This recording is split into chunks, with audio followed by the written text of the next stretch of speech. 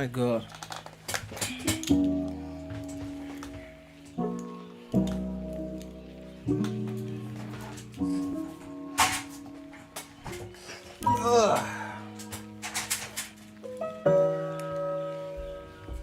Oh shit, people are actually here. I thought no one would show up for the Prince. I thought people didn't care about the Prince.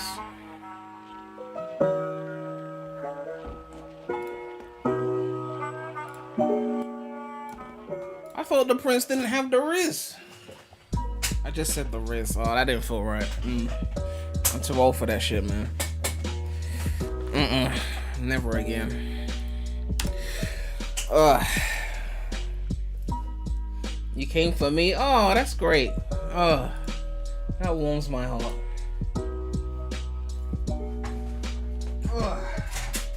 But you should check out the Prince, though. I mean, the Prince is gold. The Prince is gold. How do I do this again? 4, 5, 90. I forgot not to stream. I mean, it's been a minute since I streamed. It's been a bit of a minute. It's been a little while. Little while. I'll do that. Webcam here. Okay. I think that's everything.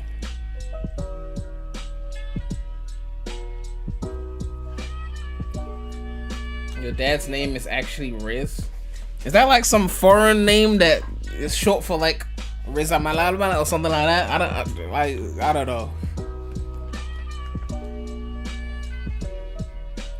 Am I retiring? Oh, I mean, this is not really a full-time channel, is it? I mean, I kind of just do it for fun, right? I wouldn't call that retiring. I mean, just sometimes it's periods where I don't post as much. You know? Don't worry, you're not gonna get a big retirement video from me. I know YouTubers are quitting. You know, I don't know. I don't see myself doing the big quitting announcement, like, cause like I feel like I'd always come back a little bit, you know, even if I like wasn't consistent, I'd still like once in a while still post something. So it's not really a retirement, it's just more so not full time in it, you know. I don't know. Stream is buggy. That's gotta be on YouTube's end, man, because OBS says I'm dropping no frames. So YouTube acting up then, because it's not on my end. It says 0 drop frames, so it can't be me. My internet is not acting up.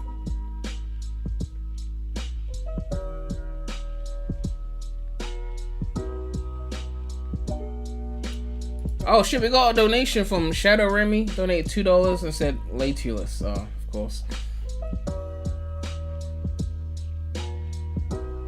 Yeah, I see what you guys are saying. I'm watching the preview of my stream back and it is buffering. But yeah, it's not on my end, which means I can't fix it. YouTube is the one acting up. Because if it was on my end, OBS would say I'm dropping frames. But I'm definitely not dropping any frames.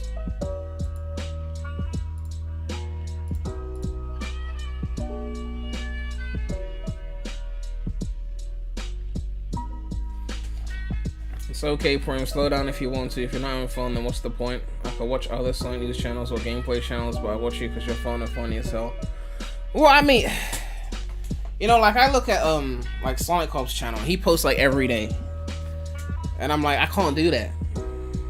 But I wish I could, because like, if I could, I'd make a lot more money.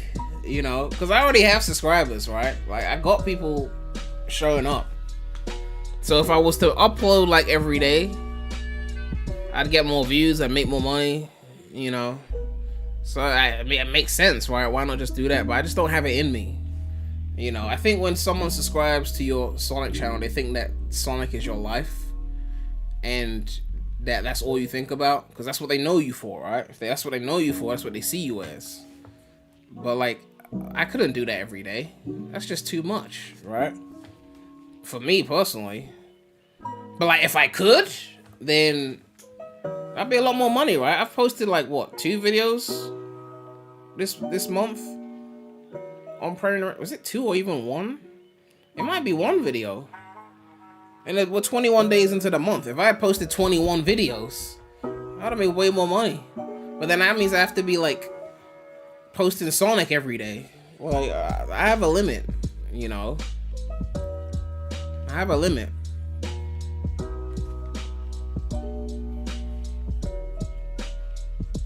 You did strike gold with the AI stuff.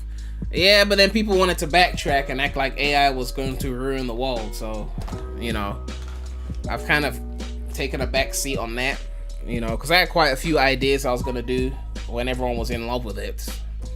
I was only going to do one AI video and then it blew up and then everyone's like, more. So I was like, okay, fine, I'll do more. Then I did more. Then everyone's like, we hate AI. So then I slowed down. But, you know, I'm not gonna stop using AI. Obviously, I'm not one of those people. But like, in terms of spending all my time on those memes, like, probably not. Probably not gonna do that. There might be the occasional one if I feel like it, but it's not a priority right now. Thinking of getting Tekken 8 and Street Fighter 6 on PS5. Well, get Street Fighter 6. I co-sign that. If you got extra money, then you can cop Tekken 8 if you want. Prem, what's the best Prince of Persia game to me? Forgotten Sands on the PS3. Although, I guess a lot more people say the PS2 games, which is fine. But I just grew up more on Forgotten Sands. Watch your content because you're not biased and you're consistent. Even if I disagree with some of your takes, you never change character. Yeah, I mean, one thing I never want to be is a hypocrite. Like, I don't want to just, like, be hypocritical. That's the worst thing for me to be. Like, if I say something, like, then I can't go and say something else that contradicts that, you know, and have it be okay. Like, it has to make sense, right? Like, I be seeing some shit. Hey, ring gang. Hey, ring gang. Hey, ring gang. Yo, Troll Hog with the $5 donation. Sup? What's up, man? Or woman or person. Thank you for tuning in to the stream. Thank you for the support. But yeah, I be seeing some shit. Like, I saw there was a viral tweet, right? I hate hypocrites. There was a viral tweet and it said AI has been used to detect sign language and translate it in real time. You know, sign language, right? Because most people don't understand sign language because they don't bother to learn it, right?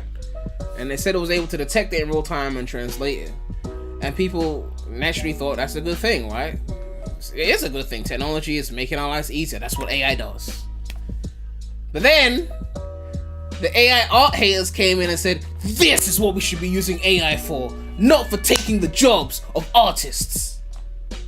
What? So you hate AI when it's art, but you're for this? Because this isn't taking the job of artists? But you know translators have jobs too, right? You know they got livings, they got bills. Are their jobs not important? Is it just your job that you care about? The artist's job? Is that it? Right? Because those translators work hard to learn those languages so they can sit around people and translate. You guys follow Sonic, right? Every time Azuka sits at an interview with IGN or whoever the fuck, there's a dude there who understands Japanese and English who's trained years to learn Japanese. You know how many thousand hours it takes to learn Japanese as an English person? Thousands of hours. He sat there and he learned that shit so that every time Azuka says he can translate that shit to say 2D good, whisk good, 3D bad. He had to learn that shit. And now he's gonna be out of a job. I'm just saying. But that was fine. Hypocritical. That's all I'm saying. Either you love all of it or you hate all of it. I can respect that. But be picking and choosing shit, right? Whose job is more important? I'm just saying. All our jobs are important. We all got bills. But AI is going to take all of that shit eventually.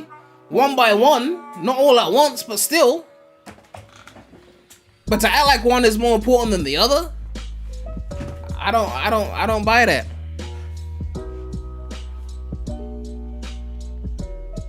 There's two types of art, personal expression and commercial art that AI can replace. The personal expression can still be handmade without AI. Yeah, I mean, the thing is, it's always about money, right? Because an artist can still make art even if AI can make art as well. It's just that they want money. Naturally, we live in a capitalistic society, and you can't charge for your art the same you could charge before, because now there's tools that do it quicker and easier and cheaper. That's all it's about. You can still express yourself. I'm a musician. I could still make music even if AI can generate music, right? I could still make music. Did you know that computers have been better at chess than the top human chess players in the world since like the 2000s? Since the 2000s, computers have been beating humans at chess. But there's still human chess tournaments because we still want to see that shit, right? If you made a humanoid robot that could outbox Tyson in his prime, AJ, you know, Tyson Fury, all these people would still want to watch humans box, right? The issue here is that the average artist doesn't have the clout to be able to sell their art at the rates they were selling them at before, because they don't have the juice. So even if they're talented artists, people are just gonna be like, well, if I'm not paying for a brand name, then I'm just paying extra money to take more time to do a job I could do quicker with a tool like, you know, Midjourney or whatever AI tool. And that's the reality of it, right? You know, it's all about clout, right? Like, as a music producer myself, right, I listen to like in hip hop, I listen to the beats that are coming out on popular songs, and I know I could make all of these beats. I have the expertise to make these kind of beats. I've been making beats for years. I know I could make a Mustard beat, a Metro Boomin beat. I have the ability, the skill to. But it's not about that. It's about the clout. It's about the networking. It's about who you know. I don't know 21 Savage. Metro Boomin does. I don't know him. So I'm not going to be able to make those beats for him because I don't know. I don't have a contact, right? But if Metro Boomin met me and said, listen, Metro was like, listen, I'm going on holiday for 6 weeks and people need beats. Make the beats for me. I'll say they're mine and I'll pay you. I'll make the beats. And they'll get the beat. The rappers will get the beats. But without that, I'm just another producer who's got no clout. Well, not no clout. I've got some credits, but not the kind of clout that you'd need to be like up there. People are paying for names. When they pay Metro Boomin for a beat, it's not just because the beats are good, because they could get the same kind of beat from a lesser known producer for dirt cheap. But they want that, it's Metro. They want to put that tag on it, be like, yeah, I got a Metro beat. That's my guy, you know? And that's what it is, right? The same way, like, if you apply for a job and someone is less qualified for you and still gets the job, they just like that person more. Maybe at the interview was a bit more charismatic and he got the job over you. Knew you were more qualified, you knew you could do a better job, but the interviewer was just like, listen, I like that guy. He plays badminton, tennis. I play badminton, tennis. You know, he thinks Sonic Heroes is the greatest game ever made. I also have good taste. I'll hire him. Was he more qualified? No. We'll teach him. We'll figure it out.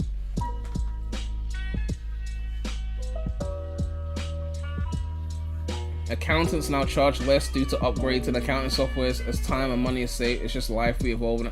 Exactly. You see, the whole benefit of having a skill is that other people don't have the skill. That way the skill is special. And if the skill is special, you can charge more for it.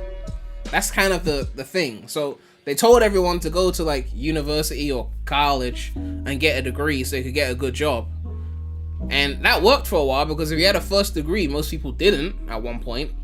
So you would get all the good jobs because you had a degree. Then people realized how important it was and more people started getting degrees. And then it started meaning way less. So people then started getting second degrees or even third degrees. Or people started doing placement years to try and get more experience so they could land a job. People started building portfolios before they could even get the... It became harder and harder because people started upping the ante, right? So when the tools let you do more shit, you have to now do even more shit to stand out, right? And that's all it is, really. The more the tools allow us to do, the more we're expected to do, right? Like, you can't get away with making a sprite-based game and charging $70 for it in 2024. Unless you're Nintendo, of course, they'll pull it off. But most people could not make a sprite-based game and charge $60, $70 for it because we assume that you don't need that much money for that. But had you made a sprite-based game in 1994, you could have charged $60, $70 for it. Because the tools have improved, we can do more things, we expect more from $70. It's just how tools work. The indie games we're getting now are like the AAA games we were getting 15 years ago. It trickles down. And now with these AI tools coming out, they're making 3D models in games using AI, and there's gonna be more AI tools coming to gaming. Now the indie scene is gonna get really good.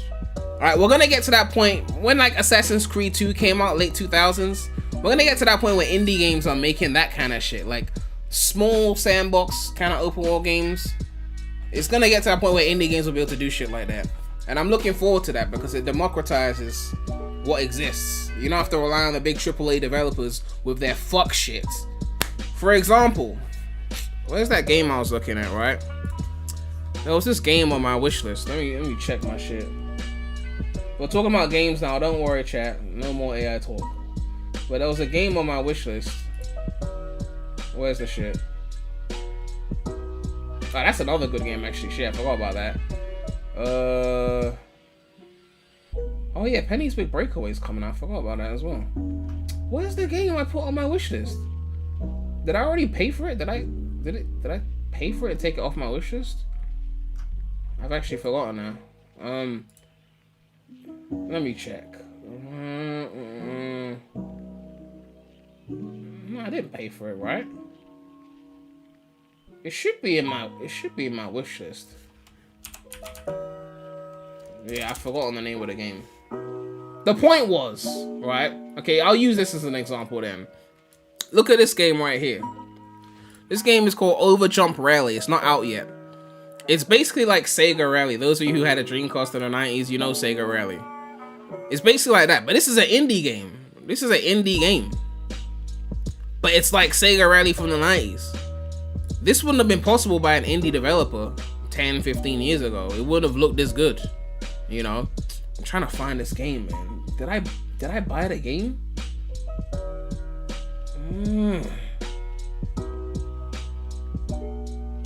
Could have sworn that game was in my wish list. Yeah, I can't find it. The only way it would have left my wish list is if I actually bought it. Unless there's a second page. Nah, I can't find it. I must have bought it.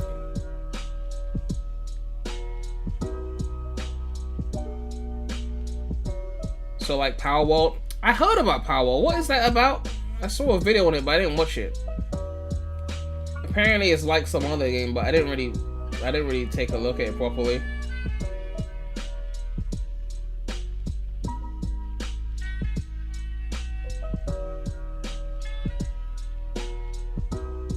Did I buy this game? Where is this game in my? It should be in my wish list. Cause I said I was gonna buy this shit.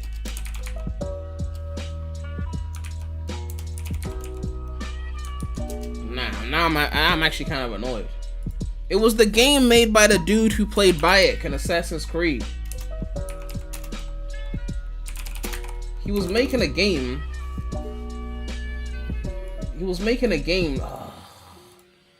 No, what's the name of the game now? You see now. Fucking hell.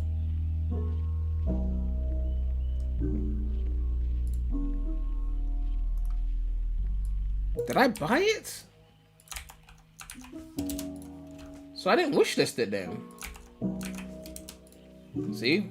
I even forgot to wishlist the game. I thought I wishlisted the game, but apparently I didn't. Wait, it says it's on my wish list. It said on the wish list. Why is it not on the wish list then? Was there a second page? The point I was trying to make is this game is kind of like Prince of Persia. You see the 2D Prince of Persia game we're about to cover? Prince of Persia: The Lost Crown. Prince of Persia: The Lost Crown is like, well, it's a 2D Prince of Persia game, right? You can see here it costs £45, and then they got a deluxe for £50. But of course, because Ubisoft are bitch niggas, they didn't put it on Steam, even though they'll put it on Steam in like a year or two. So I just got 1 month of Ubisoft Plus, so I can play it, beat it, and then cancel Ubisoft Plus. I'll wait till it comes to Steam before I buy it, because again, Ubisoft being some bitch shit. The point I was trying to make was that this game here, Tales of Kenzera, is on Steam, and it's coming out in April, and it's kind of like that 2D Prince of Persia style gameplay, as you can see here. You know, this is Tales of Kenzera, and then this is Prince of Persia. But this one's coming to Steam. And this one's also cheaper, right? It's £18. 10% off right now, £16. So one of these games is £45 and the other is £18. But it's the same kind of game. That wouldn't happen if the tools hadn't trickled down. That was the point I was trying to make, but I couldn't find the game, so that's why it was a bit of a tangent.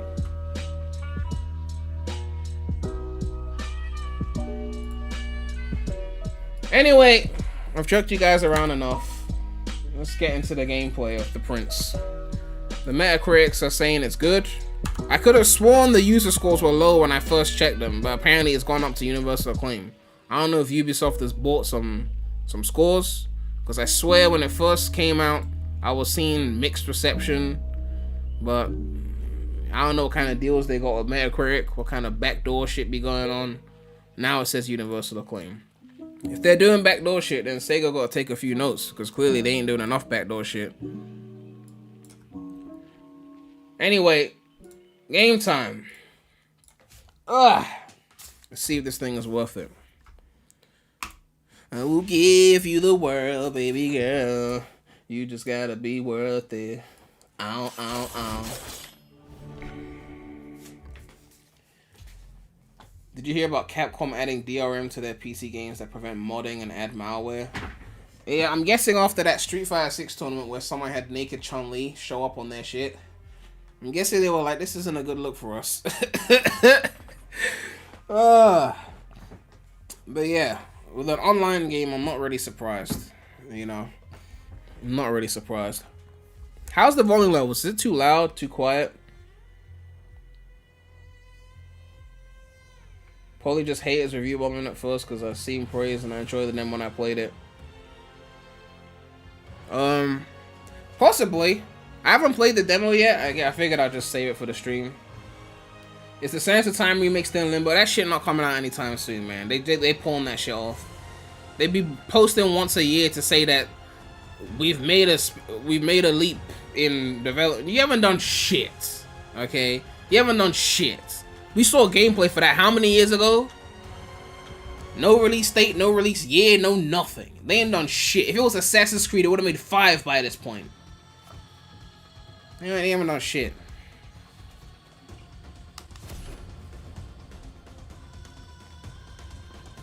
Audio language, text language. Are the volume levels good, chat? Okay. This sounds like something that one of those white rappers would rap on. Fast rap. These people be mumbling, Gucci gang. Mumbling bad. I'm gonna rap about how bad mumbling is. I rap about substance. The game sound is low. Alright. Let's see. I forgot not to stream, man. Volume mixer, right? Low. Oh wow. If it's low, I can't even increase it from there. If it's low, I gotta increase it from here. Like that. See, I forgot not to stream, man.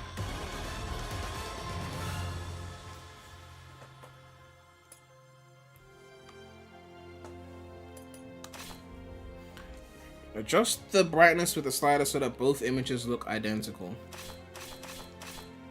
Well, they already look identical. Oh, thank you, DualSense support. Subtitles. Yeah, go for that.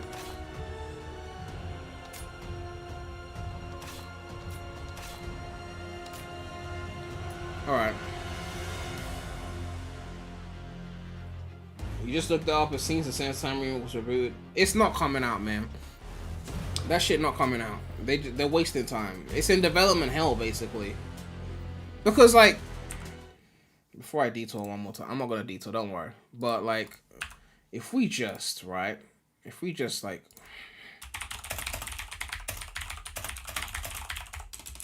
if we just look at the trailer. 3 years ago, almost 4 years ago, actually. Almost 4 years ago, September. 3.5 years, let's say, that this trailer came out. And they were showing, like, gameplay, like, footage. Like, they were clearly in the midst of development. It's a remake of a PS2 game, right? 3.5 years, you haven't released it? This shit's in development hell. It's a PS2 remake. 3.5 years since you were at this point. 3.5 years since you're at this point, and you still ain't got a game. You still ain't got a second trailer. It's not GTA. Like, what are you waiting for? But because it's not Assassin's Creed, they know it's not going to get the big bucks. They're taking their sweet time. If this was an AC2 remake or an AC1 remake, it would not be 3.5 years after the first trailer before the game comes out. I'm just saying.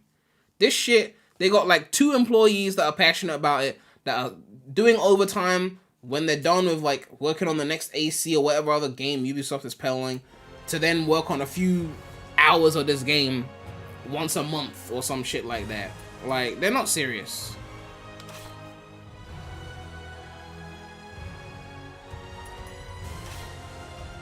Memory shards let you take screenshots, placing them on the map right where you took them. Meter boost, check your amulet bling. Increasing damage output to more arrows, mix and match for endless possibilities. Frontiers got announced, released, and DLC after that trailer. Exactly. The shit not coming out, okay? By the time they're ready to drop this shit, it's gonna be like, what are we in 2024? PS6 gonna be around the corner.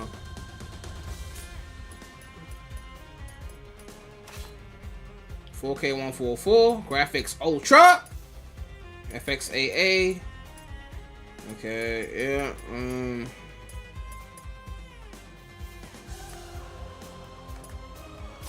Everything maxed out basically.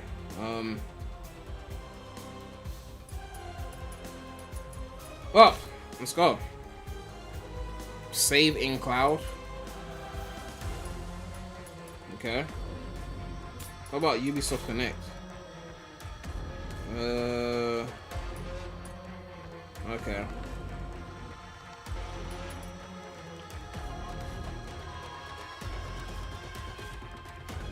They teased Rayman 4 20 years ago.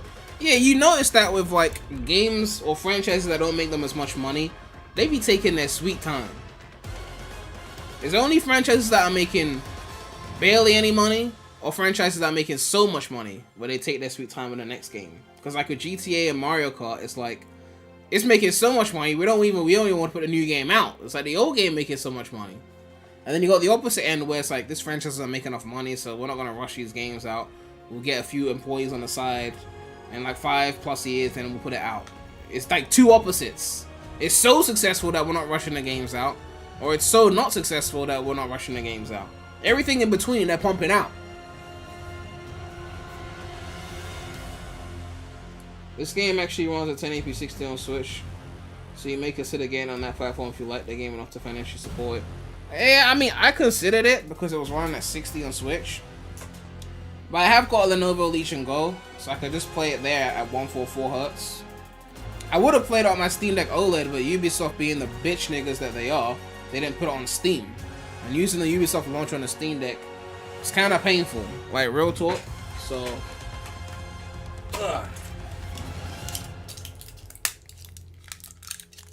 my throat is killing me. Alright, let's go. Game modes. Change modes at any time. Feel free to start an exploration mode and switch to guide mode, vice versa. Explore the world with minimal map information. Choose this mode to discover the world for yourself. Guided map icons display the location of the next objective available, and block paths are marked. Choose this mode for easy navigation. I'm picking guided mode. Fuck that shit. I'm not trying to get lost today. Okay. Fight difficulty. Warrior. Balanced combat experience with some challenges on your path. This is the standard difficulty of the game. Parry difficulty normal. Dodge window normal. Rookie, for those who want to enjoy the story of minimal challenges. So that's the Bradley mode, obviously. Hero, a challenging combat experience for those familiar with action games. So what's this? Athra depletion rate fast, whereas here is depletion rate is off. I like that they actually give you all the stats of what's different. I don't know what Athra depletion rate is, but I'm sure I'll find out soon enough. Immortal, this intense difficulty level leaves no room for mistakes in combat. And then custom, you can actually customize it. Huh. They don't play around with that shit. I'm just gonna put it on Warrior. If it's really easy, then I'll just bump it up. What do you be catching straights for no reason? You dissed me first, Bradley. Fake Victim X 2000, Taylor Swift X 2000. Without rain. The once fertile plains of Fars had become as barren as the Lut Salt Desert. A few arrow shots from Persepolis. The Kushan's bloodthirsty warriors from the east were attacking Persia. I'm just saying, the game is $45 and the cutscenes are pictures. The other game, the indie game, is not even £20. The cost. Price difference. Ubisoft tax. I ain't hating, I'm just saying. This could have been a 30 game. Heroically, but his men fell one by one. Anahita summoned her remaining strength. Man, I used to love Ubisoft, man. I used to love Ubisoft, man. There was a point where Ubisoft could do no wrong in my eyes. Like around the early 2010s, like they couldn't do any wrong. For Yuvishka, the Kushan general, victory was certain. I'm just saying, like, Raid Shadow Legends got cutscenes like this, man. Which, of course, I enjoy those in Raid Shadow Legends. I have no problem with that in Raid Shadow Legends. But I'm just saying. The 7 immortals. Did you see the quote of not owning your game? Yep, that went viral. They said we should be comfortable with not owning our games. One of them would become. And here I am playing a Ubisoft game that I don't own. Man, did this thing get louder?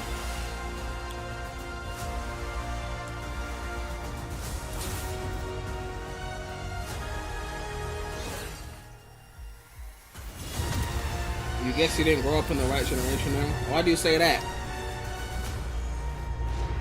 Ooh, that 144. Ooh, that 144. Ooh. Immortals. I haven't gamed in a while. Every time I take a break from gaming, I forget how good 144 is. Don't worry about me. I'll be fine. Save Persepolis. I trained you for this. I will go help my wounded warriors. Let's go, Sargon. Did he just run backwards? Oh, you see that? Alright, cool. You're okay with not owning, you just don't want to be able to not ever access it. I mean, well, if you don't own it, you can't guarantee that. Because you don't own it, so you don't have the power to control the access. This would have been so good on the Steam Deck OLED. Oh, I'm so annoyed that they put it on their shitty launcher. How do I slide? Oh, jump over there. Double jump? Okay.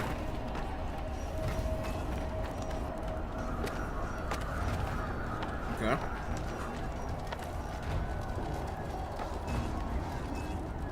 Uh-huh, slide. There we go. Be on your guard. It's the reservoir. 2D Prince of Persia, man. Ubisoft about to make me forgive them. Fucking hell.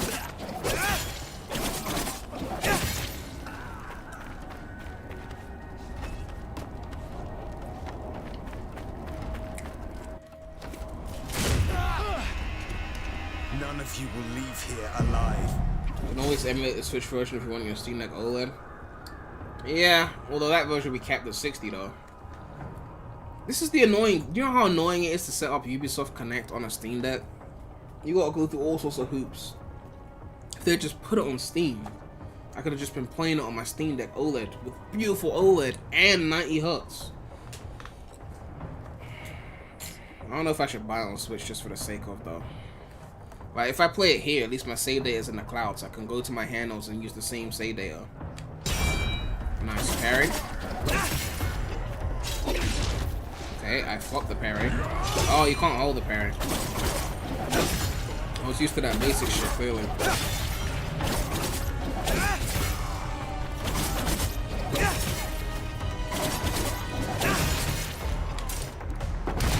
Hey, who's having all the fun? Overwatch. When Alliance clear the path. Follow me, Sargon. Oh, he's on my side. I thought I was gonna have to fight this nigga. I was not looking forward to that. Hold R2 off the running. Of fire! Keep running, Sargon! We must eliminate those Oh, it's Kushan cutscene, archers. okay. Leave it to me! Do you know what games I need to play on my Steam Deck OLED? Those 2D Assassin's Creed games, those Chronicles games. I always say I need to play those games, but now that I got Steam Deck OLED, I really need to like play those games. It'll be good for a handheld experience.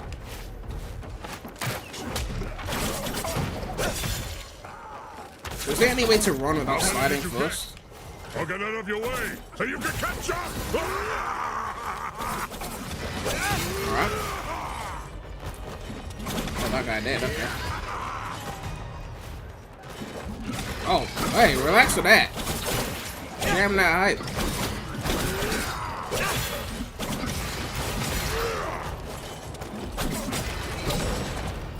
I hope we get some really good abilities in this game. Like the Forgotten Sands, when they start building in the abilities, they hit you with a rewind. With the water abilities. Oh shit! Man, Prince is so good, man. Oh god.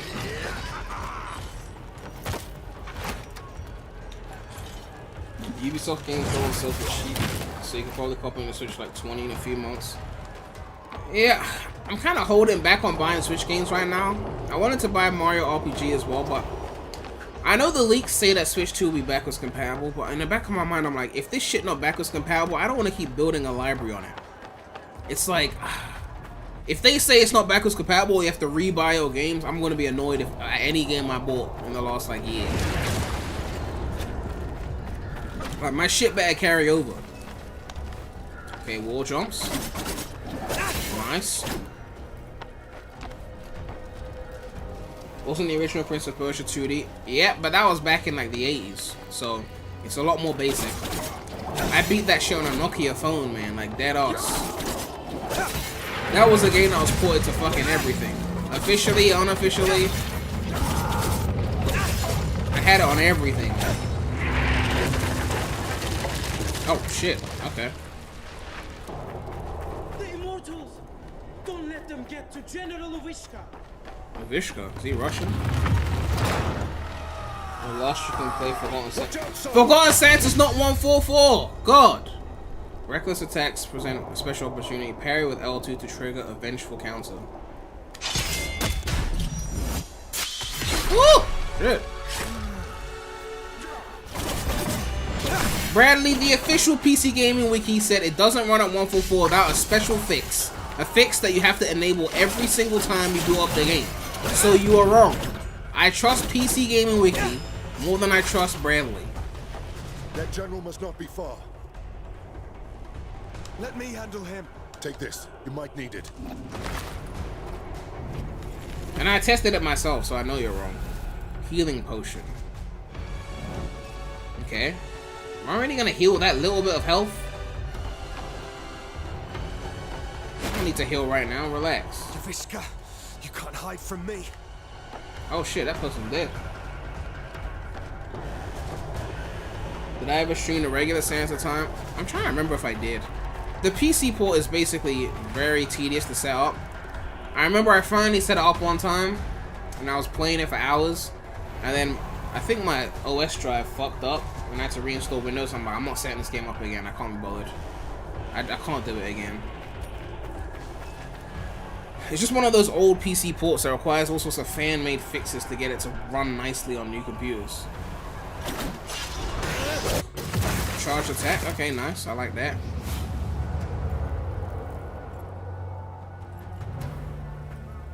Have I visited Riza at Crescent? I don't know what that is, man.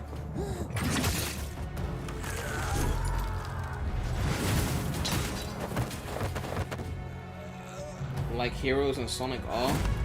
Oh yeah, Heroes is... Yeah, you gotta do a lot of things to get that to run properly in modern hardware.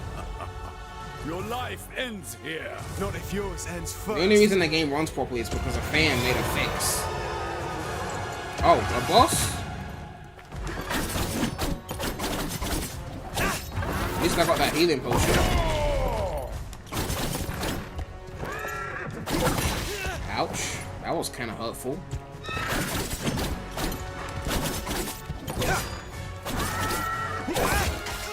Ouch. Does that healing potion give me max health, or is it like a little bit of health? Where are you going? Oh, it's L2 for the special parry. I forgot about that.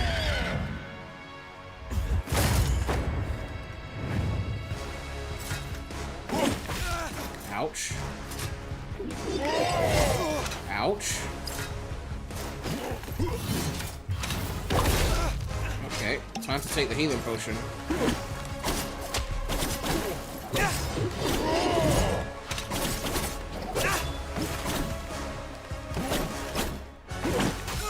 Ouch, for fuck's sake!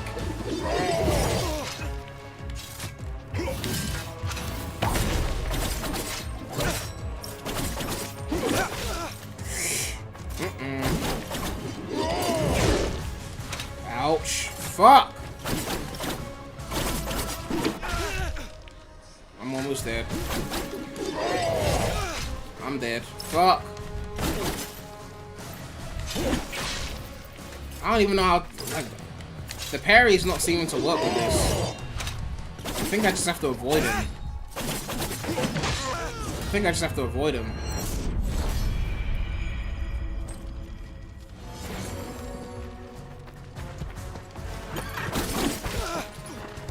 I think game over is a little bit traumatic in a game that doesn't have lives. I'm just saying, like, game over like used to mean something. Like you about to restart from like, you know, ages ago, like kind of shit. Like when you got a game over, you felt that shit.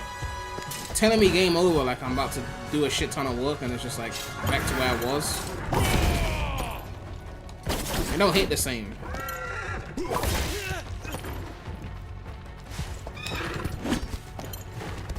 Trying to figure out the best way to dodge this guy.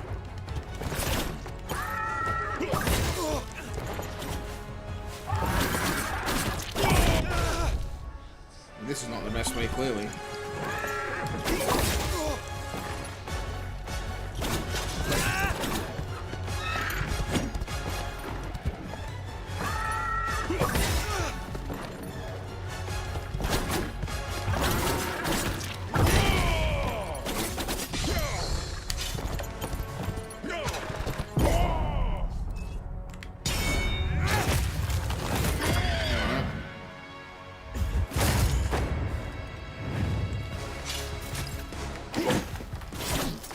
I think maybe the slide is my go-to.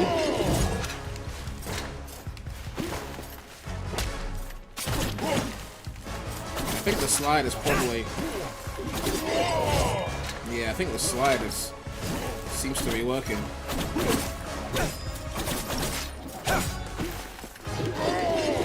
Yeah, the slide seems to be the go-to. Yeah, the slide. That's what's up. Yes, there we go.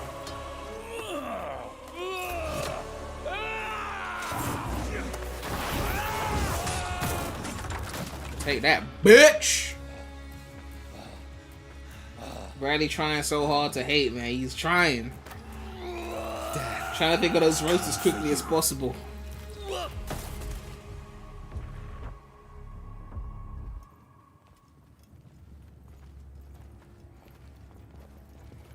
The mighty Simurgh. What do I do outside protector of streaming? Persia, I'm a has musician. long left. But should our enemies try to take advantage of the situation, they will soon find that the kingdom's bravest warriors will be their undoing.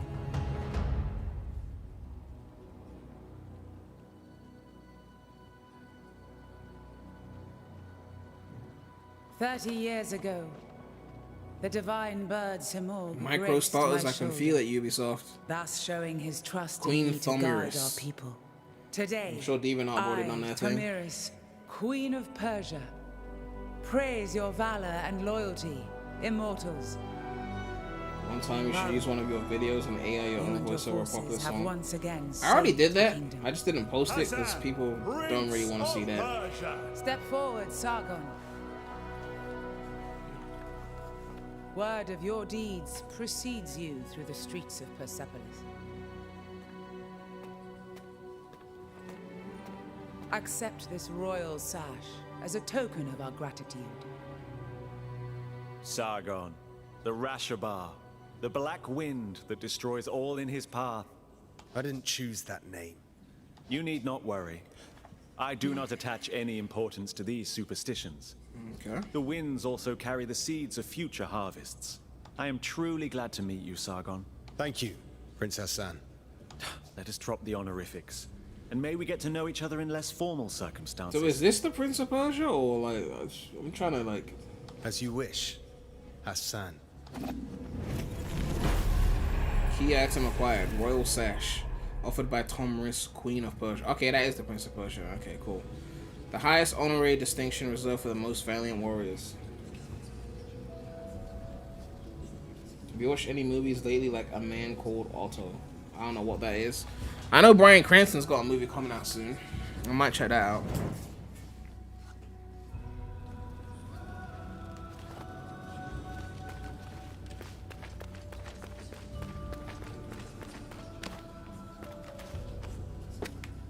Long live the House of Tamiris.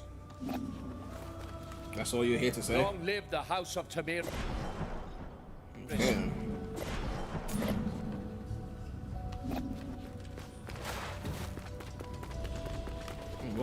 What's he saying? Your name brings hope to Persia and is feared by the enemy. What a reputation. Maybe. I didn't ask to be prince either, but fate has spoken and I must accept it. Varum, we're somehow the only immortals left here. The others are probably letting loose up on the roof. Not all warriors belong in the throne room. Join them, Sargon. I'll be along soon enough. Alright, let's keep going. So we can talk to all these dudes, but we can't talk to the baddies in the corner over there. Alright, okay, I see how it is. I'm proud of you, Sargon. I defeated Yuvishka, and we saved Persepolis. Did we? Thousands died on the battlefield. We're out of supplies. Persia is barely surviving. The Kashan will surely come back. Would you call that a victory? Well, yeah, that's what I said, bitch. I let my pride go to my head. A warrior's journey is always one in progress. And when there's nothing left in one's path, the warrior wanders. What is at the end of my blade? I know. Found an answer yet? I won't figure that out tonight. Maybe a drink will help. You should join us. You asking her out? Thanks. But I have other matters. Ooh, to attend to. curved. Curved, You shit. have what it takes to become one of the greatest, Sargon. I know. Just watch me. And listen to Varum. He will keep you on the right path.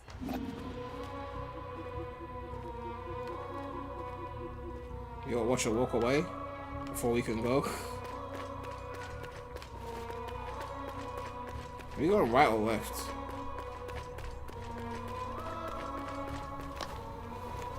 Long live the House of Tamiris. Well, I guess we're going left. So would you need a Ubisoft Plus account to play this? Ubisoft Plus is their subscription shit. It's like Game Pass. You could buy the game on Ubisoft's launcher if you want to just own it on their launcher. I got it on Ubisoft Plus because, well, I didn't want to pay for the game when I knew it wasn't on Steam. I keep trying to do 3D things. I try to just run forward there. Alright. I'm telling you, Prince Hassan may be my son. You retook that exam that you failed twice. You hope to get a near part. Why you keep failing, Bradley? God, study. Stop being lazy. We all finished school, even though it was pointless. Oh, that's nonsense. He looks nothing like you. He took everything from his mom, that's all. Alright, you are really not her type. Whose type? Ah, the kid finally decided to join us. The hero of the day. The Queen's new protege. So, you're mingling with aristocracy now, eh? Or trading in your swords to become a satrap. A satrap. Why does that sound so derogatory? I ain't no satrap. Laugh all you want. Who eliminated a general tonight, huh? Don't encourage them, Sargon. It just means you've impressed them. Yeah, he's right. You were impressive. If you want to talk more quietly, I won't be far.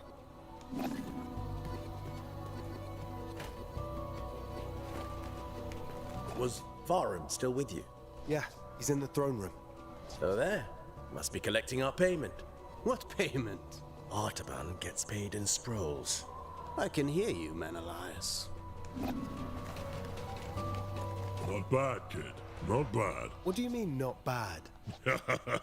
Keep it up, and maybe one day you'll take on a real challenge like me. You just don't want to get your ass kicked in front of an audience. Keep dreaming, kid. Go see Nate. Keep He's dreaming, waiting kid. for you. So, will you still remember us now that you're famous? I'll try. I'm trying to stay humble. And find what is at the end of my blade. Oh. Is she that much taller than him? My god, this nigga's short. Sounds like Anahita set your head straight. She's not standing on a step, is she? In her own way. Bro! Look at the size of her! Bro's like, this dude's like Tory Lanez. You know, it is amazing what you did. You should be proud of yourself. Man! One of our own eliminated the Kashan general. She a giant! And you are the White Lion's pride. You ragtag bunch of immortals. You have always been destined for greatness. And with Sargon's bravery, that's another one for the history books. Bradley, I'm 5'9", fuck off. We made the city safe. The people are at peace again. This is cute, but can we go celebrate now? Our usual haunts has food and drinks on the house. Varum, you're coming with us. I wouldn't miss it. Varum! Prince Hassan has been kidnapped. Kidnappers? They must still be in the palace. Take the lead, Sargon. You may be the last to have spoken to him. We must find Prince Bradley Hassan. really trying to clown me over an inch of height. Bro, you basically the same as me. How you gonna clown me for an inch? Anahita's guards.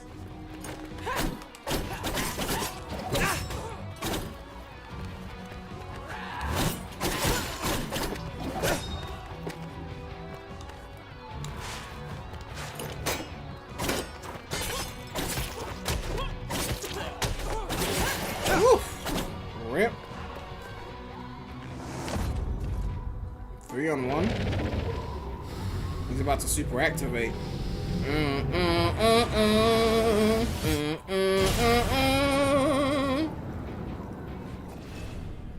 Athra surge. Athra is the sacred energy that burns in every living being. In battle, the greatest warriors can control the Athra, intensifying its lights to use exceptional abilities. Sargon's attacks generate Athra while taking damage dispels it. The build-up of Athra is shown in the gauge at the bottom of the screen. So attacks generate it, taking damage dispels it. Once the gauge is full, Athra Surge becomes available. There are different ones that consume different amounts of Athra. Hold L2 to square to use the first surge.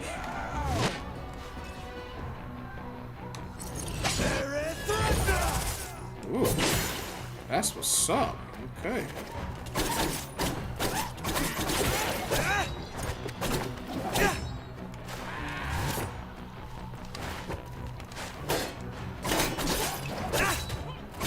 You dead yet?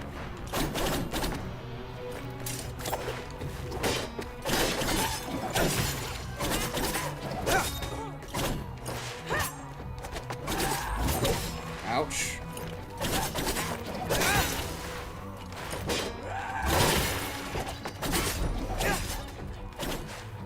Alright.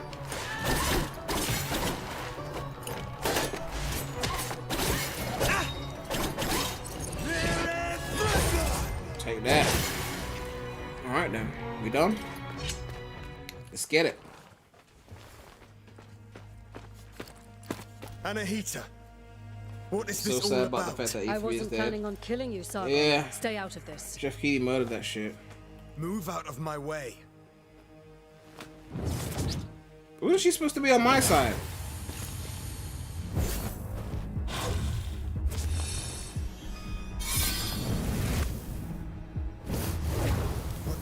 was that? Still a child.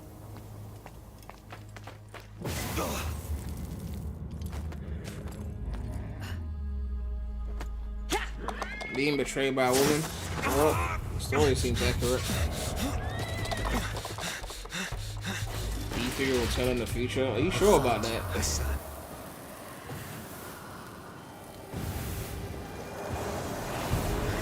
What's up, Marius? Game's really good. So far, it seems decent. I mean, I'm not that far in. How many hours did it take you to beat?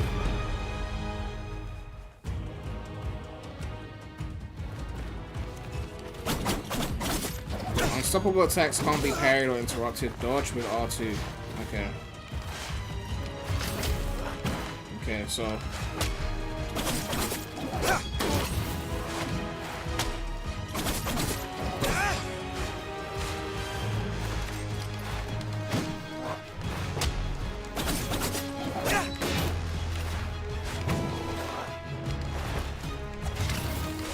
There we go. Ouch! Up!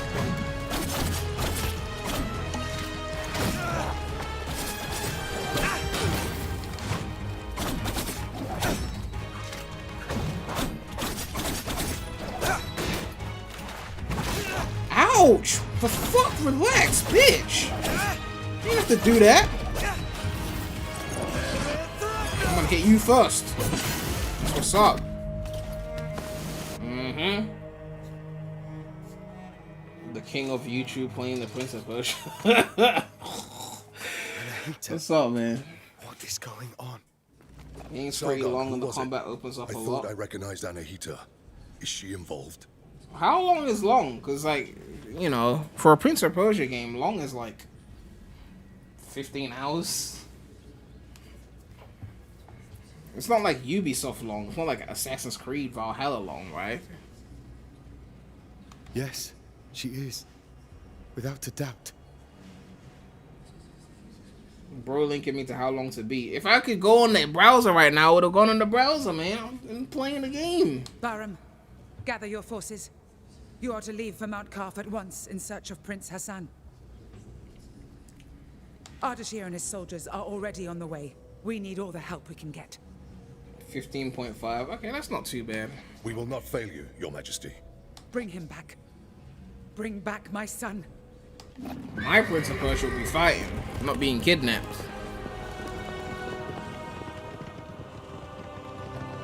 How long to beat is crap. People just guess their playtime half the time. It always overstates. I don't think it overstates. People are just slow. It's an average. You know, if people die a lot, we'll do a lot of side shit. The hours add up. The old citadel. Anahita took Prince Hassan beyond these gates. If you saw the way some people were playing Super Mario Odyssey, like the casuals, you know, they weren't doing no cappy throws and jumps and, you know, wall jumps and shit. The only move they knew how to do was a long jump. You might be better than I am better than the average gamer. People just don't want to accept it because, you know, I'm a streamer, so they gotta clown me, right? I died on the first boss because I didn't know how to dodge, and then I learned how to dodge, and I stopped dying. I can't fathom why Anahita would do such a thing. If a game doesn't have a timer, how do you know how long it took? Well, the launchers have timers, right? Like, the Steam tells you how many hours you put into the game. So, that in and of itself is a timer. You know? As for consoles, I don't know. Even the consoles nowadays have hours on them. I could see the hours I put into Spider-Man 2 on my PS5. Happy New Year, bro. Just got a PC. Looking forward to enjoying your game recommendations. Yeah, hopefully we get some good shit this year. I know this is kind of like the calm before the storm, because 2025 is going to be the storm. GTA 6, Mario Kart 10. But, according to Zippo, the 3D Mario game is coming out this year for Switch 2. And Zippo's saying that it's 4 times bigger than all of the worlds of Super Mario Odyssey combined. So take all the kingdoms of Mario Odyssey, combine them, multiply by 4, and that's like the size of this game. So if Zippo is true, if Zippo is right, then Game of the Year is pretty much cemented at that point. You can pull off some sick combos once you get the dash and arrows. Yeah, I'm guessing it's like the other Prince of Persia, like Forgotten Sands. Like you start off with a basic moveset and then they slowly start giving you more shit and then you could do more shit. Is there a new game plus on this? Like go in with all your abilities kind of shit?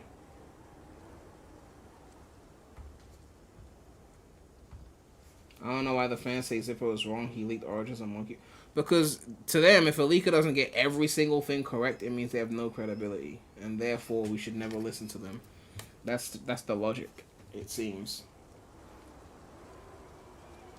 Hot take, life is way too short to be waiting like 6 to 8 years for new game installments. I mean, if it's worth the wait, it's worth the wait. But I'm just saying, with a lot of these franchises, they could stand to put some in-between games there. You know, side shit, just to keep you engaged with something new. Sargon, you know her best. What do you make of it? It doesn't make sense. She has always been loyal. She wants to seize power for herself. Oh, what do you even mean? The Simorg may have disappeared, but the mighty god used to live on Mount Carve, and perhaps still does. It has always been the Simorg who appoints future kings and queens. Someone said GTA 6 greater than GTA 2. Oh, wow. That's a hot take. Really? GTA 2?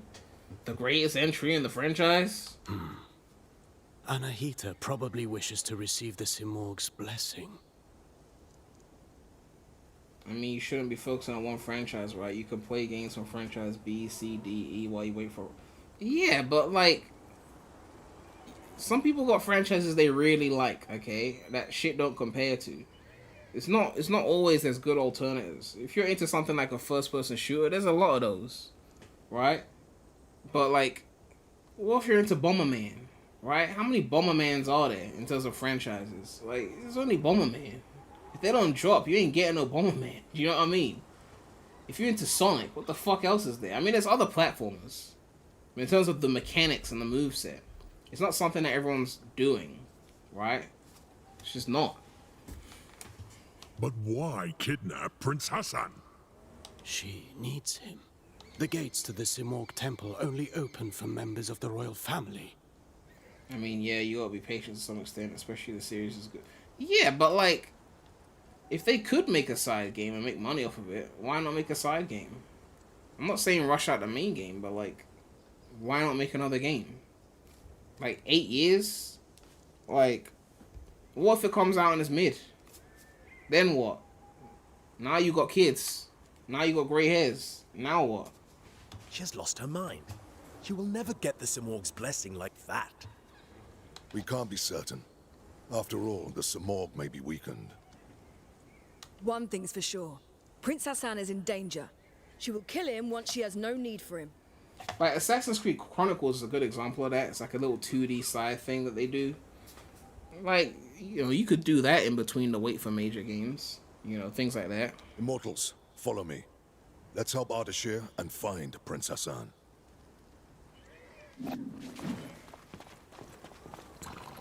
Imagine if Rockstar made one of those top-down GTA games again. Like 1 and 2. Don't worry. It won't be long. But like a better version of GTA 1 and 2. Like, we're just making a top-down GTA just to have some fun with it, you know, until the next major release. Just, you know, have it, enjoy it. It will run on Switch, you know. That'd be crazy, right? Exactly. Chinatown Wars, like... But nowadays, because of we don't have those weaker handhelds like we used to, people don't tend to do that shit anymore.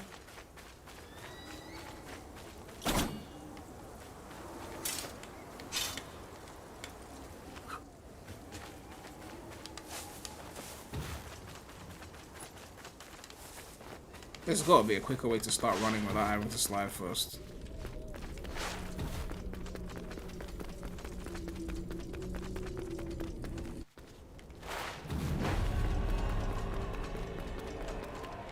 Carve.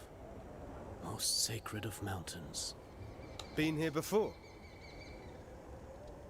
They can just outsource it and release it for like 40 to 30. Exactly. No, but I've read about it. This place was once the site of King Darius's palace. Religion, medicine, astrology, geometry, algebra. All knowledge was gathered here, accessible to all. Mount Carve was home to a great citadel of wisdom, the pride of all Persia. The 5-year anniversary of Metroid Prime 4 restarting announcement is in 4 days. That's crazy, And? man. What happened? Well, I'm guessing now they might as well just put on Switch 2, so a bit late now. No one survived to tell the tale. And to think that Prince Hassan is caught up in all this. Who knows what might await us? Who knows what might await us? Who knows what might await us? Did you see the new SpongeBob movie getting leaked on Twitter? I didn't even know there was a new SpongeBob movie, man. I'm out of the loop. Maybe they can use AI to speed up development. But that's kind of what I was saying before, right? About how when the tools get greater, people expect more. So AI won't really speed up the development of games, because what will happen is people will start making bigger games with the tools. So then the development still stays long. Unless you're making a very simple game, then yeah, it would speed up development. But the moment you want to make something comparable to what's on the market, you just end up doing more shit, you know, and thus the development will still take a long time. Should I go here or there? Okay, I don't think I can. I don't have a dash, right?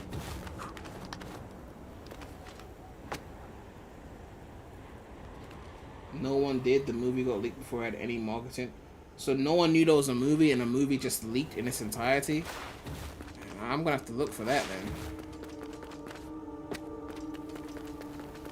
What is this sorcery? I'm a warrior, not a seer. Frozen as it falls. As if time had stopped.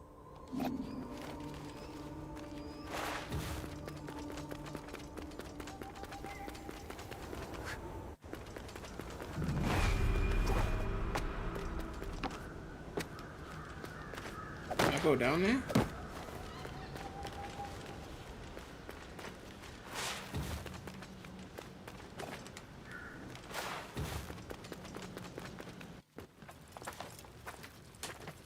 I'm trying to get to the Prince of Persia movement shit. Stay sharp. That parkour Prince shit. Hassan can't be far now. Something is not right here. We must proceed with caution. Sure, Menelaus. You can scurry from shadow to shadow like frightened vermin. I'm serious, Orod. There's a strange Orod is a presence wild here. name, I'm sorry. I can feel it too. And there's only one way to find out.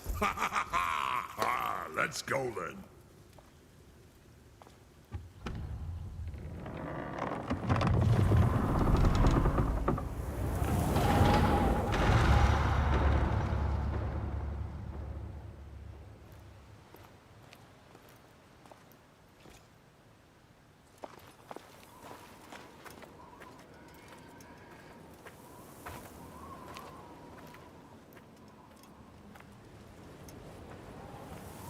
A smart YouTuber once said it's fine and dandy to throw more years at it, but we're getting older and we're going to die. Baron, this is Azaz. It's facts, though. One of Ardashir's men.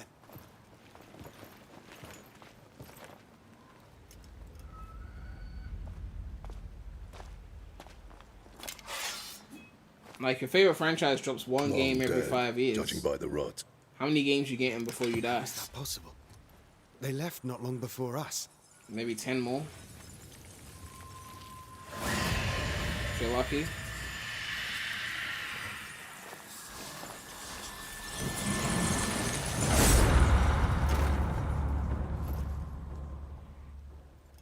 We are not welcome here. Stay on your guard. We will find the Prince and Anahita.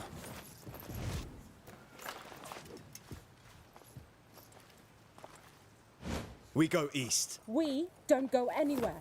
You'll only slow me down. You're on That's your one own. YouTuber being praying to Remy. Wait, I said that? Man, I didn't remember that. Man, you gotta send me the link to that, because my memory's not what it used to be.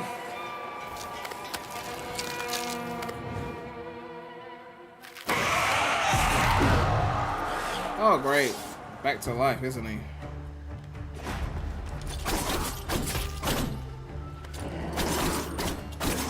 So far, I'm getting a lot more combat stuff and not as much, you know, parkour stuff.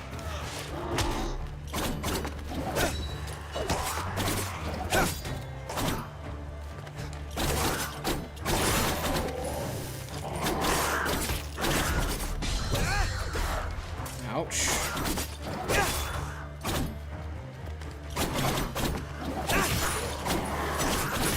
watched the whole movie until it got taken down. Yeah, it's probably gonna be on the torrent sites. Is it a good movie or is it mid? I've seen a few of those SpongeBob movies and, well, none of them were as good as the first one. Let's just put it that way. Which way should I go? There's stuff down here.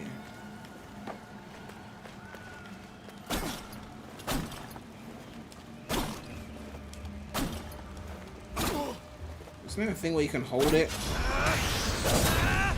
Okay, that's not doing anything.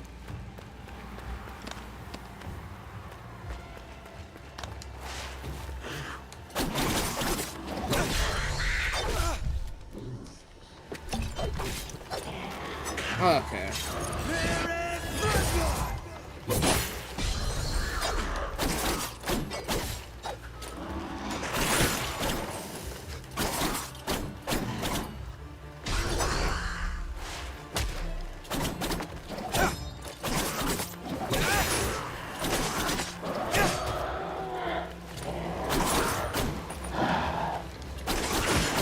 Can I just skip them and keep going?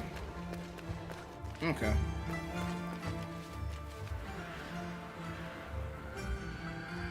Yippee, what the fuck, man?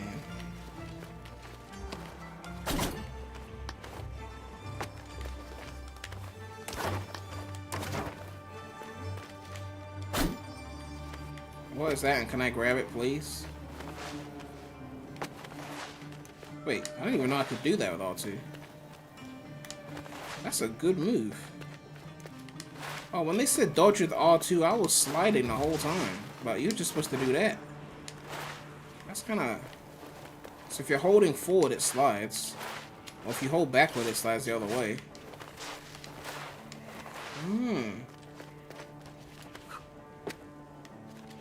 Sorry for derailing. Don't worry about that, man. The chat is never on topic anyway. The only time they stay on topic is when the topic is Sonic.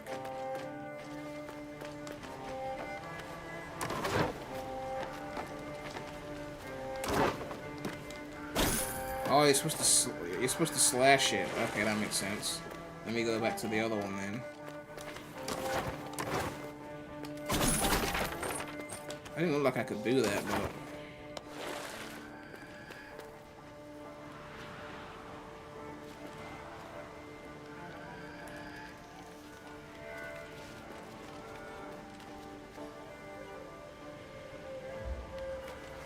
it was the worst SpongeBob movie in your opinion? They seem to just keep getting worse. Although that last one where they tried to sell some spin-off with it, I don't know what that was.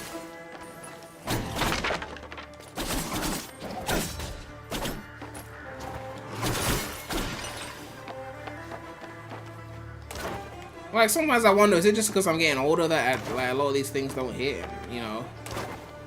But like, I don't know. Like, I watched High School Musical, like, yesterday for the first time ever. I think as a kid I only saw like the third one, but I watched the first one on Disney Plus out of curiosity, and I was like, it's a pretty average whatever Disney movie. Like, this is nothing crazy special.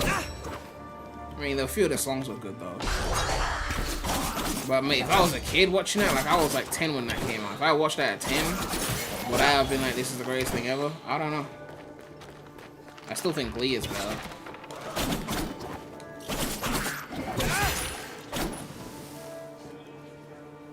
Michael's first SpongeBob is elite. Yeah, but that's my point though. I'll never know what it's like to watch that movie for the first time as an adult. I was a kid when it came out, so it means so much to me. Like, if I wasn't a kid, would I have watched it and be like, it's okay? I don't know. I'll never know. The ears of wheat, barley, and egg. What is this? Okay. I'm not reading all that.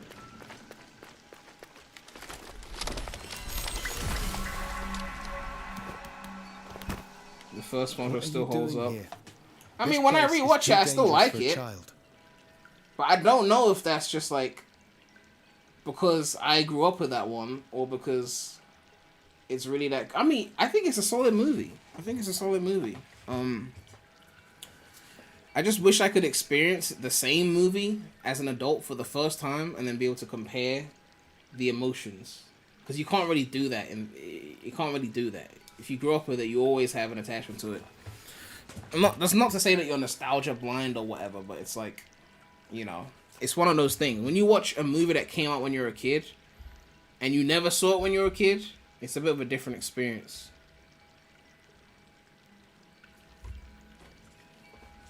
Sponge Out of Water is good, very different, but still good. I think that one was decent. It wasn't great, but, you know. Don't worry about me.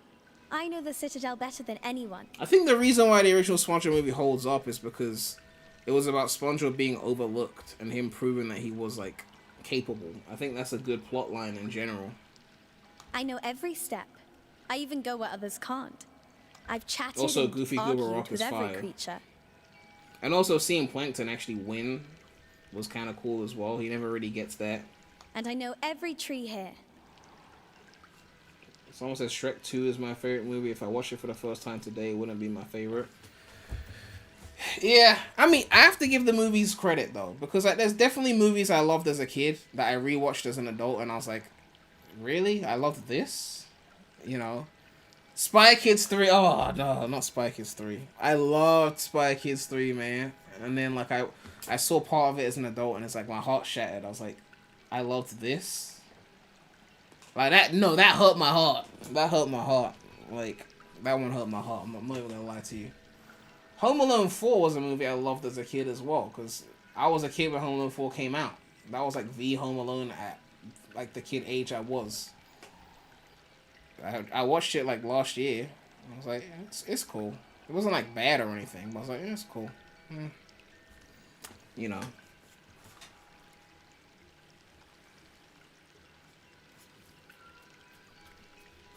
The first one has actual character moments, stakes, even emotion. Yeah, like, the SpongeBob SquarePants movie, it took itself more seriously than, like, the show.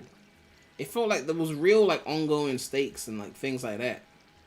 Like, I feel like that's why it was such a good movie.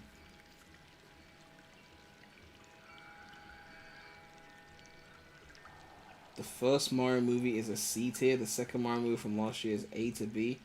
That's way too generous. How is the first Mario movie a C tier? That shit was garbage. For the second Mario movie, I wouldn't really put it in A or B tier. Like this one. Are they all like this? These trees are special. They're called Whack Whack. Whack Whack. They have the purest of Athra. So, stand beneath its leaves to restore your energy.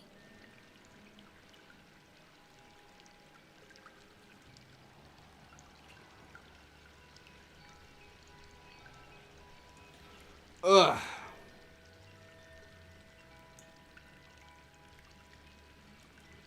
Spy Kids looks like that because they're inside a video game simulation which has early 2000s graphics, not because the movie... No, that's not the reason. I mean, yes, the graphics were dated as fuck, but that's not the reason. I'm talking about the writing, the dialogue, the delivery, all of that. Because I watched The Incredibles 1, which came out around the same time, 2004, and you can clearly see Incredibles 2 has got far superior CGI to Incredibles 1.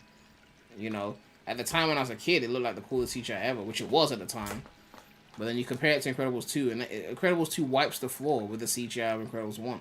But Incredibles 1 is just a better movie by far. I rewatched it as an adult after I saw Incredibles 2, and I said, this is clearly the better movie. It's a great movie. It holds up. It's still my favorite animated movie ever. Like, it just holds up. There are many Whack Whack trees throughout Mount Carth. Tell me, you say you know all here. We're in search of soldiers like us. Our prince is being led by a general. Have you seen anyone like that? I watched the first movie recently and it resonated with my ass as an adult. Like, the movie is just good and has a good message. Incredibles 2 isn't garbage, and most of these modern Pixar sequels feel half-hearted. Yeah, like, Incredibles 1 is a great movie. Like, it's just a great movie. You know, I don't think that was just because I was a kid thing. It's just a great movie. You know? It's just one of those ones. Prem's favorite animated movie is probably like number 30 on a list of his favorite movies of all time. I haven't actually written a favorite movies of all time list, but Incredibles would probably be top 20. Not top 30, top 20. At least top 20. Oh, like, let's see. Like, you know, you got Hancock, you got Sister Act 2, you got Iron Man 1, Spider-Man 2, Spider-Man 1, Dark Knight. This is not in order, by the way. I'm just mentioning some of my favorite movies. What else is there? I kind of blank out when it comes to a lot of movies. I've seen so many movies. Home Alone 2. Like Mike, because that's hella nostalgia, right? You know, that was the first DVD I ever got. There's a lot of movies that have come out, man. I can't list everything. I haven't rewatched Shrek, so I don't even know where I stand on that. It's so long since I saw that. But I did like Shrek when I saw it. I just can't remember most of the plot. If you had asked me as a kid, I would have definitely said Spy Kids 3 was one of my favorite movies. That still hurts, man. That still hurts. I'm not even gonna lie to you. That shit hurt. That shit still hurts, man. A prince? There hasn't been a prince here in so long. I've only seen you.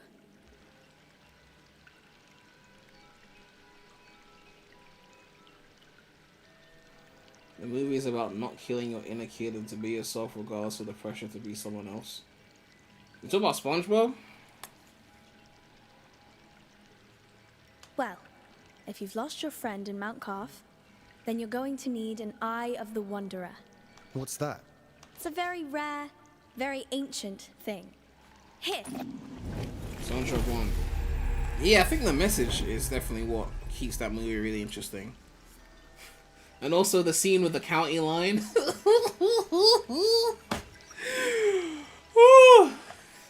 They ain't gonna last 10 seconds on the county line. No, that shit was funny. That shit was funny. Go on. Oh, that was a good movie. That was a good movie. Okay, here we got the map. So if I had an Xbox controller, how would I have done that? Alright, so this is our map. So we're trying to find the prince.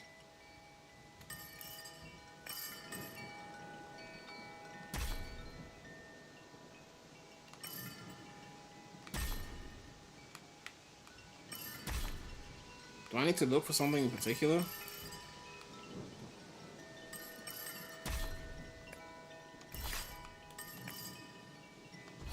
Okay. Just creating random markers now.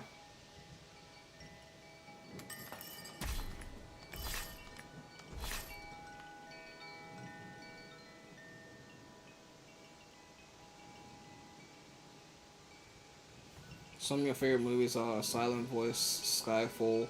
Oh yeah, James Bond, Casino Royale. That's also a favorite as well. Bad Boys 2 is also a favorite. Yeah, I don't have them on the top of my head.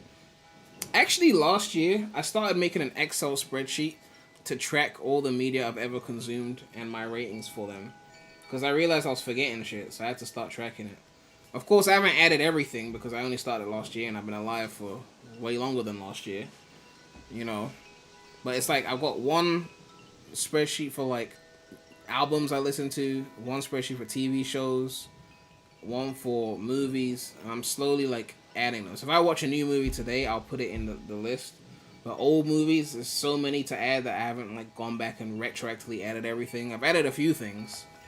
But I just want it there so that when I'm, like, 60, I could go back and look and actually see everything that I watched and what I rated it. You know. Creed got to be your favorite movie. I think Creed 3 was the best one. Right? Like, May just killed that shit. What's the lowest and highest rated thing in each list? I don't know about the lowest rated thing in each list, because, you know, I don't, like, especially with movies, if a movie is bad, I'm probably not going to watch it. Right? Unless I was a kid and I didn't know any better. Right? So, the list is not extensive. I started last year, I haven't added all the old shit. So, it's really just like a year's worth of data, not even. In terms of the highest rated thing, again, my favorite movie is probably still Hancock. I know that's not the greatest movie of all time, but that's my favorite movie. My favorite album is still Me Against the Wall by Tupac. My favorite TV show is still Friends. What's my favorite song? I could say Changes by Tupac. I could say Frontin' by Pharrell Williams and Jay-Z. You know, those are two major contenders, I'll say. You did something similar. You listed over 250 movies. Yeah, I kind of wish I'd start something like this sooner. Because, like, I've got so many rankings. And for the TV show rankings, I have to rank it really weirdly. Because TV shows, a movie is a movie, right? You can rank it and that's it. But TV shows run for years. And sometimes they start off like S tier and then they fall off. So I ranked it where I was like, what tier would I give it in its prime? So a lot of the TV shows are at S. Because in their prime, they were S. But I know that, okay, this show dropped to about an A by the end of it. That show dropped to like a B by the end of it. That show dropped to like a C by the end of it. It's like, but at one point it was S. So I gotta put S. Because otherwise it's like, why am I watching all these C tier shows? It's like, no, they weren't always C tier, right? From like season 1 to 5, you were S tier. And then it became like A, then B, then C. It's like, so I gotta put S. Like, if I put SpongeBob there, it's getting S. Because the first 3 seasons were S. But if I start just ranking it overall in its totality, then everything gonna be low rank. Hancock is an interesting pick. Well, Will Smith is my favorite, like, actor. And that movie was about someone who was misunderstood and, you know, didn't fit in. You know, someone who was overlooked and seen as, like, a menace. And he had good heart deep down. And someone saw value in him and decided to dedicate his time to helping him be seen better by the public and, you know, recover his reputation. And I think that's just a story that resonated with me, to be honest. Here, I might as well show you a neat trick to remember places on Mount Carth. And a lot of people also hated the way the movie switched up with the second act or whatever. They didn't like the tonal shift, but I really love the tonal shift. So for me, that's why I love that movie so much. And I rewatched it as an adult as well. It's not just like, oh, I was a kid. Like, I rewatched it, I still love it. Also, Death and Transfiguration is amazing. That whole scene is just beautiful.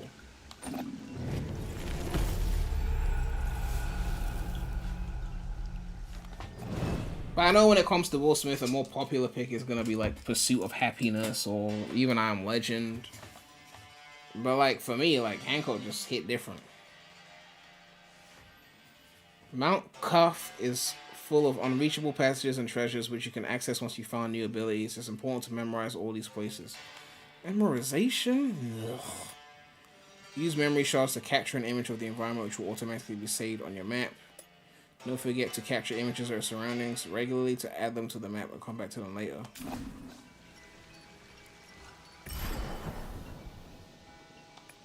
Okay. Thank you, miss.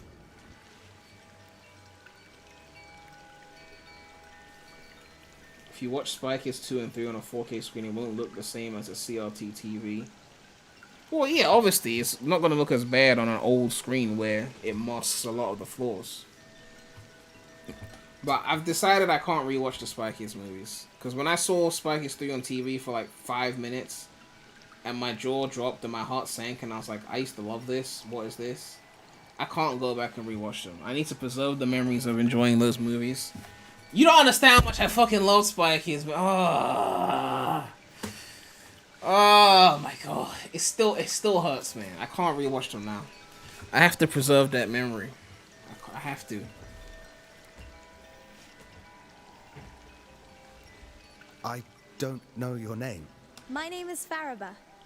I'm Sargon, warrior of the Immortals. Oh, doesn't that sound impressive? Well, Sargon, I'm sure we'll meet again in Mount Carth. I'll share my discoveries with you when I can, but I'll need time crystals to do it.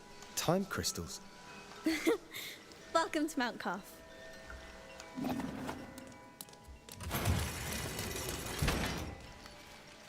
So this is the thing that rekindles your health, right?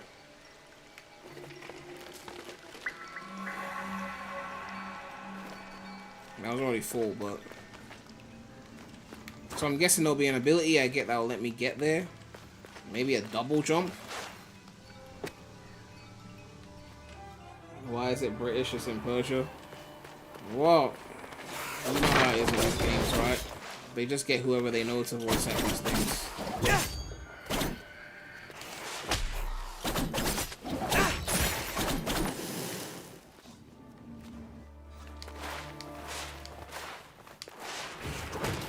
Did he respawn? Bitch, didn't I kill you already? Okay, hold on. Nah, I just wasted all that health.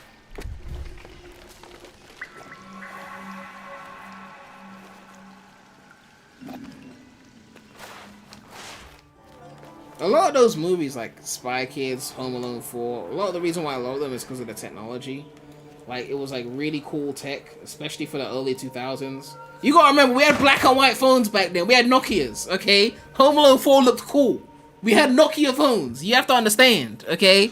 That shit was sick. His room was crazy.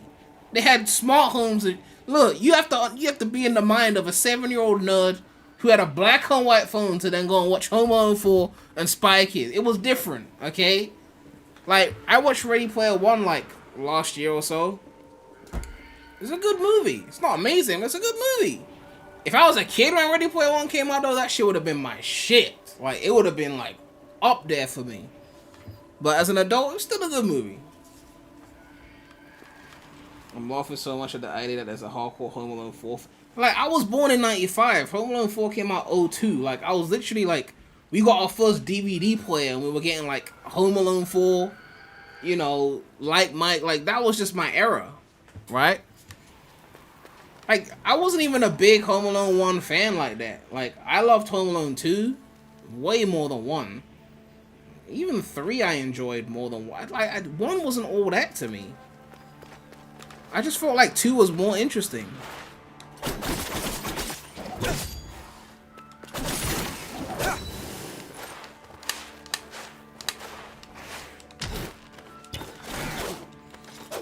Okay, can you stop with this bullshit, please?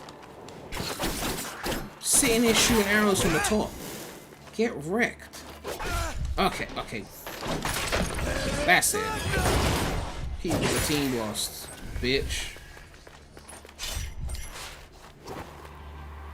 Home Alone died at 3 for most people. Yeah, but that's the thing. If you grew up on 1 and 2, like you were there in the early 90s, then by the time 3 hit, you were like, who the fuck is this new cast? I ain't watching that. And I understand that, right? But like, for me, I wasn't alive when Home Alone 1 and 2 came out. So by the time I was watching Home Alone 4 as a kid, that was Home Alone to me, you know? I mean, I still had, obviously, 1 and 2 and 3. But like, I had them around the same time. There was no like, this one came first and we accustomed to this and this is the regular one and then here's the new one. It was like, we just had them all. Right? So there was no like bias.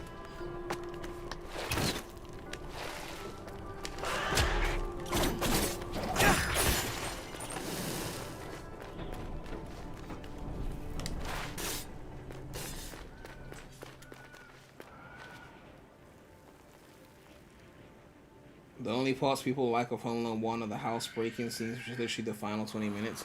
But then yet people keep acting like it's the best one. Like, the IMDb says that 1 is ranked higher than 2. But I could clearly see that 2 was better. The fuck are we going?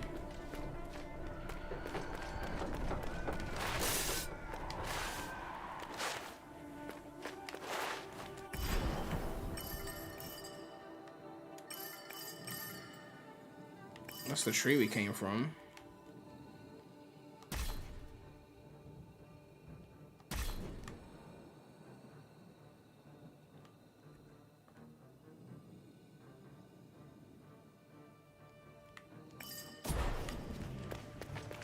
You don't watch the movies for the plot. I mean, Home Alone was always pretty light on plot, to be honest. The reason why I loved Home Alone 4 again was because the cool technology. Like, to be a kid in the early 2000s with a black and white phone, and to see this guy have this huge fucking room with this smart setup and multiple screens and arcades and shit, that was the dream, man. Like, I feel like the house was why the movie was so good. It's just a great house.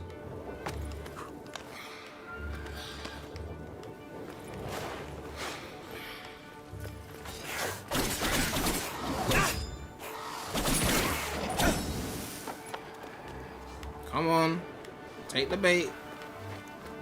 There we go. I fucked it up. I fucked it up.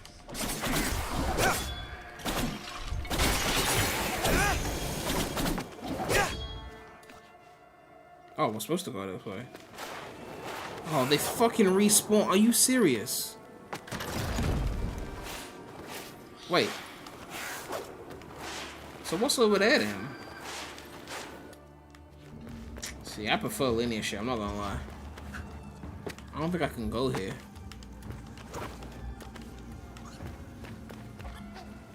Oh, shit.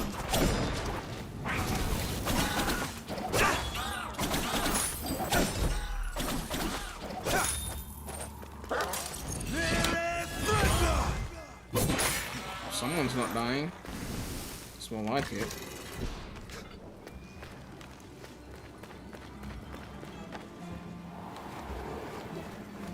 Am I going backwards? I think I'm going backwards.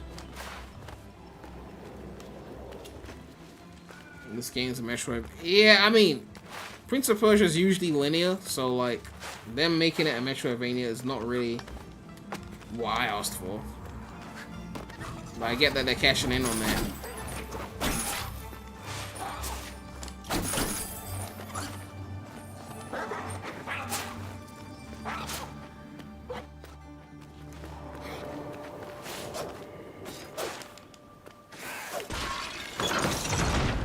It's already down. Why'd I do that?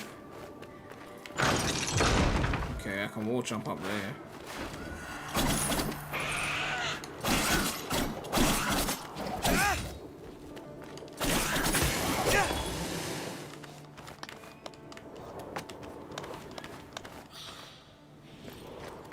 What is that?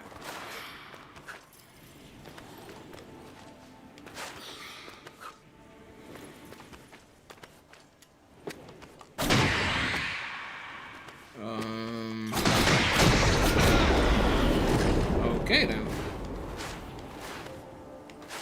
This is what happens to every time I play a game where there's multiple parts like this. I'm like, I could go this way, but then what's on the other side? And then I start second guessing my decisions. Like, what's over here? Like, should I go this way? Should I go the other way? Like, you know what I mean? Like, which way is the right way? I've got a linear brain, man.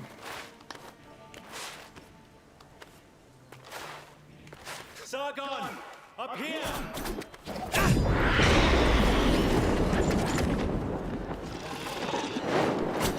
Okay. Ouch! Oh,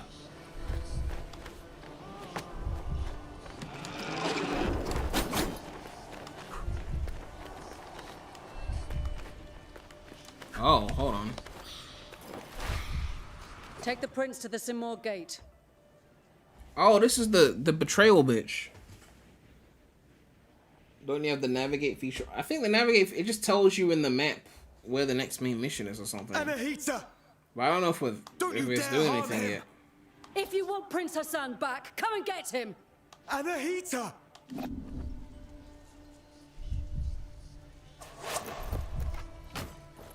Anahita was here. She's taking Hassan to the Simor gate.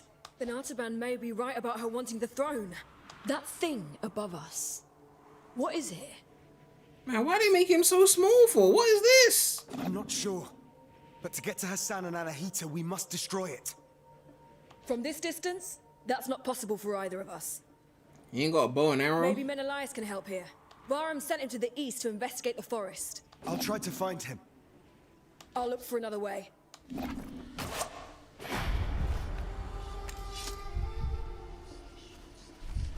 Okay, so now that we've done that, it shows the main quest.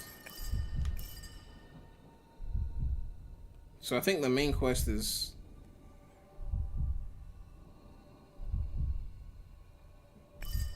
there?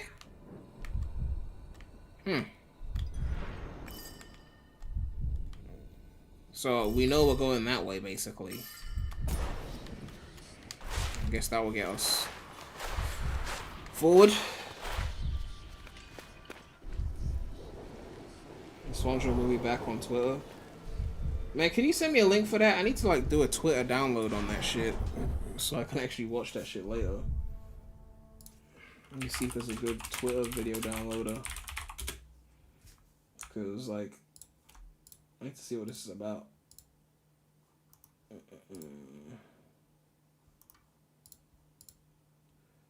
What's the best way to say? You could just put it in the chat. You're a mod, so you should be able to send links.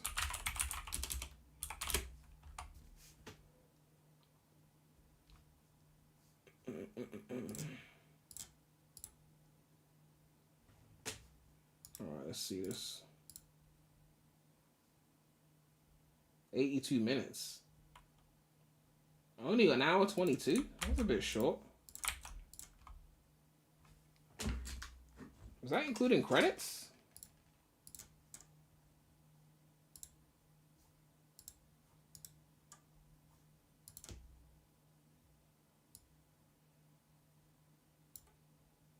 Alright, let's download this. Wait, don't play it. No, don't play it. Hold on. Okay.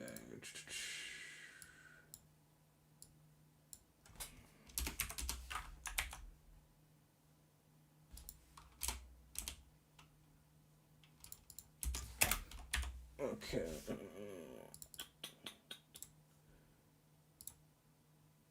There we go. Let's actually make sure it downloaded.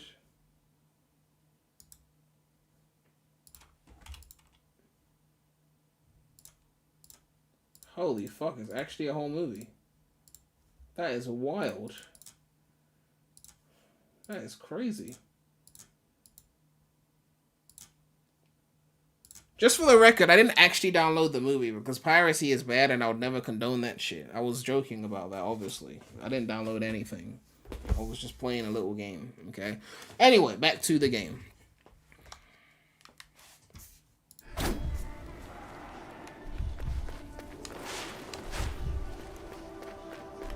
What was that?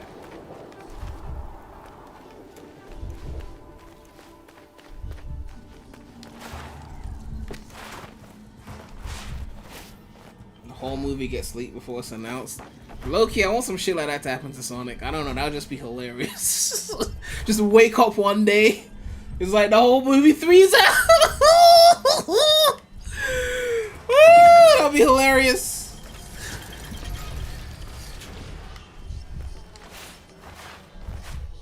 Imagine you just wake up one day and it's like, new Sonic movie, babe. Oh, gosh.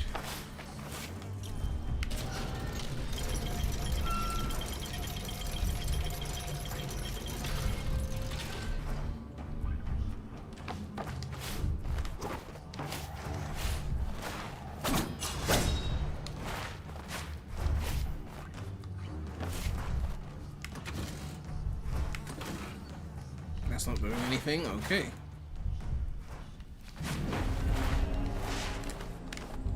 Okay.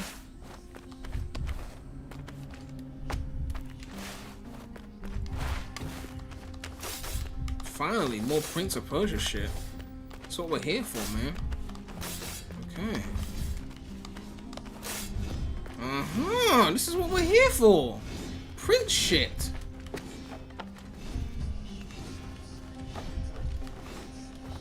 I don't know why I went back down again.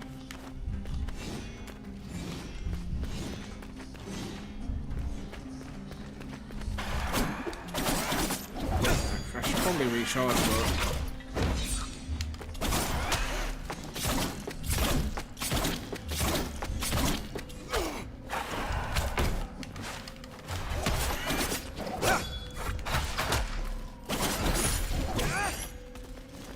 I feel like health bars would be pretty useful for these enemies, but... oh well.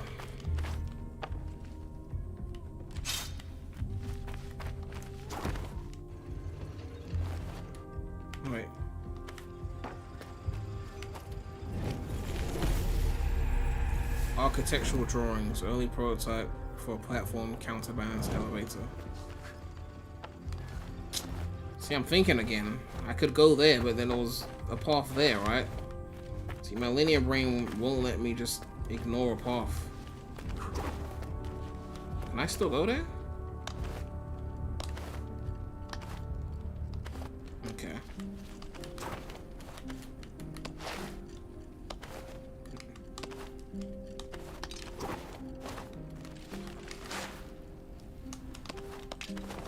Thank you.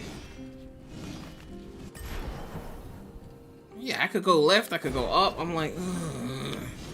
But which way is the way I should go? So many options. So many skews.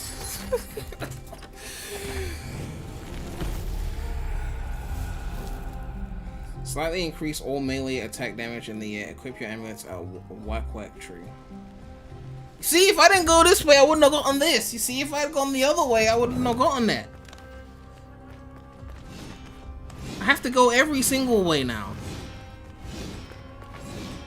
But what if I go a certain way and it doesn't let me go back? Then I can't go the other way. Then I've missed out.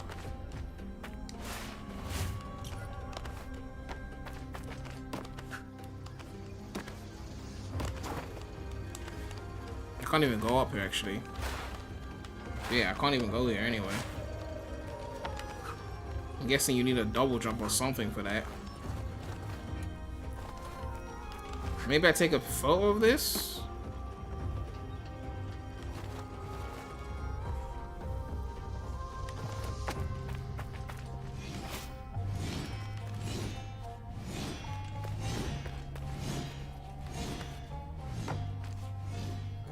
Down or up?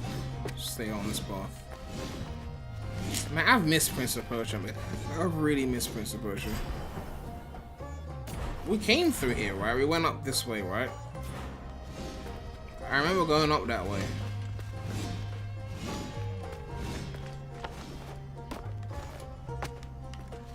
I think so. Nope. Slide on the wall. There we go.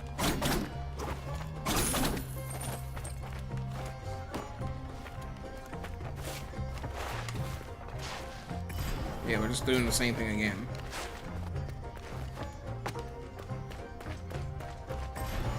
Where did we go here, though? Yeah, we were here before. See, I'm already lost. Maybe we go this way? Because we're up here. So maybe we go down? Wait, we didn't go down here, did we? Hold on.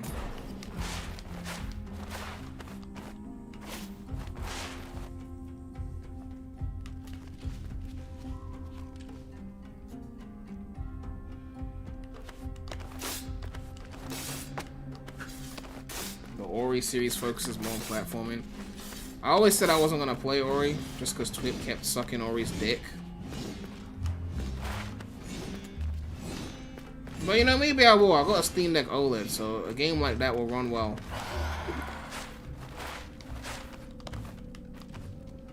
Man, I really hope there's a dash in this game. Like an air dash or something.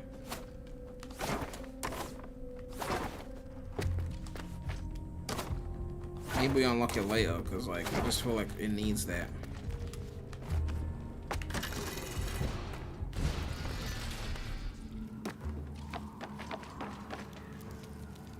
This is where we were before, right?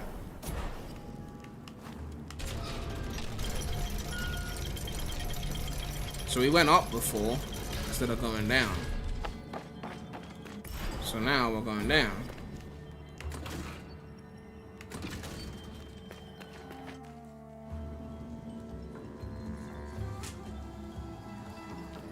The frame rate dipped. Didn't happen for me. Must be the stream. You only tried Ori because Twip would dick suck it all the time, and he was right to do so. Yeah, but I told him I wasn't gonna play a game with no Yakko Wisp, so like I just can't do that. Like,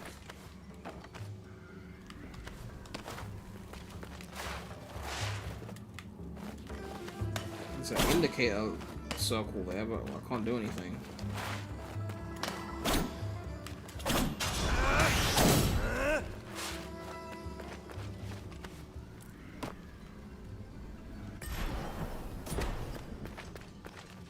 What brings you here, traveler? I wonder if Tip is still online with a new persona. He could be here right now. Well, if he doesn't want to show his face, that's on him, man. That's on him.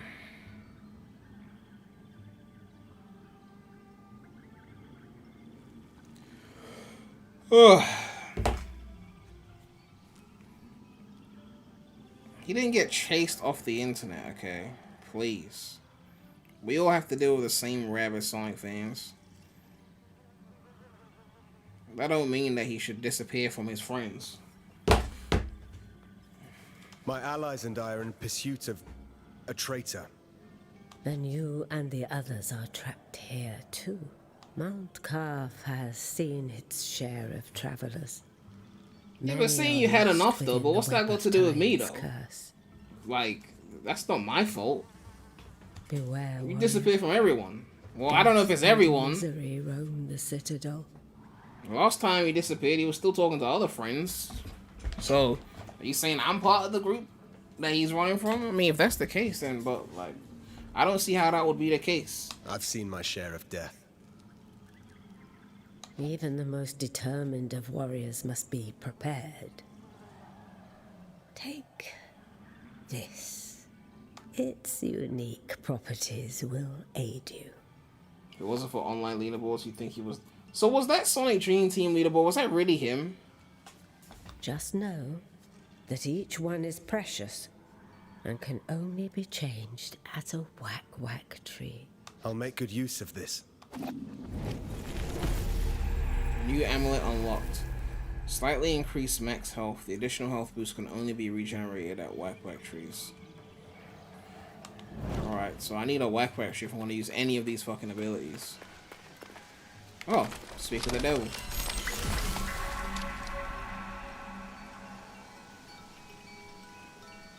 Who is the most loved Sonic tuber? You have to ask Twitter that. You know.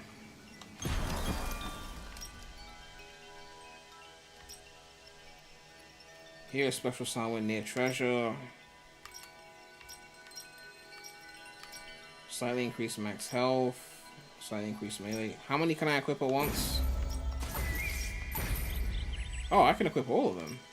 I thought there was gonna be some kind of limit, but seems I can equip all of them, so no need to worry myself with the fear of not choosing the right one. That's what's up. So that means I get a special sound, I get higher melee in the air, and I get more max health.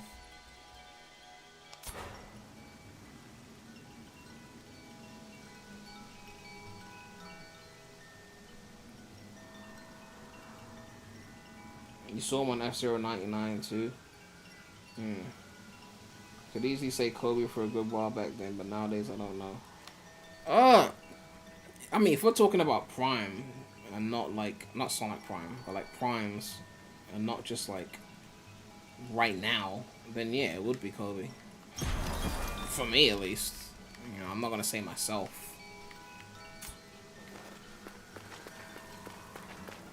And also Tails channel back when it was Matt running it.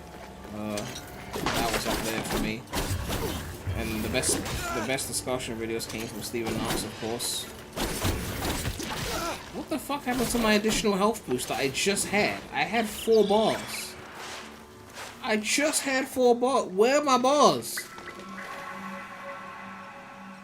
That shit disappeared in like seconds.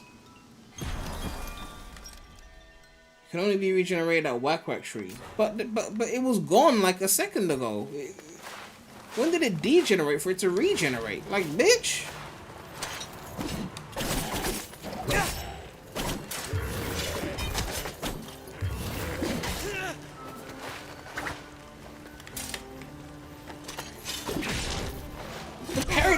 The parry don't even work, man.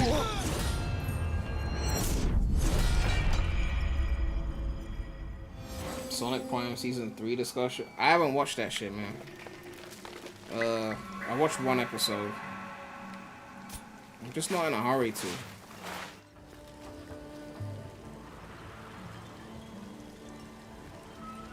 I would say Prime because he's the only Sonic 2 I watch nowadays, but I'd say Kobe for talking Prime, but that's my nostalgia talking. Oh yeah, I keep forgetting you guys were young when Kobe started. Me and him are the same age, so it's not really like nostalgic when I was watching him. I was an adult.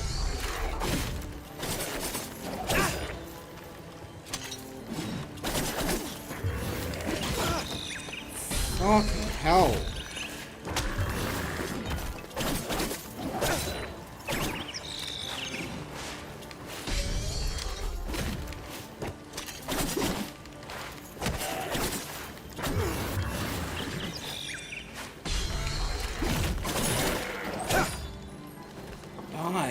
Bitch. You were 6 or 7 when Chloe went. And I was literally in uni. I started watching him in 2014. And then I started posting in 2015. So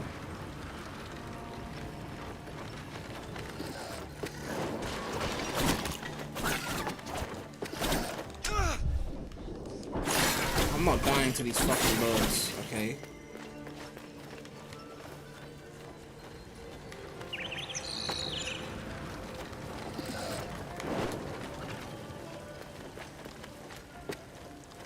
Okay, then what we doing here?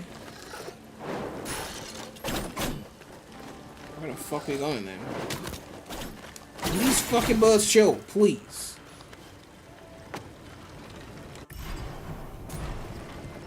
You gotta get up somehow.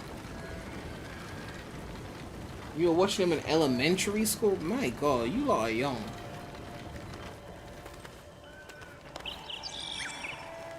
I think I got a comment like that one time. One of those like people who like grew up watching me, which I still find weird. I saw it was like I forgot who said it. It was like I was like 10 when I started watching you. Now I'm like 18 or some shit like that. I'm like, my gosh. I don't have a double jump. How the fuck am I getting here? Probably an ability I'll get later or something. But that means in the meantime, I'm once again lost on where to go next. Because I can't open this door.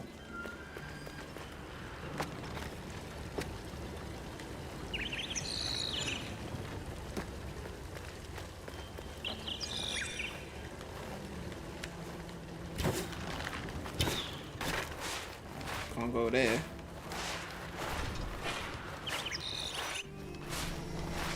Okay, we definitely haven't been here. So I guess we shall start with here. Okay.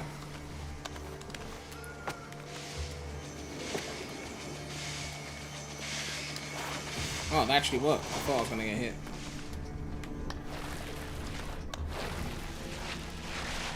Ouch. Thought I did that right, but okay. I fucked up the timing on that.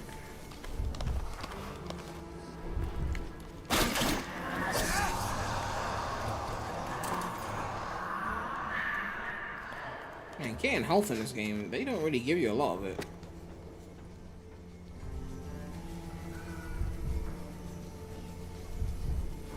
You didn't start using YouTube until around 2015. My god, you guys weren't even around when the boat first started. It was like 2012 when YouTube really became a thing. I mean, YouTube existed since 05, and then it really blew up when Soulja Boy had its hit in like 07, and everyone was watching that shit on YouTube.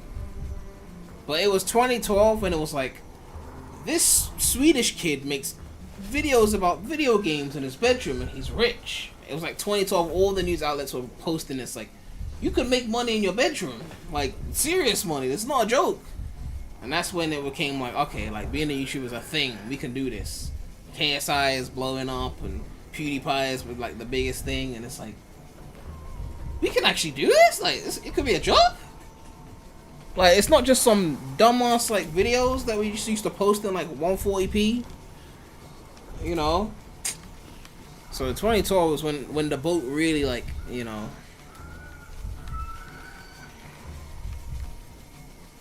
I got no health. I really should heal before doing this, but I'm going to do this the reckless way. Here we go.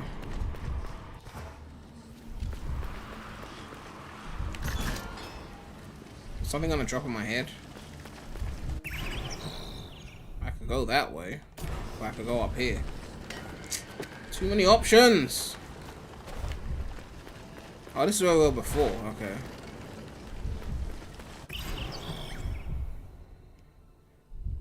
So we know we're going all the way here, right?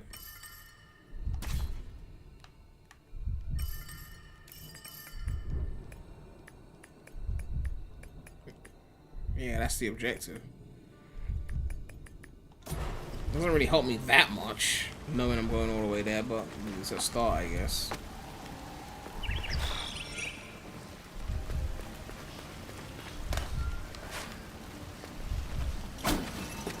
Oh, there's a switch there. Another one of Ardashir's men. Sargon. How? You can make money in your bedroom. Sex workers been doing that for centuries. Okay, you can make money in your bedroom without being hot. Okay. You're alive. Then again, PewDiePie got like sexiest man alive in some magazine at some point. So. And then it was like the prank era. Oh, the Vitaly era. Oh my god. It was like who can do the most heinous shit to go viral. Sam Pepper. Oh my god, that guy was a menace. YouTube has been through so many phases, man. It's crazy. There's some of the shit they allowed back then. Oh, pre-cancel culture, it was different. So much time has passed. What? You only got here last night. We going back to that stuff now? Ain't no way YouTube gonna allow those level of pranks. One single night that has lasted 30 years. Didn't they allow P-word on YouTube or something? It's not that they allowed it, it's just that the site was rampant with it, okay? For those of you who are too young to remember, YouTube first allowed HD video in 2009, right? The Hub, which basically rips off YouTube's whole flow in terms of how it works, but just does it with the P-word. The Hub did not have HD in 2009. It was all low quality shit. So when YouTube allowed HD in 2009 and had better servers than the Hub, you know, it was like, why would you go to the Hub where YouTube is HD, has better servers? So like YouTube was rampant with it because they had shit. I was like, I don't even think Content ID existed yet. They couldn't detect things as well as they can now. So YouTube was rampant with it back then. And then it got to a point somewhere in the 2010s where all the sites that used to not allow HTTP word started allowing HTTP word, and then YouTube stopped being the place for that. Plus Content ID, better detection of these things, better reporting systems, and then it just kind of just subsided. But you have to remember, YouTube was the first really good video website. So naturally, if it was the first really good one, people were going to put the P word there. If the sites dedicated to that weren't as good at streaming video, especially HD video, which they didn't support for years. So, yeah, YouTube was rampant with it. I definitely saw some of it on YouTube. But, yeah, nowadays it's just no point. 30 years? This place is a prison. There is no way out. You must flee. There's still P-word on YouTube. I mean, I don't really check for that shit now, but I wouldn't be surprised if there still is some. Where are your brothers in arms? All lost in the Citadel. All prisoners of time. Under the guise of educational videos? So what, you like search up like, you know, simultaneous equations and just start seeing some booty cheeks? Or like, how does that work? This is no end for a warrior. This endless captivity. Softcore? Well, yeah, you're not gonna get, I don't think you're gonna get the hard shit, right? Because their detection is a lot better now. Some people are skirting lines, right? It will be like breastfeeding tutorial and it's just dead up. Breastfeeding tutorial and it's like a grown man sucking the... Yeah, but yeah, honestly, it's like there's no point. Just go to a regular site for that. You know, there's just no point anymore. Now, what's the benefit? If a soldier is to die, it should be in combat. Free my men, my insignia. Take it. My brothers in arms will give theirs too. When the time comes to release them.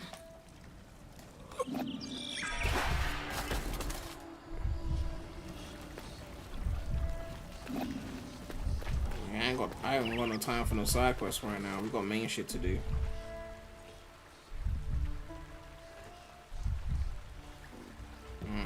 The Prince of Persia camera pan.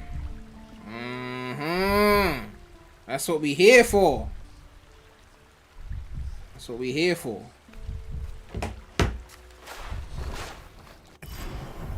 Alright, so we're going right. This door's locked.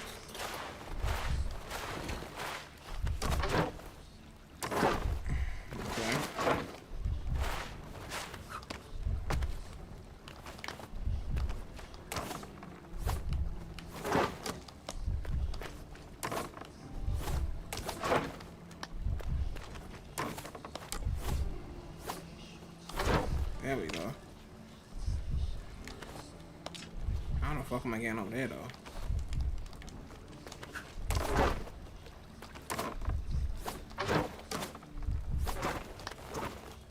Oh, okay.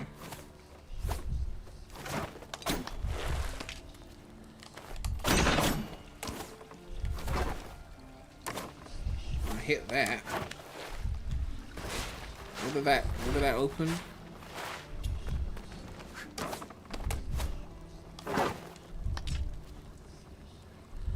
Another one on that side that I got open.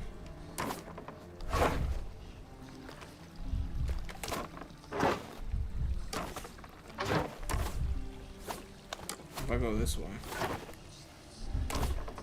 how the fuck am I getting there?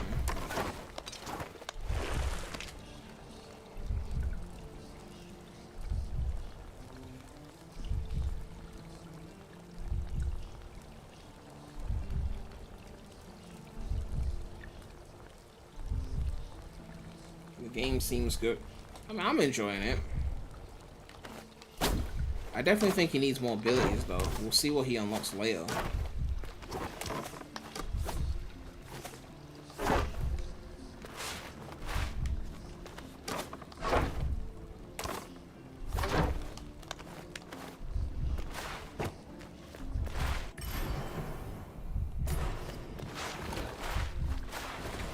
Wait, what? Whoa.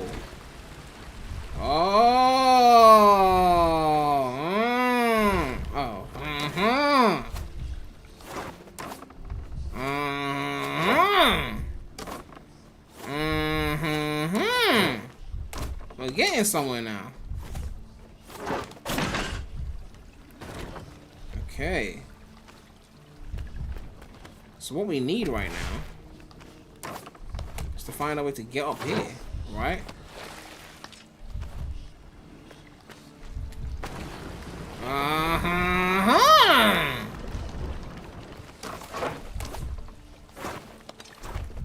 This is what we need.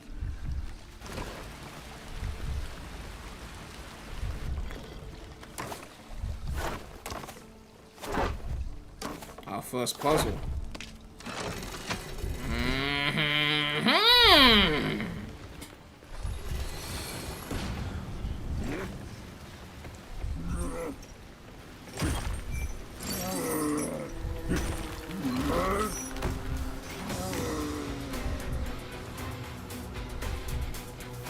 I don't have enough health for this shit.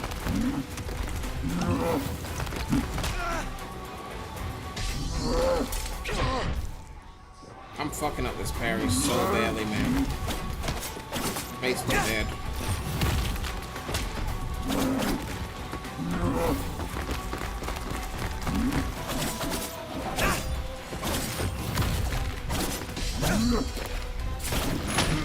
Dead.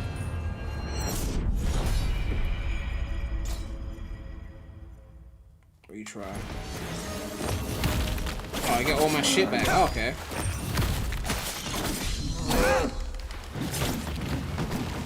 Ooh, nice try. Beats, how's the GOAT remake going?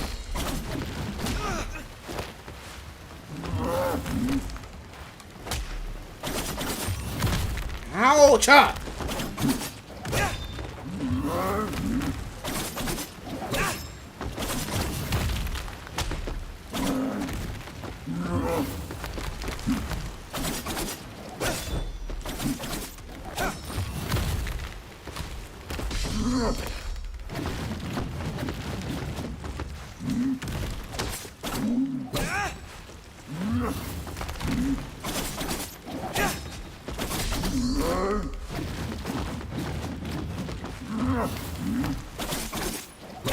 I don't figure his patterns now. Oh, he's changed. Oh, he's changed his patterns. Well, I took a risk there. I shouldn't have taken that risk.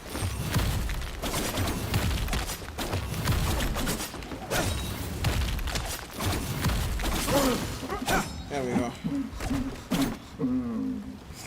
Ah, nice. You should increase the parry time window. I'm not cheating. I put it on standard difficulty. That's what I'm gonna play on. Collect 4 symmetries petals to increase max health. Okay. You have a build made of Seaside Hill. You finished Seaside Hill. Beats! Man, when is the playtesting recruitment going? Like, when is that happening, okay? Like, some of us are ready to test. Father! Where am I? Hey, wait! Father, what's happening to me? Wait! Who are you? You just disappeared. Why do I keep spamming the slide, man?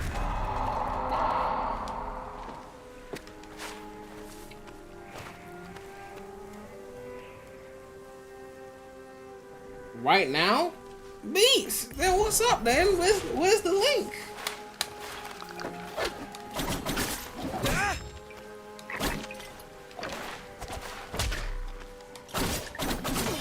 I'm getting a new phone on Wednesday, so Monday, Tuesday is like the best time to like get a video out or something.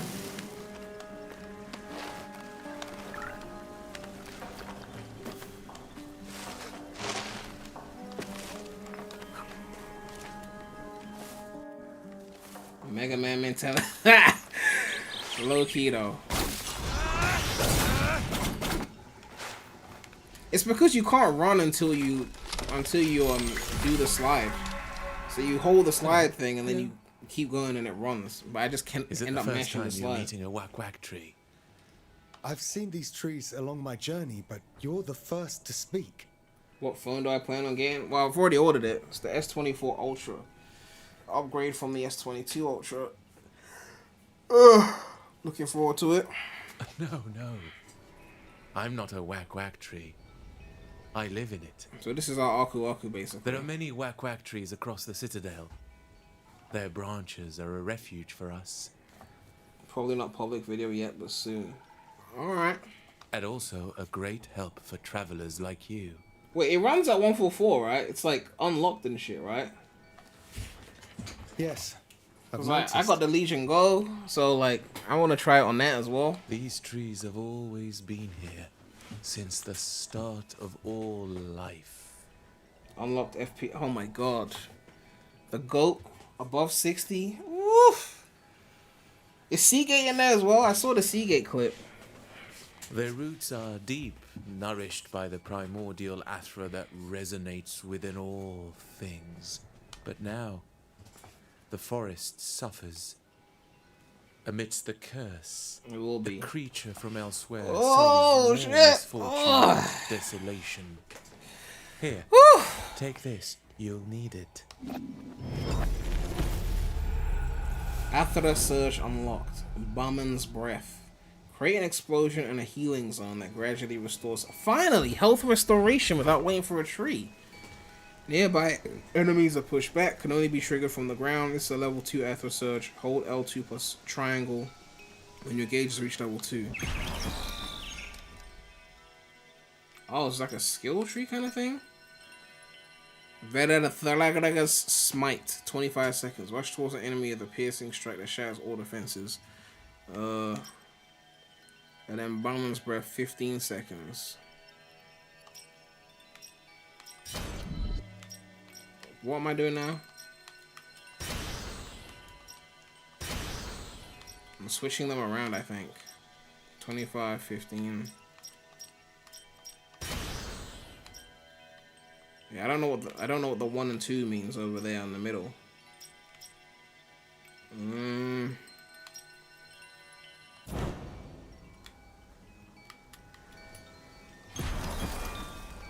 Be careful, Sargon. People get lost in the forest.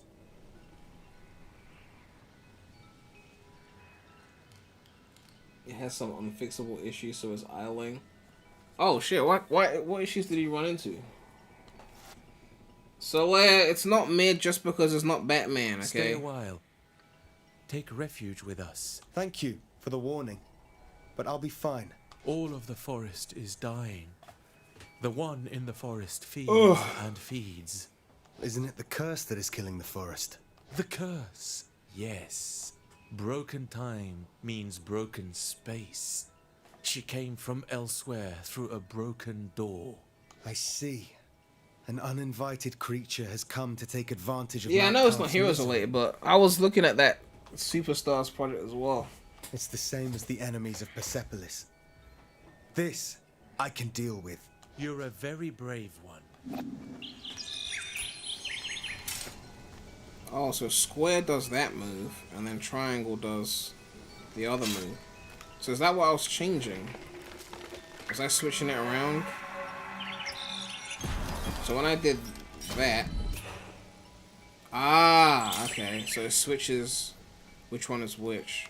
Okay, so I want it the other way then. I want it the way where... Yeah. The attack one should be that. And then the heal one should be triangle. That makes sense.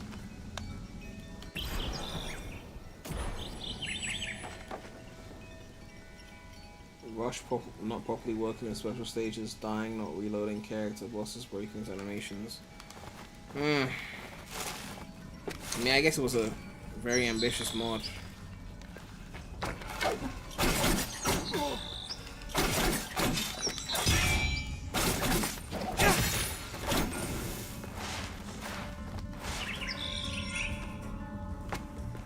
Ooh, new environment. Okay, I see you. I see you. Okay, let me go down.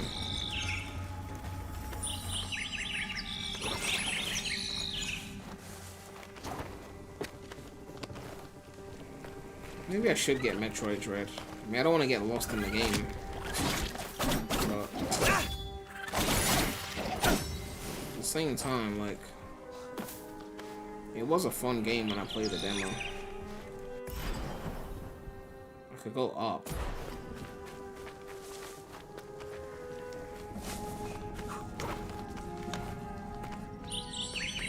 Isn't there a reason why I didn't go up?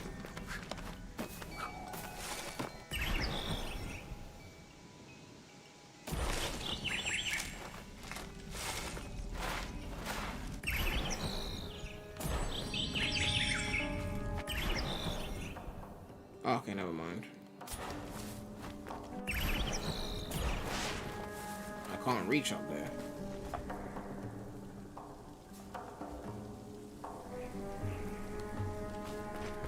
Man, the day we get that Sonic Rush project where it's like literally just Rush ported to PC to run on one screen in like 4K 144. Oh god, that's the project I need, man. 4K 144 Rush, one screen, played out on all your handheld PC devices and shit, and with OLED. Oh my god, those sprites in OLED, that pixel art in OLED is gonna be beautiful.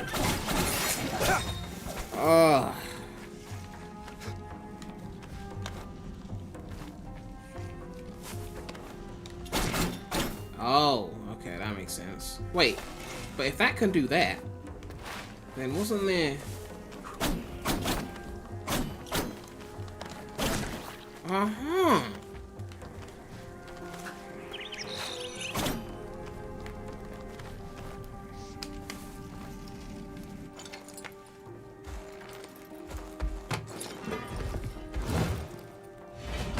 OST for Rush is so far. You are playing the sound font, and there's so much stuff to confuse you. You mean the sound font as in you've got all the... Have you got the audio files? Like the drum sounds and all that shit? Because, I mean, I could use a download link for that. I'd want to play with that. You there? Will you help this time? This time? I just came this way. I knew this forest was... Why the fuck is the main character so short compared to everyone else? Do you sense it? Something wicked. You have them. Drained life from this place. I mean, if you got a download link, just at PREMulous on Twitter, and I mean, I will gladly download that, please and thank you. Because I want to play around with it actually. I might do some production shit. Maybe remake some iconic shit with the Rush sound font. Still Dre in the Rush sound font. Na na na na na na na. Na na na na na na. Na na na na na na. All of Mount Calf is cursed. That's what you sense. Cursed? I don't recognize your armor. You're not a soldier of Ardashir. We've come from across the seas to attack the palace of Darius. But we're ensnared. Ensnared? King Darius? He's been dead 30 years. The palace here is deserted. So long? Quick, go find my brother in arms. He'll help me get out of here. I don't know what I have to offer, but I promise I'll make it worth your while. Help me, before my mind rots more. Do I really have to accept this thing? There's nothing natural about this place. Hurry, find my friend.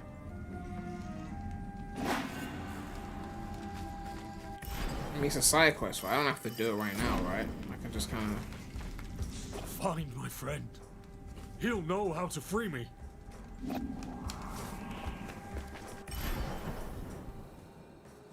Okay, so we're going down now.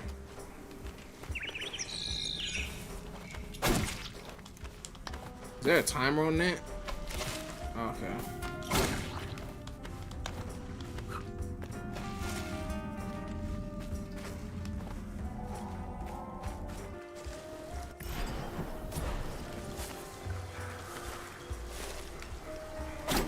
That bow and arrows. And there's a down path though. What's that red thing on the map mean?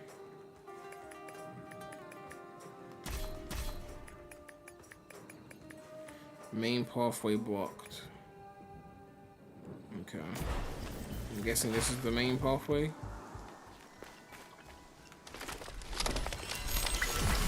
Have I played Metroid Dread? I only played the demo.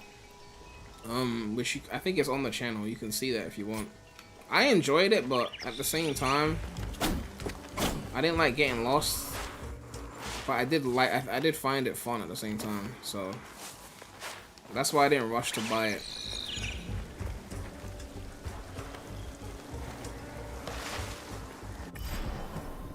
Should I go down?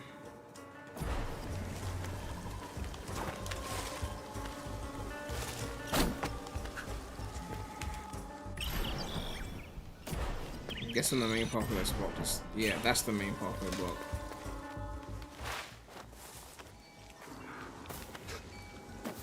I can't do that. Can't reach that.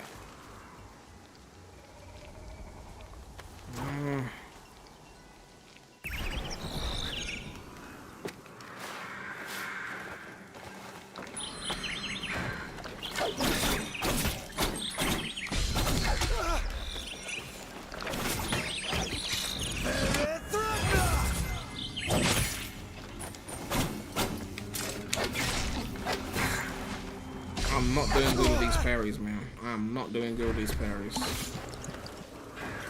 Not at all.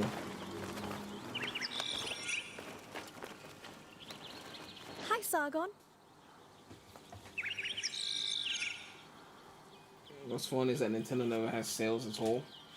Well, exactly. That's why I never copped it. Oh, I can buy a map. I've got 420 of those things. It costs 50. Lend me your Eye of the Wanderer. I'll add the information I've gleaned about this area.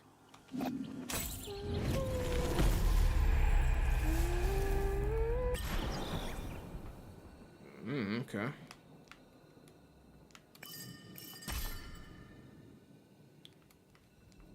Okay. So Sargon is here, and we're going there. So we're kind of making progress. I should try that lower route. Hi, Sargon. Hello, Faraba. Many creatures are afraid of this place. I wanted to see why. Pretty sure Metro Dread gone on sale for 40 or maybe 30. Well, yeah, but I'm not refreshing the eShop every day to find that out. You know, see, with the Steam sale, I can add a game to my wish list, and I'll get an email saying the game you've put in your wish list is on sale. Cop it now. You know, it makes a huge difference. It seems as if it's changed a great deal. During solstice, the forest was filled with songs of celebration. How long has the forest been poisoned?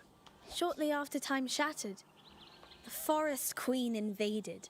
She brought the angry wind. I was in the middle of talking. That's not fair. Fuck's sake. No etiquette, these enemies. Yeah, let's go down. Unexplored path. I haven't gone that way. Well, I'm still gonna go down.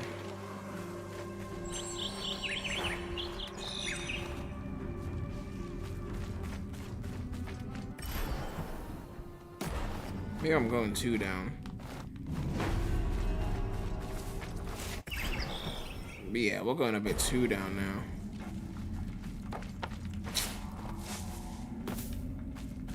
Oh well, let's see what happens. Let's go as low as we can go. How low can you go? Could you go down low? All the way to the floor? How low can you... Man, Casper really dead. Man, rest in peace.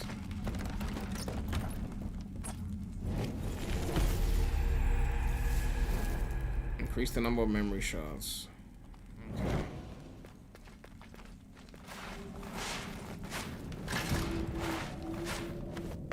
Yeah, I can't really do much of that. Have you seen the verb balista? I don't know what that means.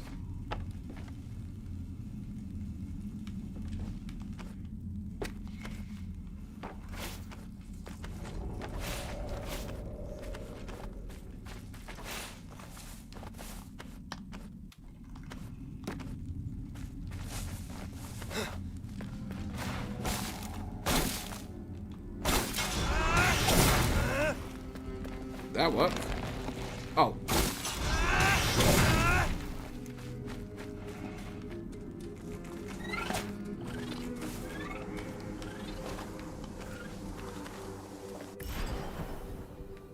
I guess we are on the right path. Shouldn't underestimate my skills. Oh, shit. Do I have my extra potion? Nope, I don't, so I'm fucked. I am fucked.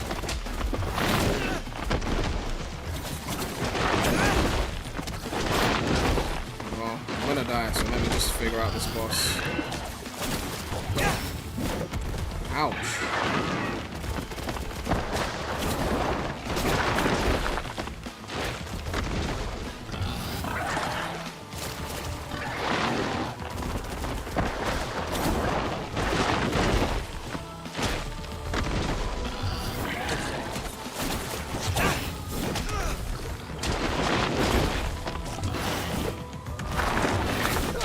Ouch! Wow, that was a flop.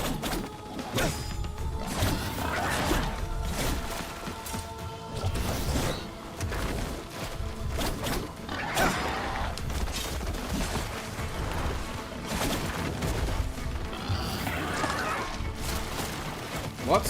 It just froze.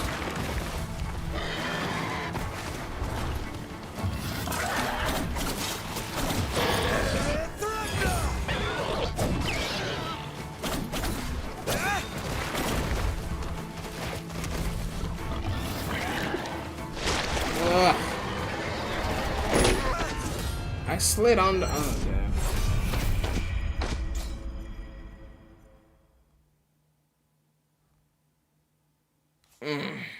Alright. At least I get my potion back, right? Okay, I get my shit back.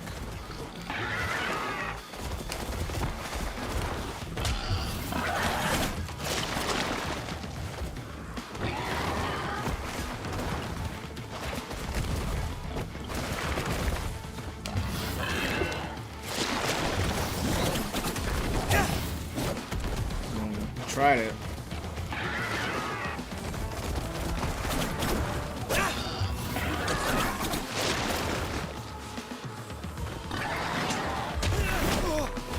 That flopped.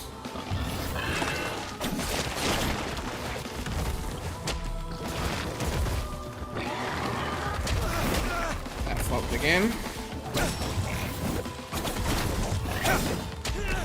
Oh, I got super greedy again.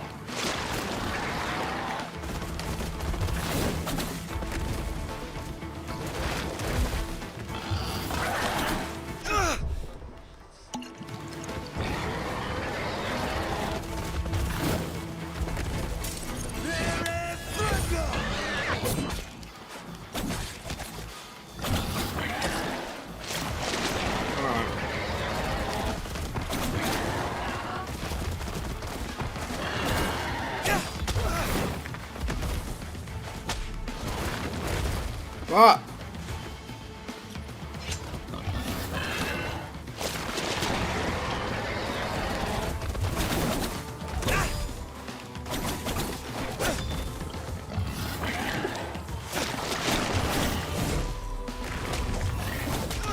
Ouch!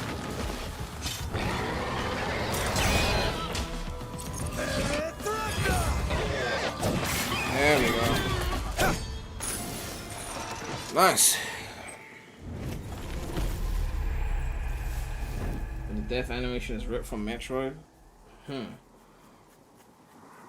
This isn't a CD special stage moment. I died once. Okay, that shit was a mess. Okay, Wolf Bride. Convert a small amount of damage taken into Athra buildup. Equip your elements with a Whack Whack tree.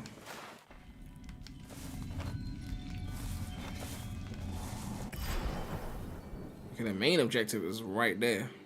Okay. So I don't need to go up or anything.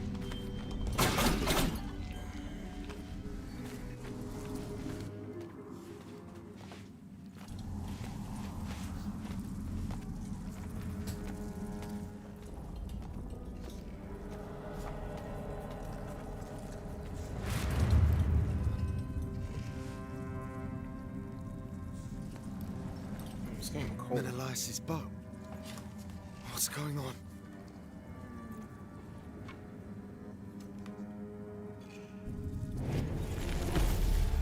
New ability unlocked. The bow! The preferred weapon of Menelaus, mythical archer of the immortals. Press triangle to fire an arrow, use L to aim. So now we can go back there and there. Where's the next main mission though? That's the question.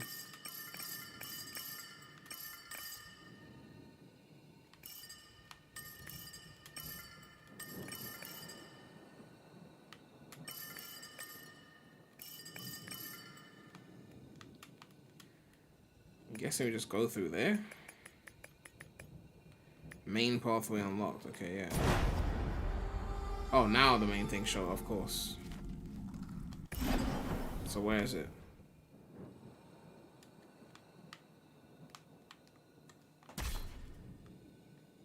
This way.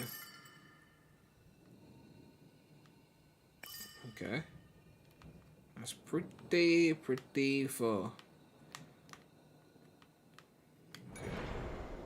So I'm here. And I'm going all the way back up there. And then up there. Okay then.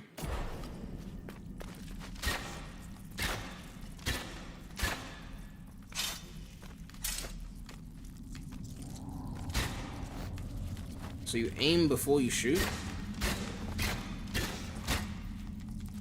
What? Oh, right, limited ammo, of course. And I just wasted it trying to figure out how to use it. Oh.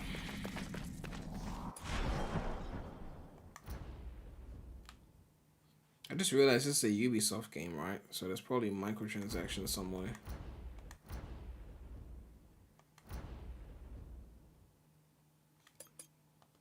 Redeem code. What's that for? Microtransaction?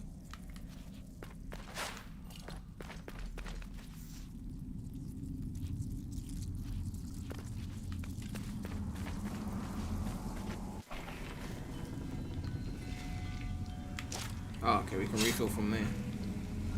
Alright, so... I always love how these games open up bit by bit with the abilities. Where you get used to some shit, then add more elements.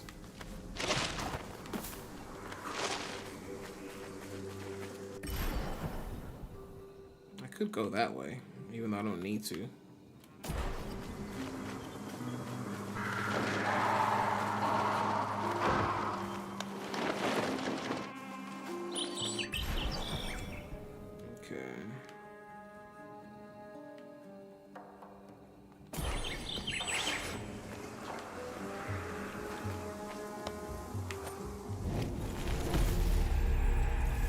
Collectible item acquired, the Embrace of Athra.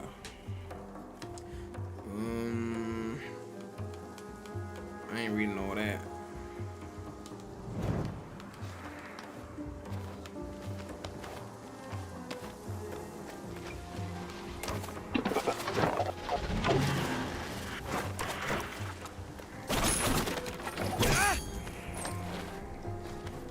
Oh, trees in the way.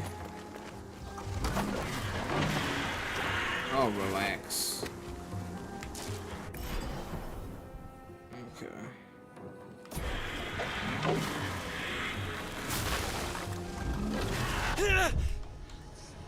Wait, what happened to my health? What?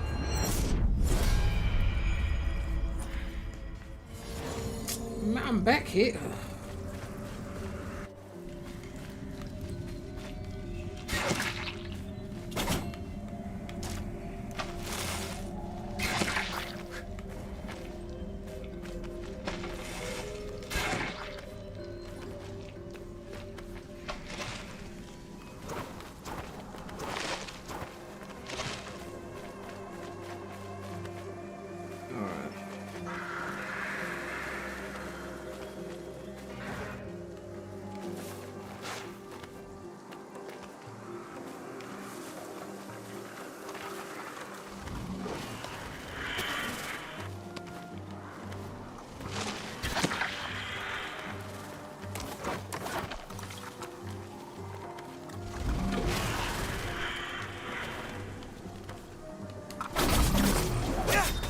Don't play with me today, boy. Alright. Oh, cool. Almost there.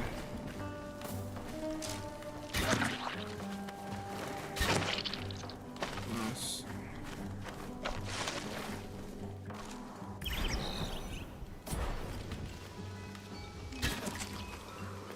There we go. Refresh at the tree. Ugh. Who is this that's lost 100k souls?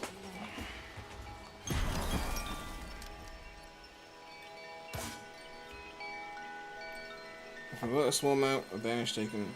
So you can only store 3 amulets at once. Hear a special sound when near a treasure chest or hidden item. Disable that. I want this. Oh, that takes 2 slots?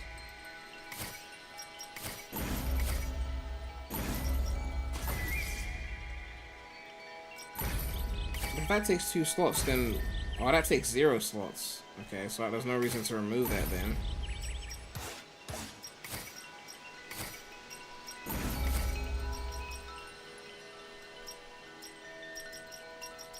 Yeah. That stays on regardless. So I have to pick between these two. Small amount of damage into Aether or slightly increased max health. Or I could have both of them. But then I wouldn't get this. Slightly increase all melee attack in the air.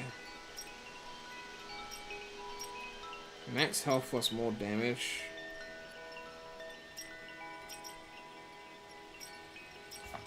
How many times do I attack from the air anyway? I usually attack from the ground, that's the thing.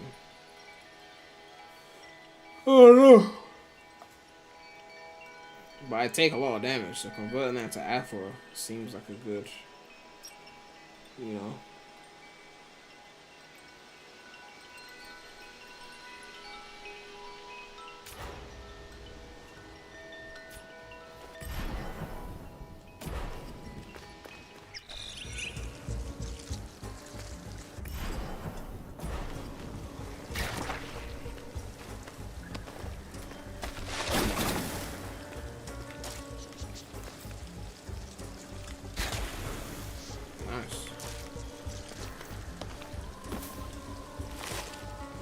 That was not the plan.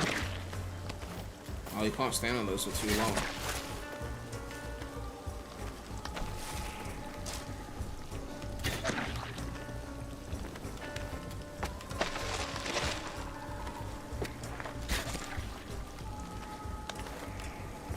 Okay. This way, I guess.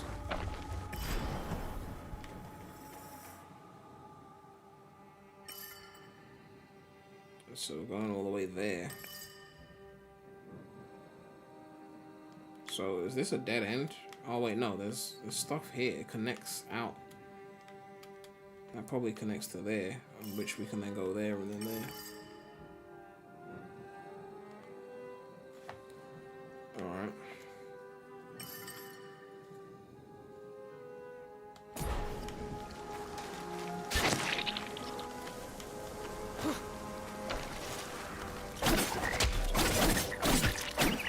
Now that I think about it, I actually do use a lot of aerial combat. Nice.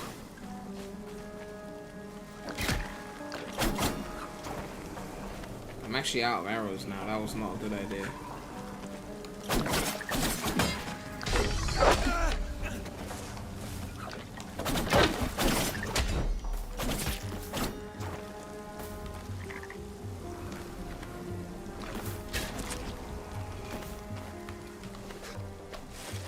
I'm gonna need a refill on arrows very, very soon, since I decided to waste them on an enemy.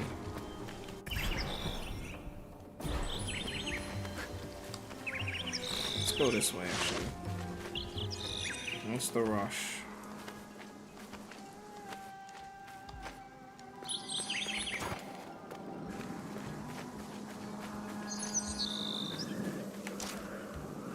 That Spike? Oh, okay, cool. I thought that was Spike.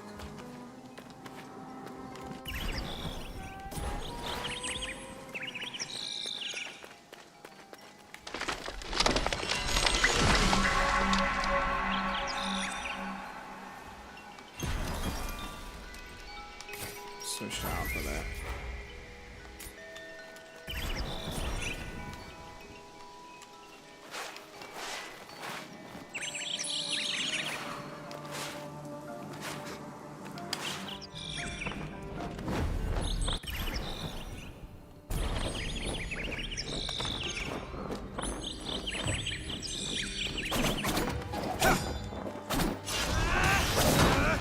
Alright, we're not going there.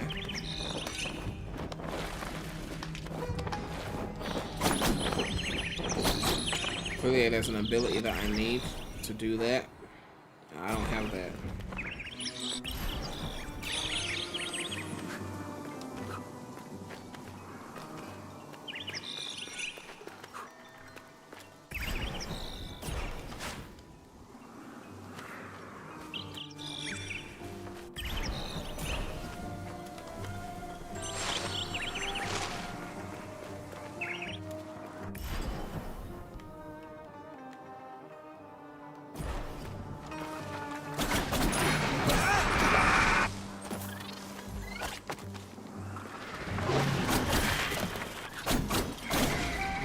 They're killing me.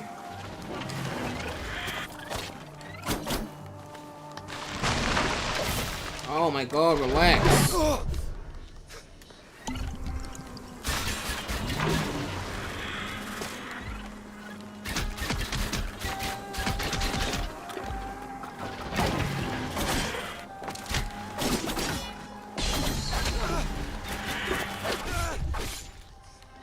Oh my god.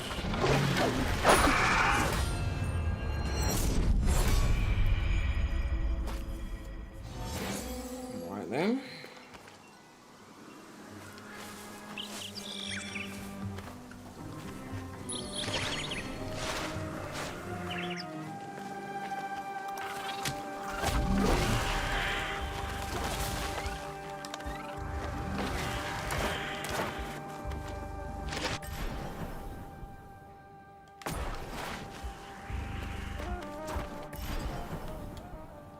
What is that? What's that skull? Oh, lost death. Okay. Menelaus, you're alive. And that amazes you somehow? I found your bow. Different possibilities, all unfolding at the same time. It may be worrisome, but at least I know my bow is in good hands. Anahita is taking Hassan to the top of the citadel. Right. To the Simor Gate. Before I forget, my bow serves a dual purpose. You may want to take another look. I'll meet you up there. New ability unlocked. Chakram of Menelaus. A ranged weapon that comes back to Sargon once thrown. Hold triangle to aim precisely with the chakram.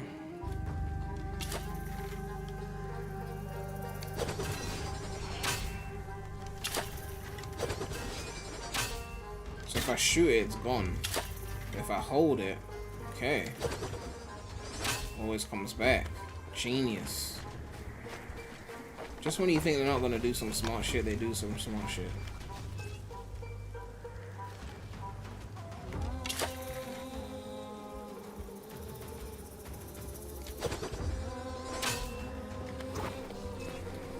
What am I trying to hit?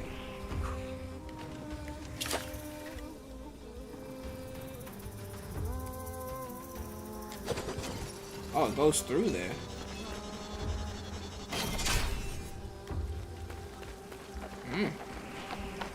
Didn't see that coming.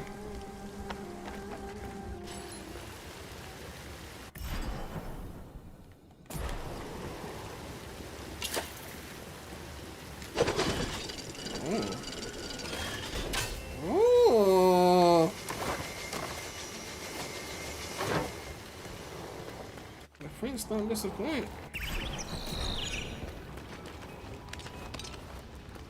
I already feel the gameplay building up.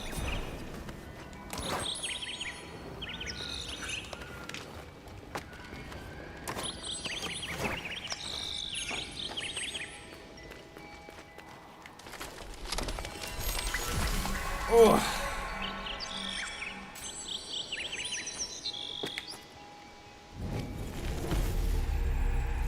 Hunter and the Man-Eater.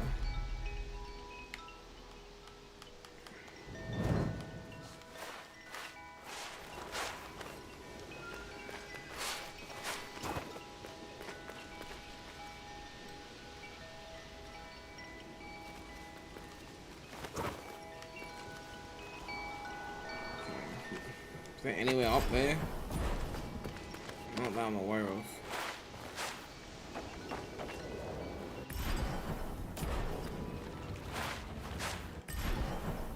Go left.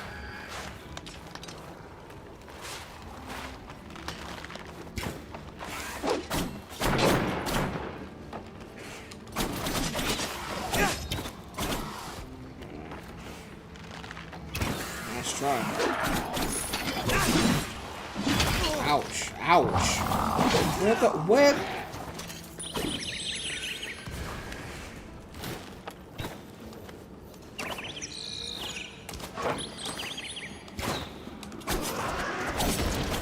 Fuck out my way.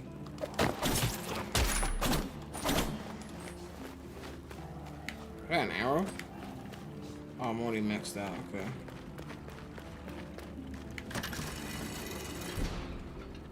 Thoughts on power? People keep asking me about this. I don't really know what it is. I know it's a game, but I haven't followed it.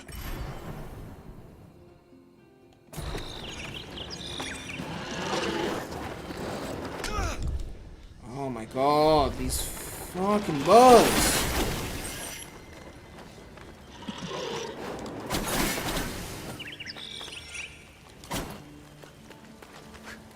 I was definitely here before at some point.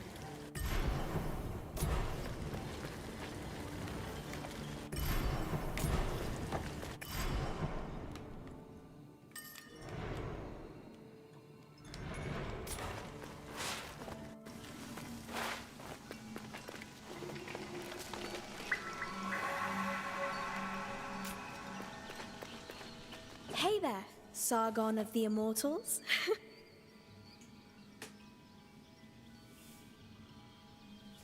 The completionist should have apologized and disappeared for a year and came back after that. He tried coming back too soon when people still give a year? You forget that people do this as a job.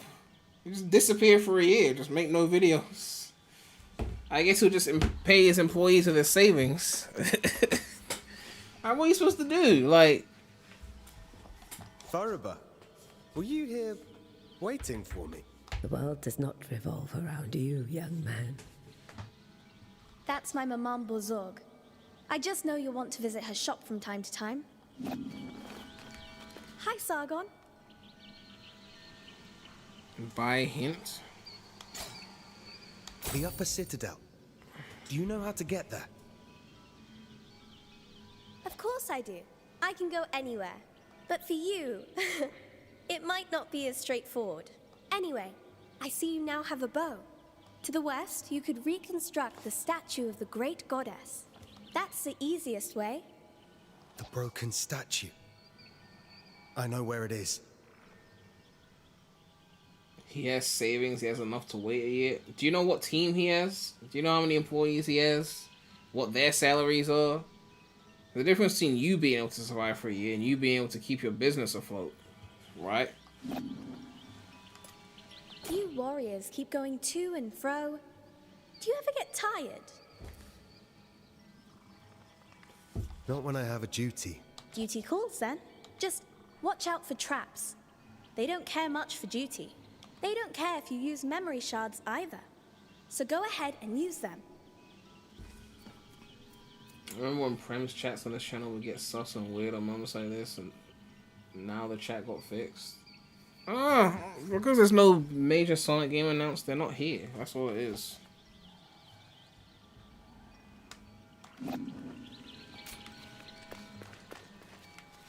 Welcome. Welcome. I can't afford that. Increase the number of amulets you can carry +1. Give me that. Old currency. Slightly reduce. Okay, what about upgrades? Additional healing potion. Ooh, that's important. Slightly increase the healing effect of your potions. Okay, give me the amulet holder.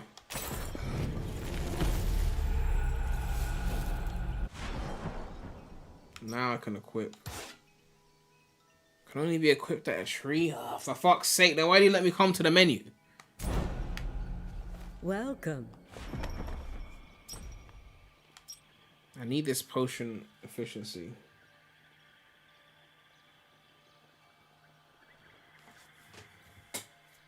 You've seen the consequences of him trying to come back after a month. People are still upset. Look, at the end of the day, right, if someone does something that gets them in trouble and they apologize and take accountability, whether they come back in a year or come back in 6 months, whether you're going to forgive them is up to you. You could choose to forgive them or choose not to forgive them. But them taking a longer break to, I don't know, watch TV and fuck and eat, what difference does it make? Alright? The time doesn't change the wound, right? If depending on the thing they did, if it's forgivable or not is up to you. You know? If YouTube hasn't banned them from uploading, then at that point, the length of gap should be irrelevant. I don't know.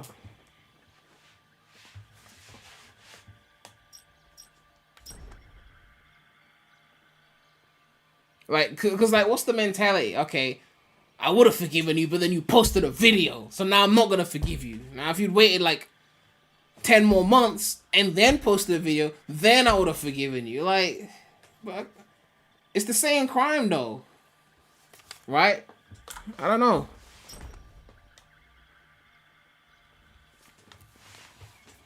I think the people that are gonna forgive him are gonna forgive him. The people that aren't won't. It's as simple as that. Because I think about it, like when someone commits a heinous crime, like let's say murder, they could send you to jail for 5 years, 10 years, 15 years, 25 years, life.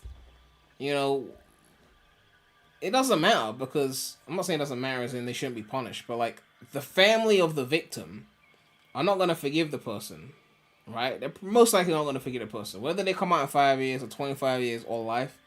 They'll hate you for life. It's as simple as that.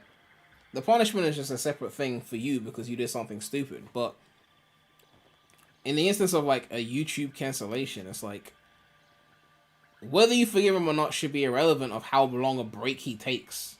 It should be, is the thing forgivable? And if it is, as the person improves so that they don't keep repeating that thing. The gap before he gives you more content, I mean, that's just, to me, is irrelevant. Obviously not like the day of the incident be posting videos, but like after like a month, like at that point you just have to decide if you're gonna forgive him or not and watch the video or not. But like a year? Like, man's gotta eat. Like, the world doesn't stop spinning. The people who were around just for the outrage would have had something else to be mad for in a year, and his fans would have just been... Yeah, but his fans, if they were going to forgive him anyway, then they should be watching the video in a month, right? The people who are still outraged are not... If they're not his fans, there's different levels of cancellation. You know, the worst kind of cancellation is obviously when your own fans are canceling you. Obviously, that's the highest level of cancellation. You know, it's very hard to come back from that. But if it's outsiders canceling you and your fans are supporting you, that's not the same level of cancellation. That's just people that don't even like you anyway are mad at you. It's like when I post a Sonic video about some upcoming game, Twitter Sonic fans are mad at me. That's cool, but they always mad at me. It doesn't really matter. But when your own fans are mad at you, you probably did something a bit more extreme that's causing that. And that's something you have to address. These amulets are very old. Older than me, certainly. Each crafted by ancient magi.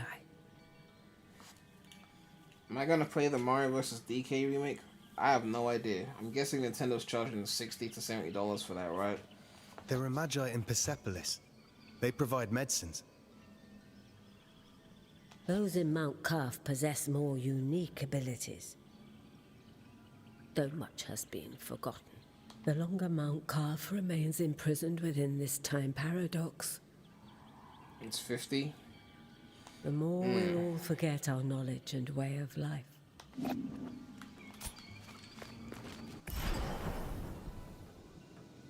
Oh, there's a tree right there. Let me go to the tree, actually. Did I already Hi, talk to her? Sargon. I saw another Sargon before. He must be your twin. I don't have a twin. So, you're everywhere all at once? Kind of like me. But also not like me. I'm sure it will make sense one day.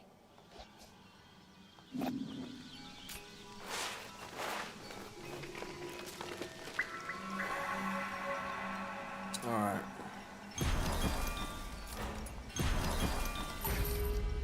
There we go.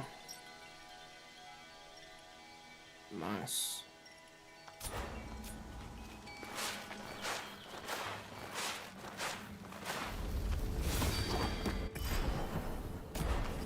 Ooh, big door. Caheva's Forge.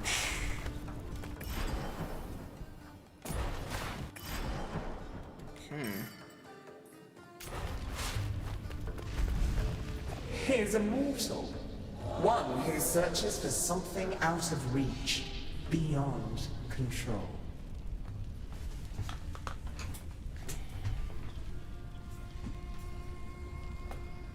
Ubisoft make a good game every 5 years. Man, I used to love Ubisoft, man. Seriously. Who do you serve, I wonder? You know about me. I turn my eye to the human world when I choose. I'm Sargon. I serve Persia as one of the immortals. Well, you claim you're immortal, but I've died, so clearly that's not true. Immortals, you say? Interesting. Well, immortal. You stand before a true immortal. Kahiva, goddess and blacksmith to the gods. I forged their greatest weapons. Have you forged weapons for mortals? I've served mortals from time to time. King Darius's sword was some of my finest work. Few other mortals are worthy. I had no idea that in Mount Karth, gods and goddesses walked among humans. It was so. The curse altered everything. Some gods disappeared into other strands of destiny. But I remain. I'm one of the lucky ones. My forge protected me from the winds of time. Either way, nothing feels the same now. Would you forge? Imagine being a whole god and your job as a blacksmith. For a few time crystals, we might come to an agreement. Understand this. Even in the skewed reach of time, a mortal's life is insignificant. Thanks. Welcome. Do you wish something forged?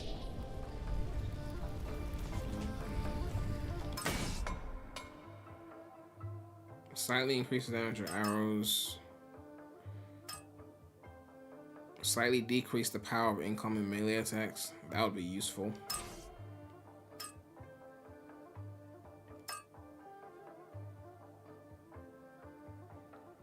Maximum number of arrows. Ooh, that's a good one. Plus I can afford it.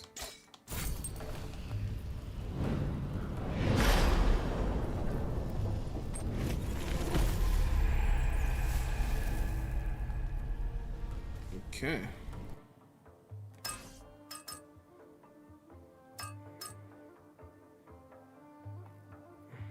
Yeah. I doubt a mortal has seen such a forge as mine. Romy Goomba, what? Oh my gosh. I have not. You venturing But into my Deviant blades, territory Kais now. and Layla have never failed me. Over flame and heat, this forge channels my Athra. Such an energy is what shapes the strongest of weapons. Believe me, mortal, when I say the forge speaks to me. My forge senses the glow of Athra within everything. It tells me of an ore with ancient power that calls out. Will you find it? During the shattering, things were lost, while others were unearthed. We shall see if such power wants to be found by a mortal. If you are worthy, then perhaps your map will aid you.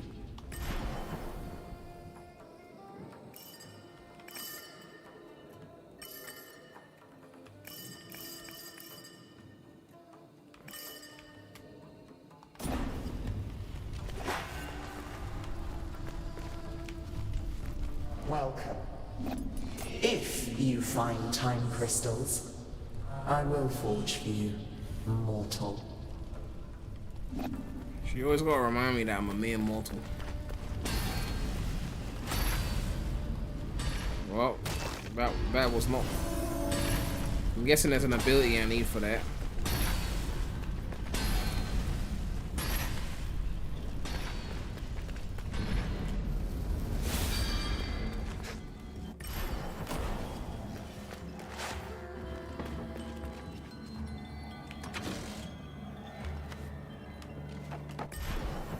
Okay.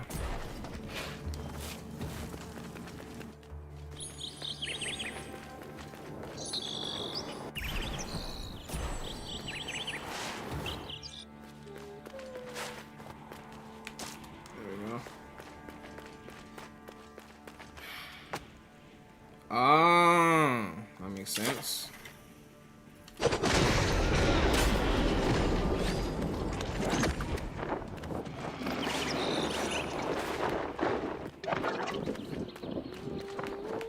Hi, Sargon. Man, she rinsing Lend me for your these Eye maps. of the Wanderer.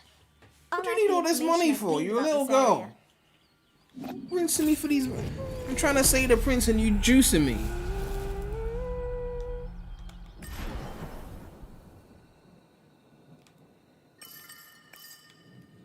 I wonder how big this map gets. Have we already hit the edge?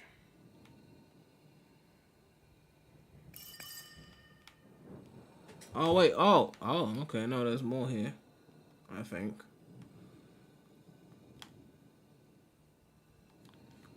Anyway.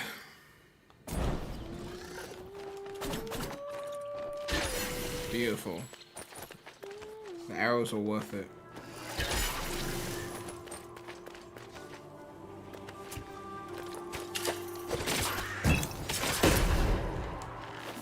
Well, I flopped that.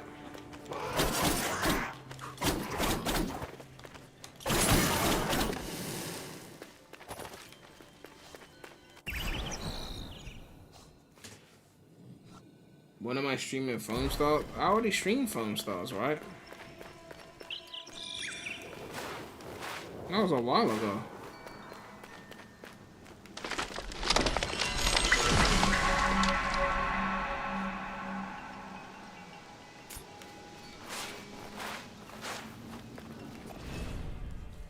Jahandar. With the body of a lion, the face of a human, and the tail of a scorpion. He's always devoured men.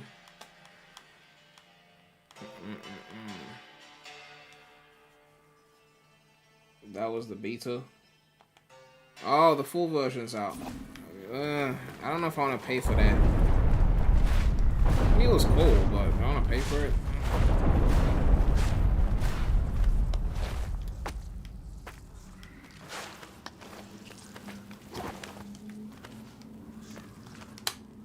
There better be an air dash in this game at some point. I'm just saying. I feel like it needs it. Free to play, releasing on the 6th. Free to play. Maybe we'll stream it. I don't know. Viewers, I don't know if they'll show up for it.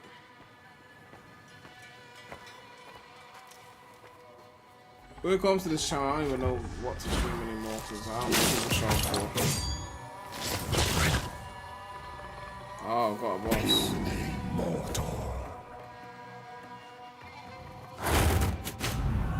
Uh-oh. Uh-oh.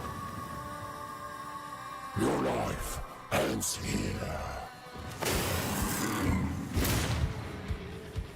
Guardian of the Citadel. Heard that one before.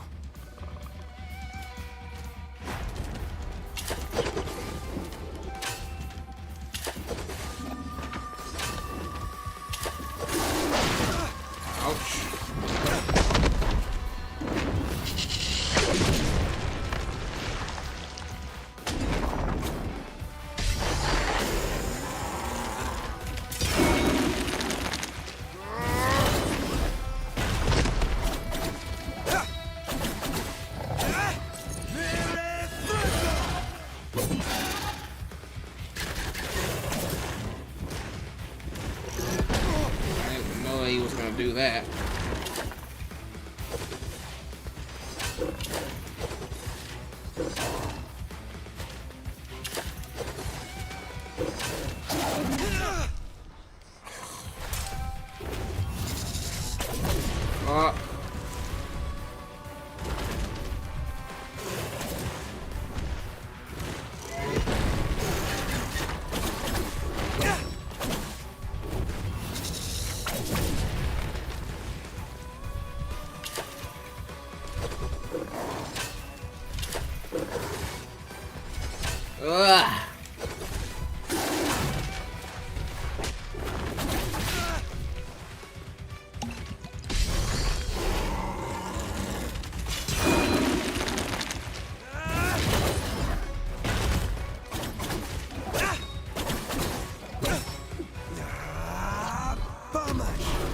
That was it? really thought I was gonna do more. Death is your destiny.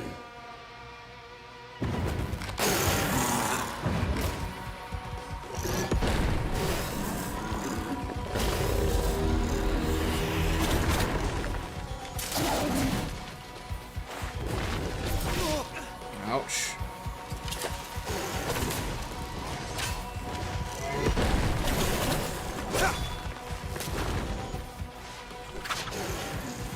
Now he's shooting arrows too.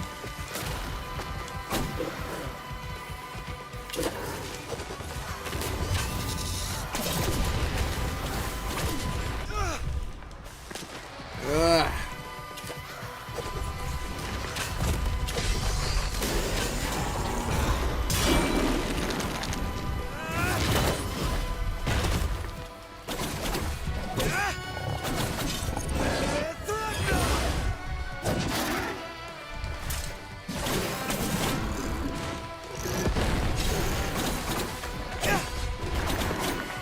I'm so dead.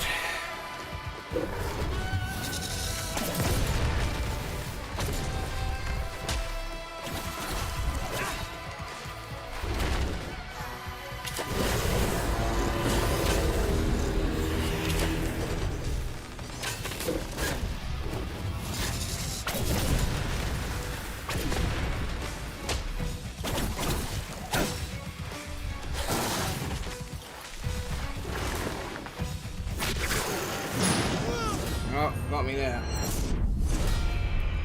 Didn't this come out weeks ago? What made you want to stream it now? Well, it came out last week. I was just busy before, that's all. I was gonna play it on launch, but just didn't get around to it. You're saying it like I can't play a game that came out a week or two ago. Like, if you missed the boat, it's like, why bother? I guess everyone's already seen the game, but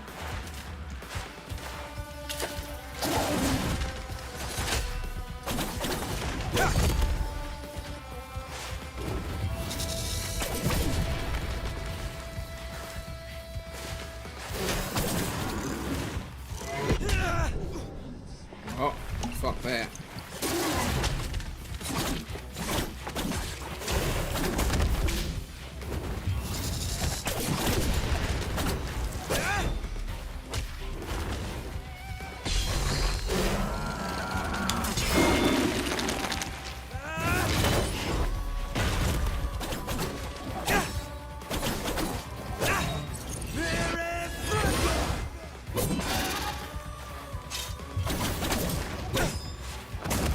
You are immortal. Death is your destiny. The week is really 10 years in the future. Yeah, but I was never gonna get big views anyway because they gave it to all the big content creators early. So even when it was release day, it felt like it was old. They just left the rest of us to rot, like they always do.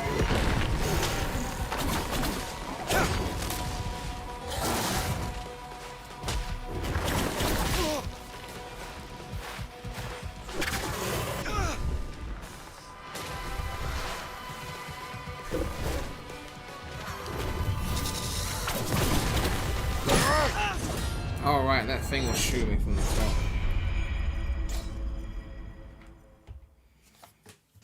I mean, it is true in a way though, Lonely Goomba, because like, everything moves so fast. If you don't play it like the day it comes out, it's like, well, next week everyone's talking about something else. It's like, unless it's like GTA or Mario Kart or some, you know, Elden Ring, some shit that people talk about for weeks.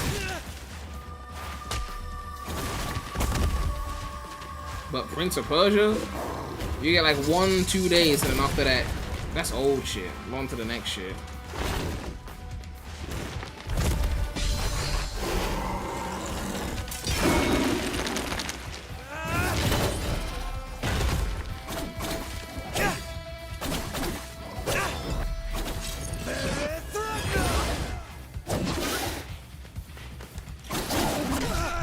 I got greedy there.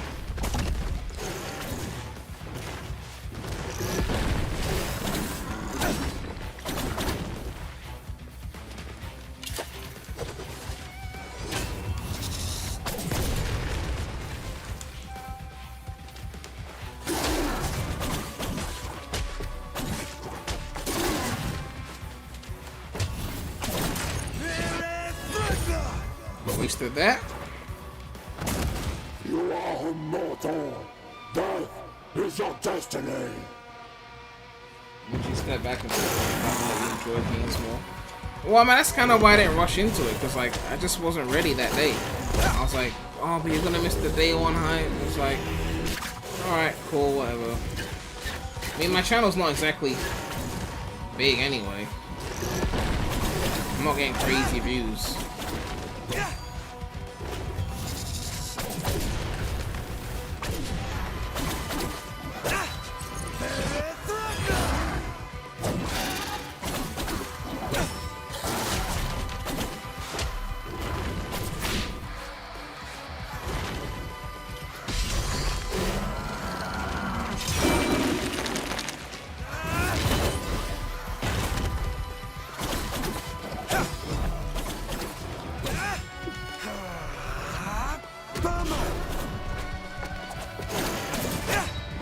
Why did I use that ability when I know it doesn't do anything unless I'm...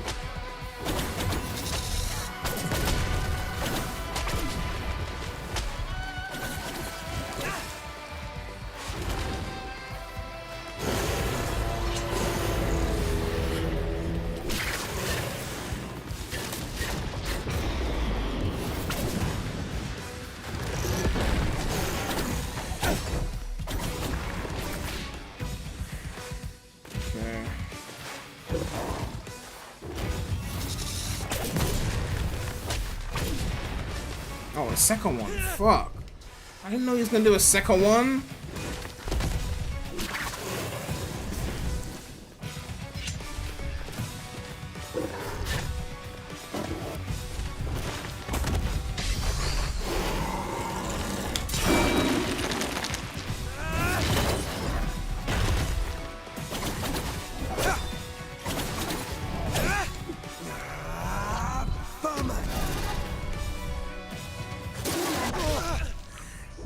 I was trying to heal.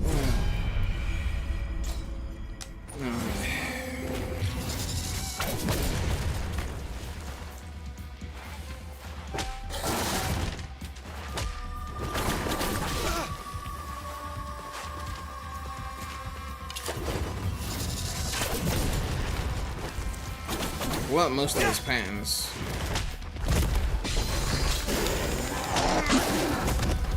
Oh, for fuck's sake.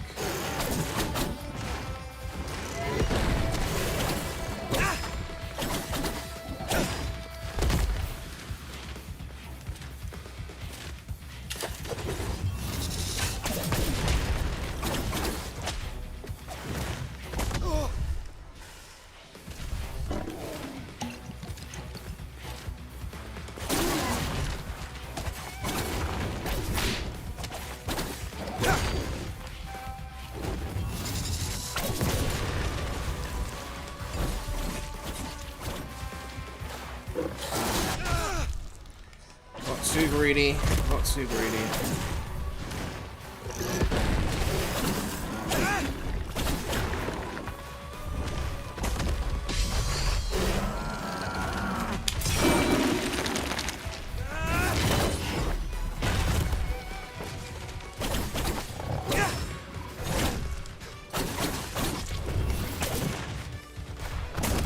You are immortal. Death is your destiny.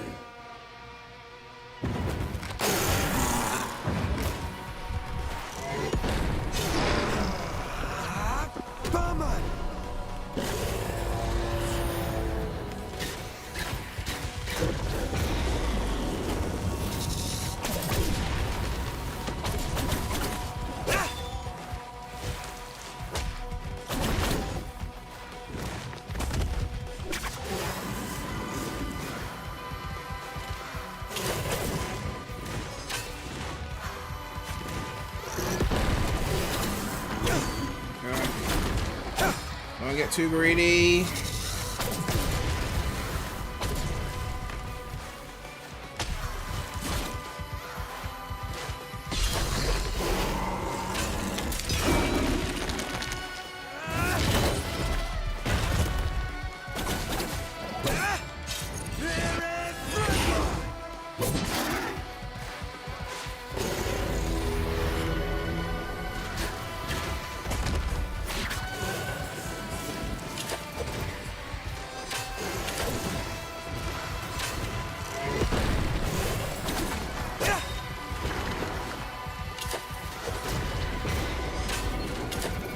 Okay.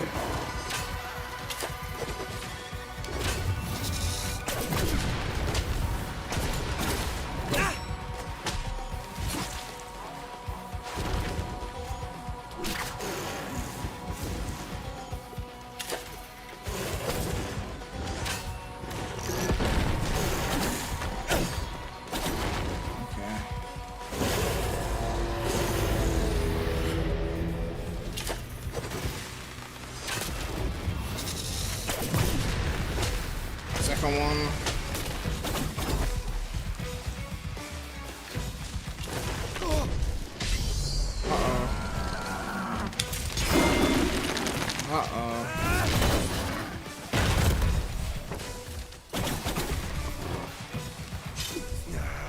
Heal. Heal.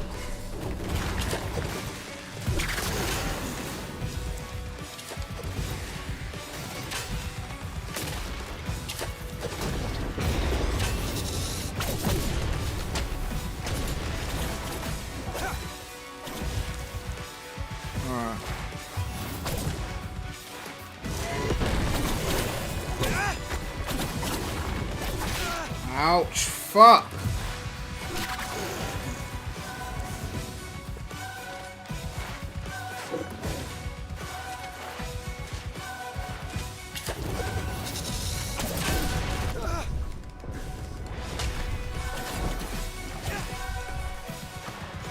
I'm so fucking dead.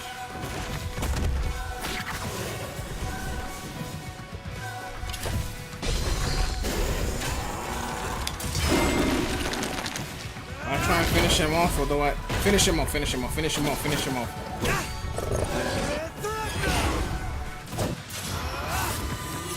All right.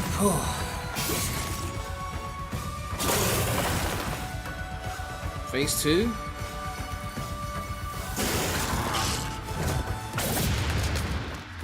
Okay. Ugh.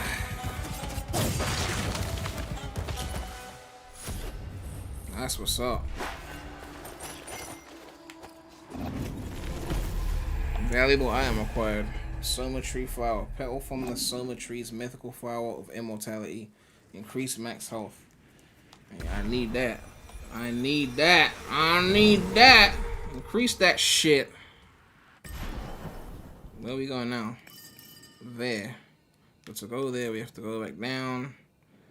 Go back all around.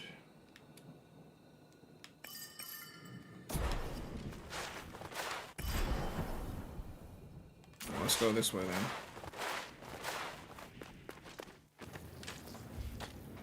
I think we'll probably end soon anyway. It's 3 AM.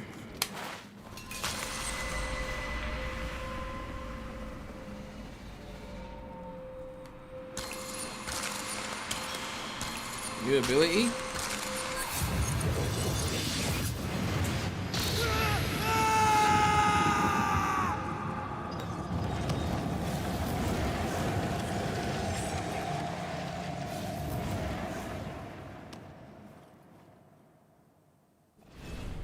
Rush of the Simurgh. Use the Simurgh powers to bend space and move through the air by pressing R2. Use it to move horizontally forward or backward. This is what I was looking for. Can also be used after being hit to stop a fall before reaching the ground. That's the shit I was waiting for. The air dash. That's the shit I need.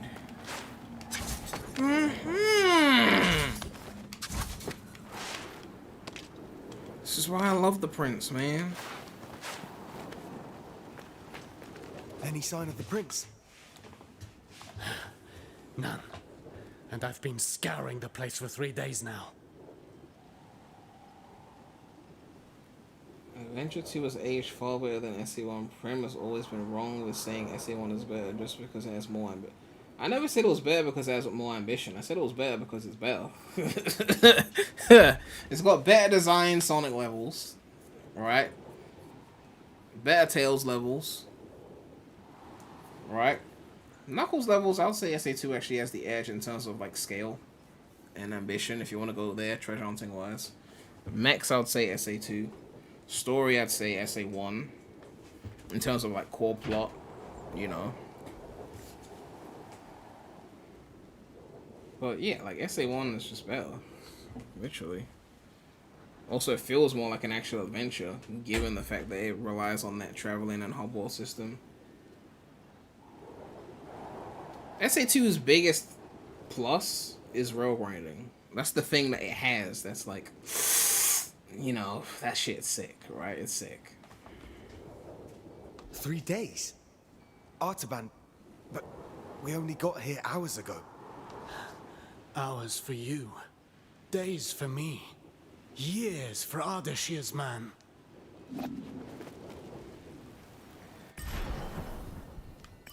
Okay, there's a tree there. What's that? Respawn point. Have we even unlocked fast travel on anything yet? I don't think we have. Okay, let me get this tree.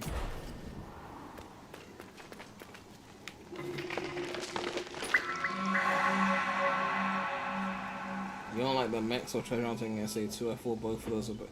I think mechs are better in SA2. Especially Eggman's levels. He had that one level with the butchered gravity. That shit was goated.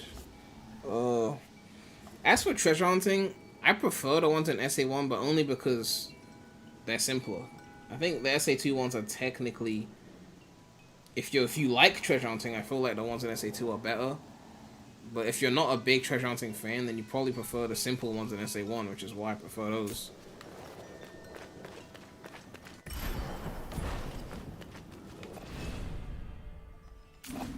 And this is where we came from to start the boss in the first place. Where we're supposed to be going is down, because we can't get there.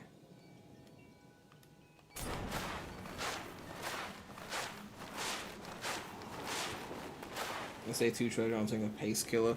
Well, that's the thing, as I said, like, if you like treasure hunting, then the SA2 ones are actually better. But if you don't really like treasure hunting, then you'd see it as a pace killer. So for someone like me who doesn't really like treasure hunting, I would just rather play the ones in SA1 because they're simpler. But I feel like they actually did a better job at making, you know, treasure hunting levels in SA2. It's just that people didn't want them.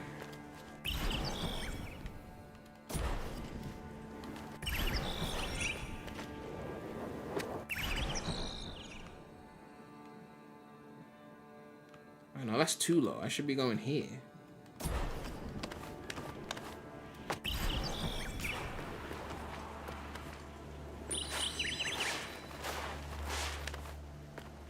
The space though, I mean, Mad Space and Meteor Hood for me especially. Meteor Hood was the reason I didn't beat the game as a kid, so I was never good at finding things. I've always preferred like more linear shit anyway, so it doesn't really surprise me. Okay, we can't go this way.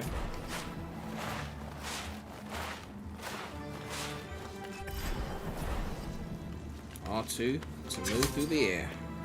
Do I have to hold it? Okay, no. Hold on. Nice. Now, give me my jewelry. Don't take my shit. You despawned my shit, bitch. Ah, oh, this is what we're here for.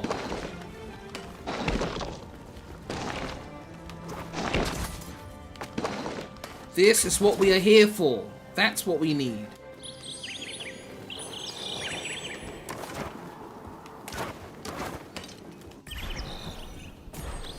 Ouch. Why did I do that?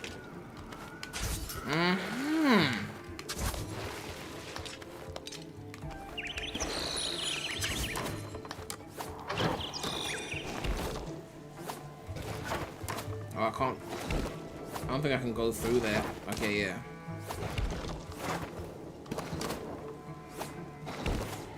Now. There.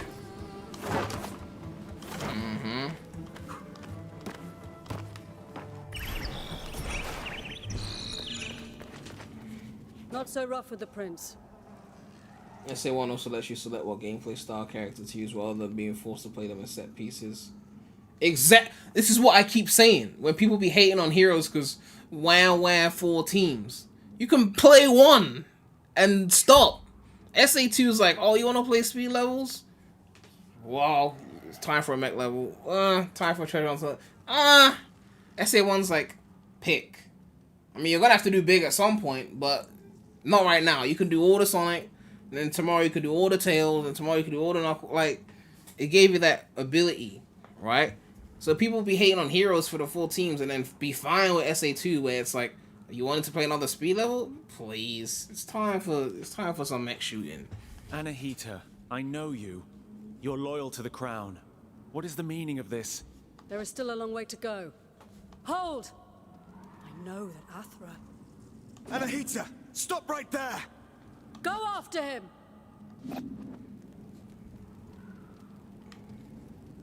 Go after him? I thought you were coming after me. Where you at? Took your sweet... Bit, what? Can you... I'm in the middle of fighting here!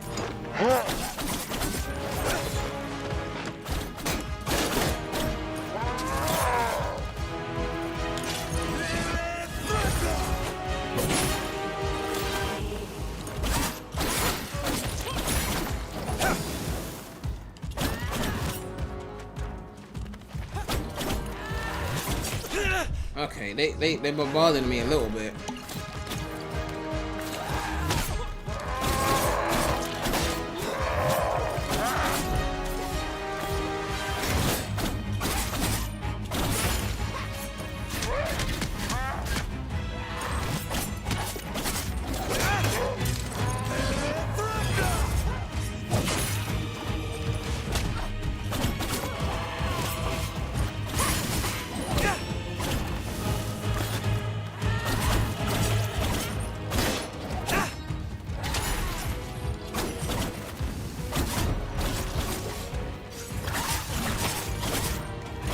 You on my side? There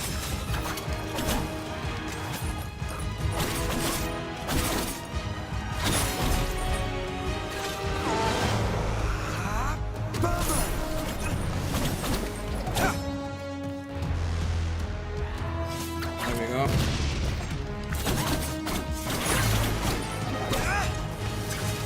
Hassan and Anahita. They were above us a moment ago. I find it weird that Team Rose is easy mode, but the game doesn't really tell you, so most people finish the game or something. No, they tell you, because if you look at the top right of the menu, you can press the Y button, Xbox Y button, and Omochai will tell you how each team is. They'll tell you that Team Sonic is the default, Dark is hard, Rose is easy, KLX is mission. Now, it could have been clearer, sure, but I think even if it was clearer, people would still pick Team Sonic because, well, they're Sonic, right? People want to play as Sonic. You know. I see. They must have gone up west. It's strange. It's a maze here, but I feel I've walked this path before. Aram? Are you all right? Yes, all is well. Here, take this. I don't want to lose anyone to this place. Hey, ring gang. Hey, ring gang. Hey, ring gang. Flowencast donated $1. Man, I'm losing my voice. Said, I've seen all the John Wick, Mission Impossible, Star Wars, MCU, and most of the Bond movies. I'm a huge movie buff. And Sonic Adventure 2 is one of my favorite action films of all time. I will not explain further. If you know, you know. I don't know. Okay, I don't get what you mean. But thank you for the donation. Are you trying to say that SA2's story is better than John Wick, Mission Impossible, Star Wars, MCU, and James Bond? I don't know where you're going with that. Like, what is the thought process here? Team Rose just feels like the most pointless of the three. I don't see how it's pointless. It's an easy mode, right? That was the first team I beat, right? After I obviously started with Sonic like everyone does, and then I kept fucking up on Power Plant because of the lava section. That's when I eventually went to Team Rose. In fact, I think I even beat the Power Plant section on Team Dark first because the Team Blast stops time and makes it easier. But yeah, Team Dark has the best Power Plant in the game, for the record. They have the best Power Plant. Their shit's goated. There's a few levels where Team Dark is better than Team Sonic, and Power Plant is one of them. There's another one, but I'm kind of blanking out which level it is. I need to jog my memory on that. But I know that Team Dark has the best Power Plant.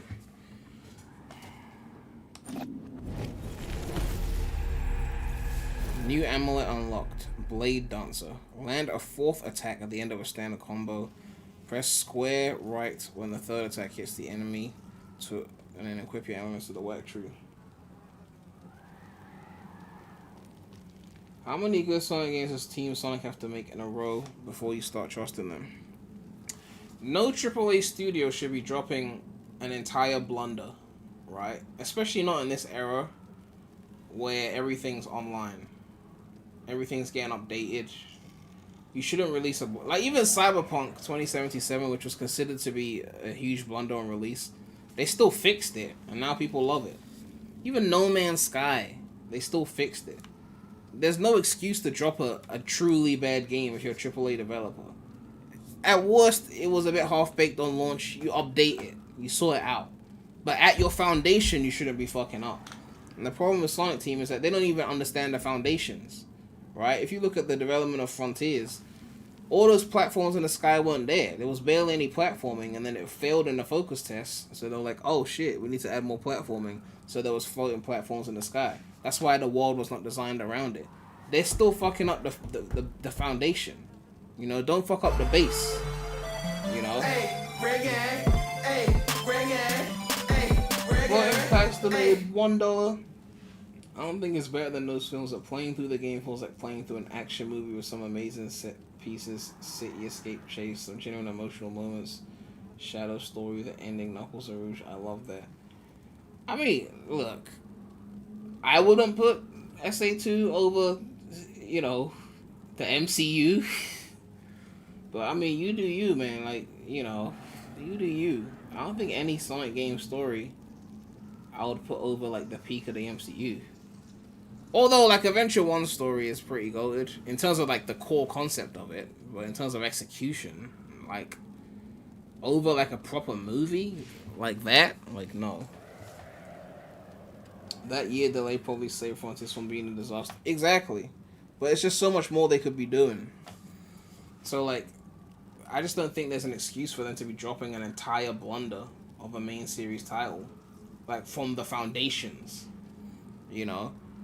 Because, like, even 06, which was their first major blunder, was on a console that supported DLC and updates. They could have patched 06. They chose not to. It wasn't on the PS2, where it's like, no one's connecting their shit to the internet. It had an Ethernet port, but people weren't using it. It wasn't PS2. It was PS3. They could have been like, we're patching this game.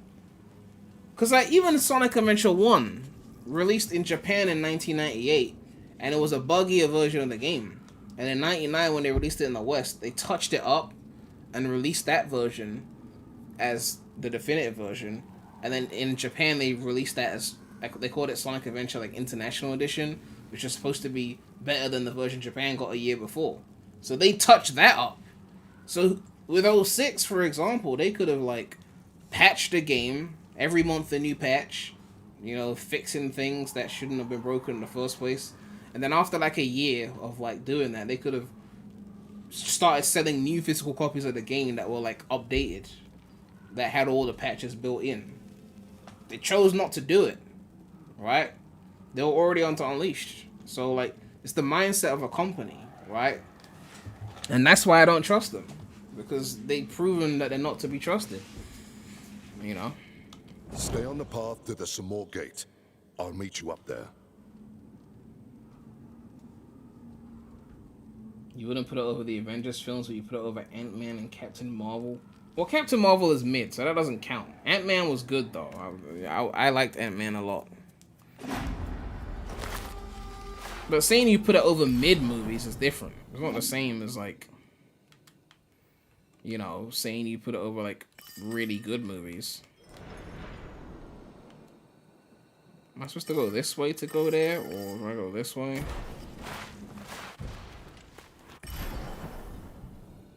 Alright.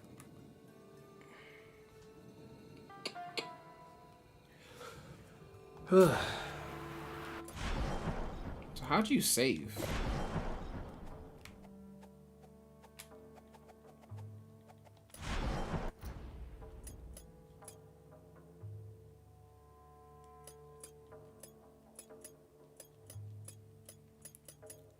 So I just got the first power.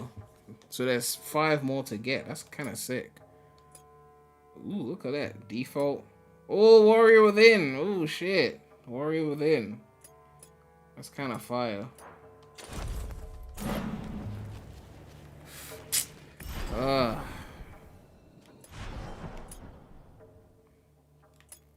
Main quest. Side quest. Why give me a menu of the amulets if I can only go to the special tree to change the amulets? Ugh. That's pointless.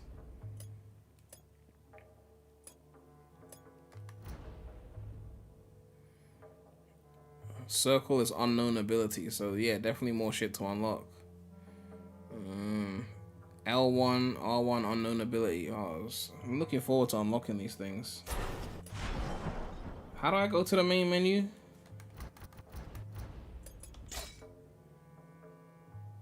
You lose your progress since the last save 15 minutes ago. Hold on.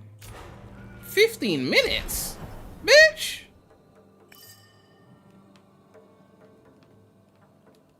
Give me 15 minutes. It doesn't save every time you do a bunch of shit.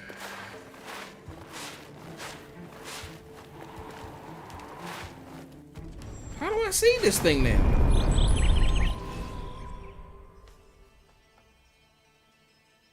Sonic Dream Team set a better foundation than Frontier. Literally, Dream Team had a solid foundation. Of course, it was a low budget game, but the foundation was there.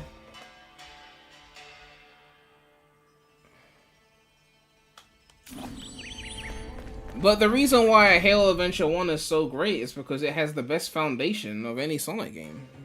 It is, like, foundationally, SA1 is like the core of what Sonic should be. If you made SA1 today, but with a bigger budget, maybe make big story optional, right? That's a great foundation for a Sonic game. Right? Like it is. You got playable characters, but each character's got their own story, so you can play the levels you want to play. You know, open world, not open world, like hub worlds, adventure feeling. The foundations are all there. You just add in a few elements from SA2, like the balance bracelet, rail grinding, you know, things like that. But the foundation of SA1 is like the most solid Sonic foundation. I'd even argue 06 to some degree as well. You had 3 stories.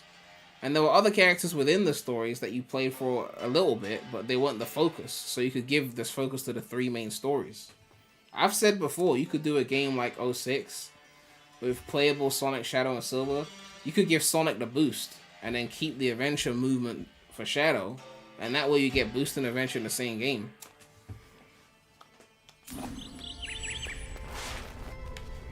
He is coming. Huh? He wants to lock us up. Want to lock us up? I ain't trying to do another boss right now, so can I just like... Can they just take me to a save point? I don't... Where are this... What is a save point? I don't even know what the save points are.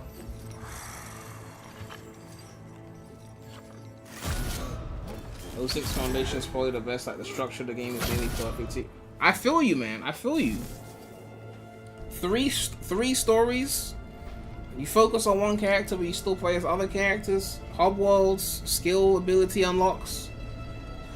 You know, I think in terms of structure, 06 is the best foundation. In terms of like mechanics and movement, SA1 is the best foundation.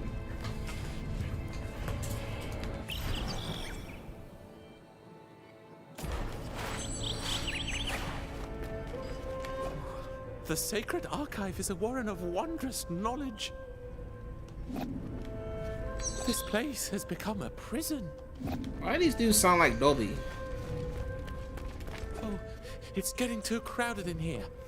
Dobby doesn't like crowded places. Hey, hey, hey! You trying to help me now? I thought we was cool. I thought we was cool. I'm burning.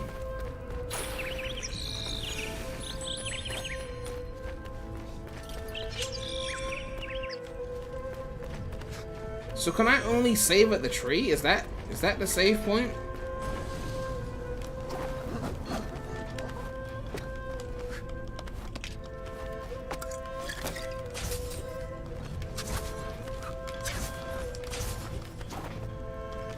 You can be stylish with that shit.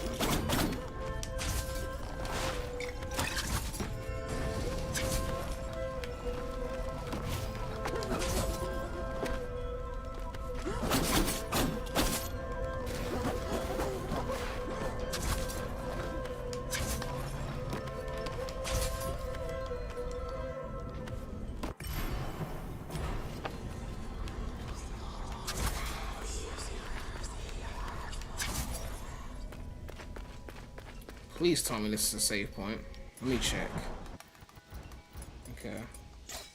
19. Okay. If this is a save point, then we'll end here.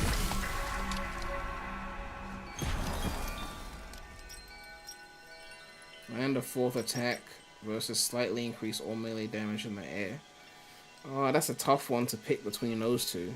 I do like the extra melee damage. But I mean, a 4th attack. Try that. Please tell me that's the save point. Okay, that is the save point. Alright, cool. Ugh. I'm having fun with the game, man. It's a fun game. Thankfully, the prince did not disappoint. Thankfully, it did not disappoint. I was afraid it would. Does it have a password saving system too? It's that Metroid bullshit, right? Just like, you gotta get to a designated area, like the Souls shit. Like, that way it's, you know, tougher. You know.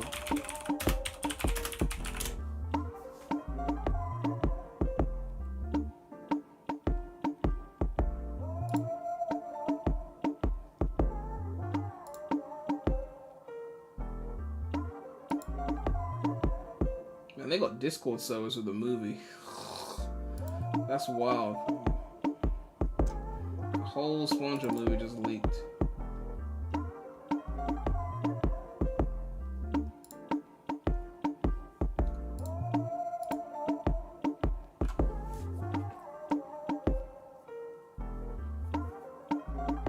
The point of the genre is that you can't save. I don't really get the appeal of that, but if it works for you lot, then, you know. I feel like I like this game in spite of it being a Metroidvania, not because of it being a Metroidvania, if that makes sense. I like it because it's Prince of Persia, and it's got the mechanics and the abilities that make Prince of Persia fun. Not because I have to search for where to go next. I would have been perfectly fine if it was a mostly linear game, like the majority of Prince of Persia games. But they had a little guided mode in there, so you know where you're going next, which I think is a good thing, because they know that a lot of people like me are not going to want to sit there and try and figure out the next place to go. Like, that's the kind of shit that makes you just close the game and be like, I'll deal with that later, and then later turns into you never finish the game because, you know, time passes and life gets in the way.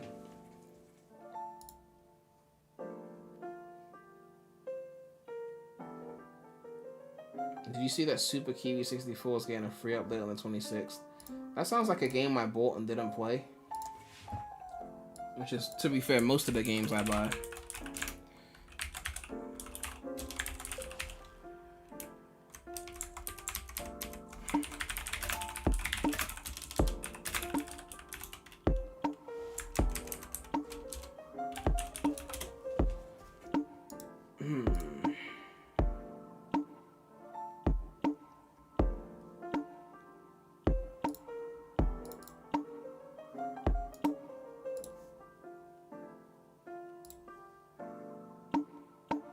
A 30-minute short game. Kind of like Tori, right? That was really short.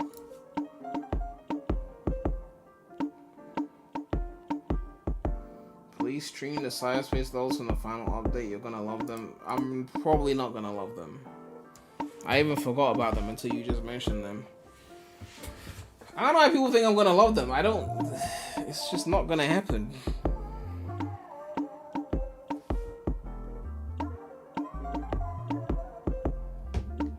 don't see any Prince of Persia in there. All the moves copied straight from Castlevania.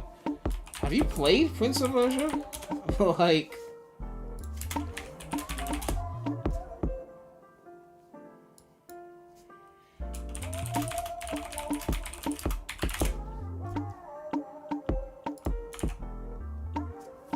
You got the poles, that's Prince of Persia. You got the spikes, that's in Prince of Persia.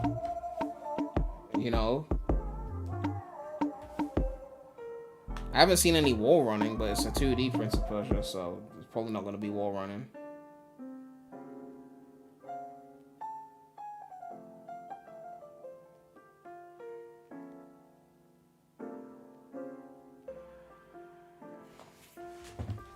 Why don't you give them a shot? It's time for you, bro. Let's stream something new anyways. I just don't be wanting to stream that much Sonic shit, you know? I don't know, man.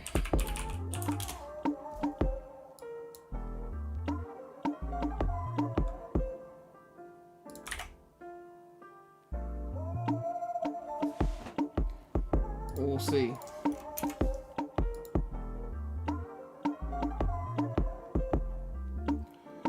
I don't know what I'm gonna be streaming this year. I mean, what are the big games coming this year? New 3D Mario, I mean, that's getting streamed. Like, that's just a given, right? That's game of the year most likely. What else big is coming this year? Is Crazy Taxi coming this year? It seems like Jet Set is their first release, but nothing is confirmed at this point, so I don't really know. But yeah, this year is definitely like the calm before the storm. It feels like. But if we do get like 3D Mario in like October or November, according to Zippo, they already finished the game, which is wild.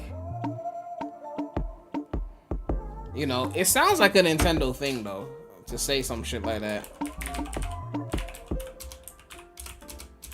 It's definitely some Nintendo shit. But the way he said it was just like, man, like imagine if Sega was like that. It said, where is it?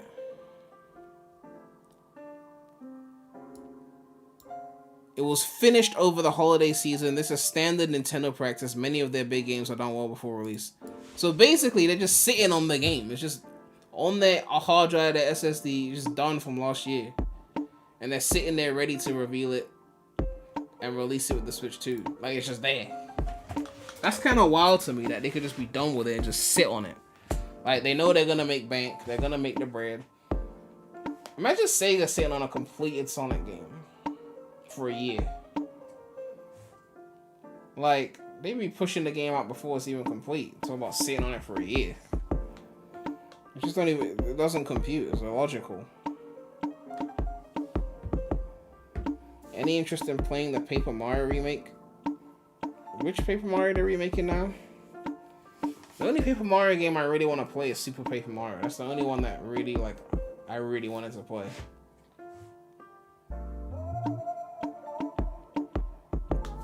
Oh yeah, Penny's Big Breakaways this year.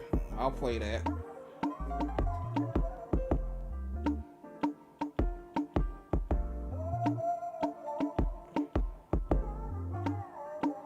Thousand Year Door. Did they reveal that, like, trailer, like, gameplay? Like, is that, like, or is it just, like, we know it's happening kind of thing?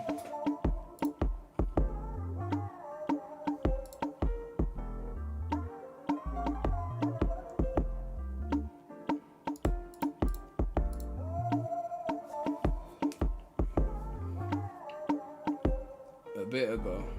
I might check it out, we'll see. But as I said, I'm very, like, I don't want to spend too much on Switch games. On the off chance that the Switch 2 is not backwards compatible and they want to resell you games, I just don't want to start pumping money into a bunch of Switch 1 games. I don't know. I just feel like they'll do some shit like that. I mean, the leaks are suggesting it's backwards compatible. I've got digital games on my Switch. If it just carries over to the Switch 2, then cool. But the last thing I need is some kind of bullshit where it doesn't carry over. Like, Nintendo feels like the kind to do some shit like that.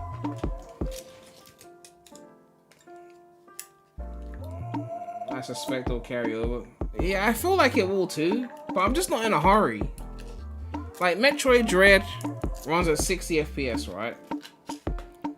But there's other games that maybe don't run at smooth 60 that might get enhanced for Switch 2. And it's like, if they confirm backwards compatibility, then I'll buy all the Switch games. But like, it's getting to that point where it's like, we could have the Switch 2 in our hands in like 6 months. If I start buying games that I'm not even gonna finish, and then Switch 2 comes out, and then it's like, enhanced edition, this edition. You feel like the guy who bought Mario Kart 8 the day before Mario Kart 8 Deluxe got revealed, kind of thing, you know? Because even if there is backwards compatibility, they might still have an enhanced version that you gotta buy again, right? Will it be a $5 upgrade to the version you already got?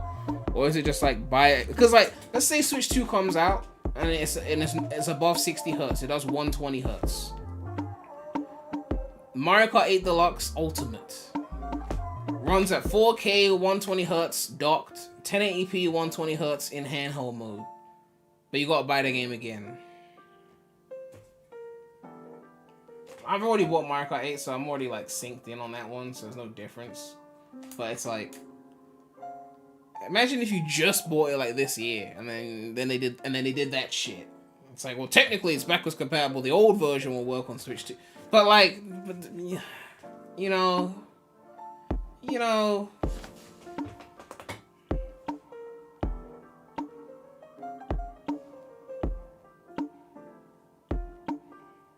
I don't think the Switch 2 will make as big of a splash as the initial. Well, I mean, of course, the Switch 2 is not going to outsell Switch 1. It's guaranteed to not outsell Switch 1. Guaranteed. Guaranteed. They got way more competition now. Handhelds are taking off. Handhelds are taking off. They have way more, like, Apple is trying to get games, like, proper games running on iPhone. And if Apple does it, then best believe Samsung and the other Android developers are going to follow suit. So now you're dealing with every phone manufacturer trying to muscle in and play console games. The Switch loses its selling point. I won't say it loses it, but yeah, you lose this uniqueness because other companies can now do it. So you got to deal with all of that, you know? So for the Switch 2 to outsell the Switch 1, I think it's highly unlikely. Highly, highly unlikely. You know, Steam Decks, handheld PCs, you know, phones playing console games. And if Sony does a PS5 portable that plays all the PS5 games in a handheld without streaming, I just don't see how Switch 2 outsells Switch 1. Right now, what I'm more worried about is the Switch outselling the DS. Now, it's possible that it could, but I have this thing called nostalgia, and the DS is goated, so I don't want it to outsell the DS. I want the DS to stay where it is, you know. Ideally, I want the DS to beat the PS2, but it's a bit late for that, I guess. I guess if they released the DS Classic, you know, like those updated consoles, if they dropped the DS Classic that played DS cartridges, then technically it's still a DS.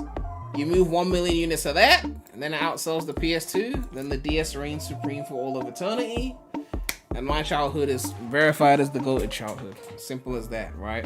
So I don't want the Switch to beat the DS.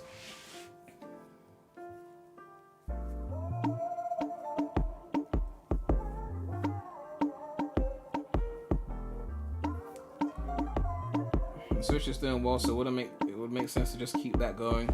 Yeah, I mean, I get that. I do get that. You know, I'm not saying they should go full gimmick again. I do think Nintendo should put more effort into VR, though. I'm not saying force it upon everyone's throat, though. Like, still have the Switch 2 be just like a Switch, but more powerful. But if you added VR stuff to the main releases as an option for those who wanted to, you know, buy a Nintendo VR headset to use alongside their Switch 2, I think that could be cool. You know? I feel like Nintendo do some really creative shit with VR if they really took it seriously. I mean, they've already got it in their theme park. Is that DS figure including DS Lite and DS? It's everything DS. It's everything DS. All these consoles include all their models.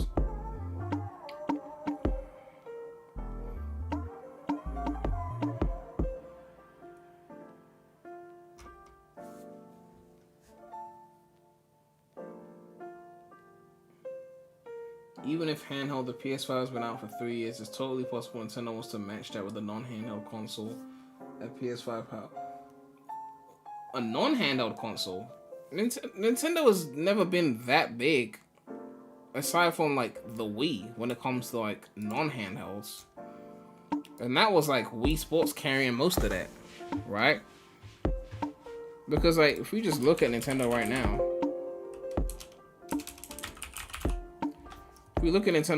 like after Wii, what's the next big one? NES? That was like the console that saved gaming. And that's like their highest selling one after the Wii. Everything else is low. Like, handheld was their shit. That's the one thing Sony just couldn't take. You know, the one thing Sony was never able to take was handheld. You know? Now, the fact that the Game Boy sold more than the PS4 is kind of wild when you think about it.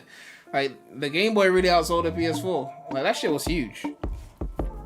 For years upon years, parents would only refer to every single handheld device that their kids are playing as the Game Boy. Turn off the Game Boy. Mom, it's a PSP. We don't use that anymore. Oh, God.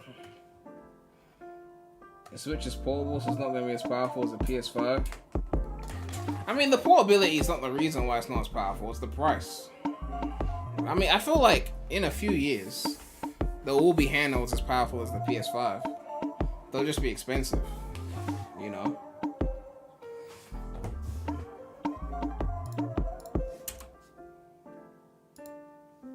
Anyway, I'm doing the long outro thing again, aren't I?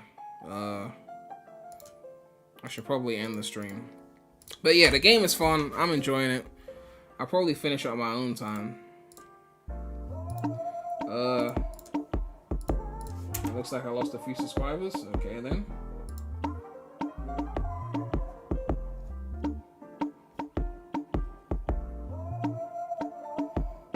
After the complete butchering of Frontiers on the Switch, I cannot say the Switch's power is great.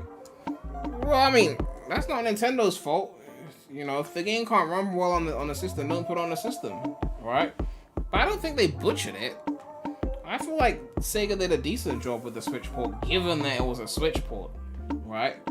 It was a mostly stable 30 FPS, right?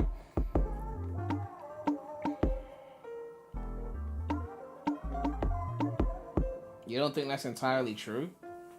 How so? I mean, in a few years, why wouldn't you be able to make a handheld that's as powerful as a PS5? A PS5 is a $400 console, right?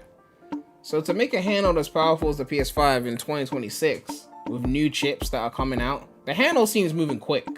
I'm talking about PC handhelds, right? All you have to do is throw more money at it, make a more expensive chip that you would never pay PS5 rates for, and that higher price would offset, you know, the price benefit, right? It's not going to be the same price, but you'll be able to get it.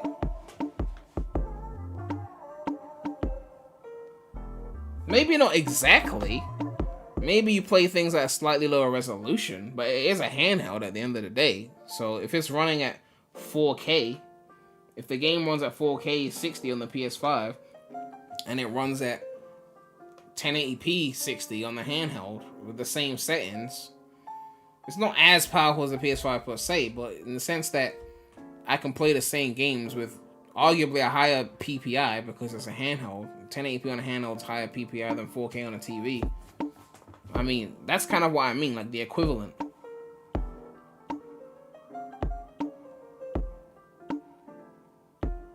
You don't get why Frontier's frame rate on the Switch is the worst compared to every other system?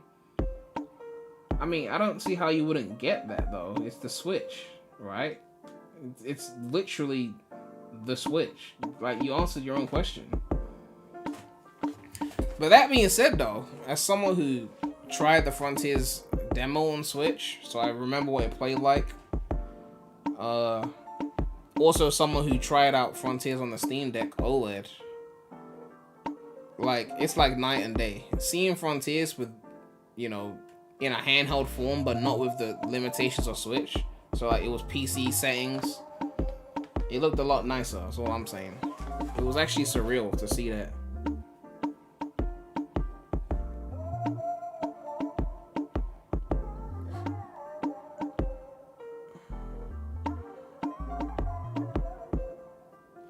I think it's totally possible that Nintendo could come out with a totally new console that is just a console, maybe as a handheld plug-in thing similar to a mix. The thing is, the traditional console is dying anyway, right? It's like, it's gonna be old. There's a good video that I saw on this shit, man. Let me try and find this shit. I watched it the other day. Let me see if I can. What was the name of that video? This video here, why consoles are going extinct. That shit. Watch that. Because, like, it explains it better than I can. Consoles are going. They're not going to be like, I'm not saying they won't exist, but they won't be as big as they used to be. Because I'm telling you, right? As hardware advances, people realize, oh, we don't need that anymore. Like, as someone who lived through the early 2000s, even 05, everyone had a desktop in their house in the West. Because, like, if you wanted to, like, check your email, do random things on the internet, you needed a proper computer, right? Laptops were shit in the early 2000s. People still had them, but they were jet engines and expensive, right? Everyone had a desktop. Then towards the late 2000s, throughout the 2010s, laptops got better. Then smartphones also came out. Then we got better data plans like 3G, 4G. Then all of a sudden it's like, I can check my email on my phone. I can go on social media on my phone. I can buy things on my phone. Why do I need a big hunky hunk of desktop? If I need a keyboard, I can get a laptop. And then the desktop died. And the same with the console, right? If your phone can play these games, like if Apple really gets what they want and AAA developers start putting major games on the iPhone, it's gonna be dock season. You know, it's gonna be dock season. It's gonna be like, okay, if your phone plays it, then you just put it on the fucking dock and then you play it on your TV. Then you take it out of the dock and then you play it, you know, with a backbone or whatever, right? Maybe you play it on a laptop, maybe you play it on a handheld, I don't know. But the idea of just having a box that sits there is gonna go away. It's not gonna be as popular. And even in the video that I just mentioned, they mentioned TVs doing it too. Like smart TVs, they got like chips in them. What happens when hardware gets so cheap that even your TV can run the game? So you buy one nice TV and it's got built-in hardware and you can run whatever game on it. It's like, why are we getting a console again? That's why Microsoft is doing all this Game Pass shit. They see what's happening. And that's why Sony didn't want these deals to go through.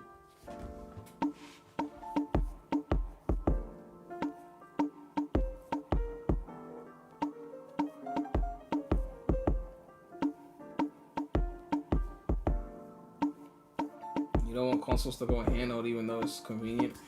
I mean, I just don't see why I need a big honky console when I can just get a handheld. I've always preferred handheld, to be honest. Unless the console looks sexy, then it justifies it, right? But, you know.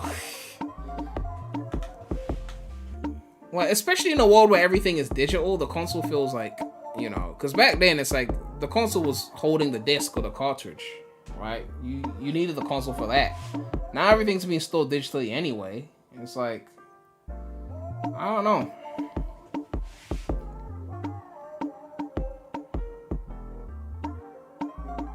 If you have a Samsung TV 2021 or higher, you can play Xbox Series X games on them with cloud gaming, and you just need a controller and a TV. Well, I mean, that's a start, but I think eventually they'll get to the point where it just runs shit, right? The shit will just be built in. Or even it could become like, you know, the Chromecast, right? You remember that shit. The console could turn into this. You know these things. I'm looking for one that's like this. So we used to use Chromecast, right, to stream things. You just plug it into the side of your TV. It will get to the point where the console is like some shit like that. A little tiny little thing that you just plug in. and you just connect your controllers to it, and that shit will store like terabytes of data, and then your games can run off of that. It's technically still like a console, but it's just, you know, a lot less going on in that little chassis. But that's what the advancement of technology does, right? It makes things run in smaller sizes. Like, you had big machines in like the 50s or 60s or whatever that took up whole rooms, and then we got desktops that was just like a box and a monitor. Then they put it in a laptop, and then they put it in the tablet and the phone. You know, and the same with like consoles, right? You got this big box. Now we got the handhelds that are playing console level games. Eventually it becomes like this. This could fit in a TV. So once it gets to like this level, if you want to take your PS5 on a trip, or so your PS6 or PS7 on a trip, it's a little thing. Just like, oh, okay, just take that out. Right?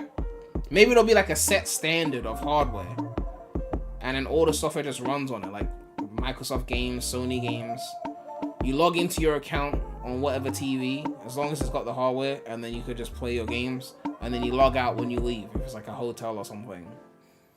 And then the TVs are just built with this built in. I don't know. The future looks very interesting. But if I don't end the stream, I'm gonna be here forever, man. So I think it's time to end the stream. You will see me soon, hopefully. People are sniffing for a direct soon, so if Nintendo announced that shit, then I'll be there. I don't think it's a Switch 2 direct, but it's like the still buy the Switch 1, please. You got games coming out, please. You know, I think it's that one.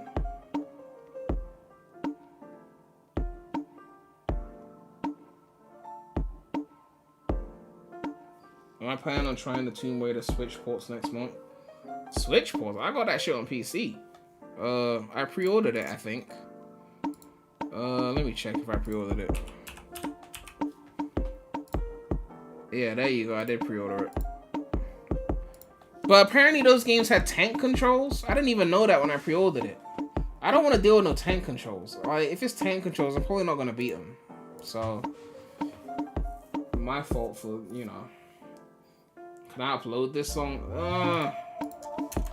And when you start uploading everything, then everything gets fucked up and then used, and then before you know it, you're getting content ID claims on your own shit. I had to stop using my old stream music because someone else made it and they started putting in content ID. That's why I'm using my shit now. They have updated controls. They confirmed that. Is this my beat? Yeah, this is my beat. I made this beat like 8 years ago.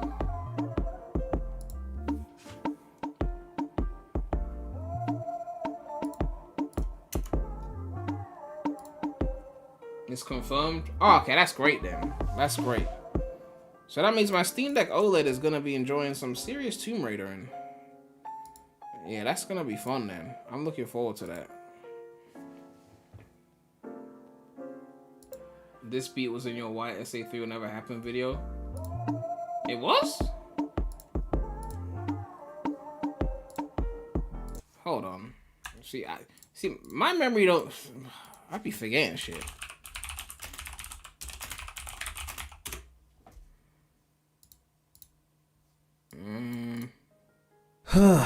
Oh yeah, it was in there. Hold on.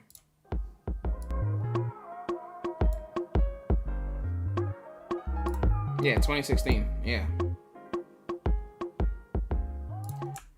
But I actually slowed it down for the version you're hearing now. That's why it sounds way more lo-fi.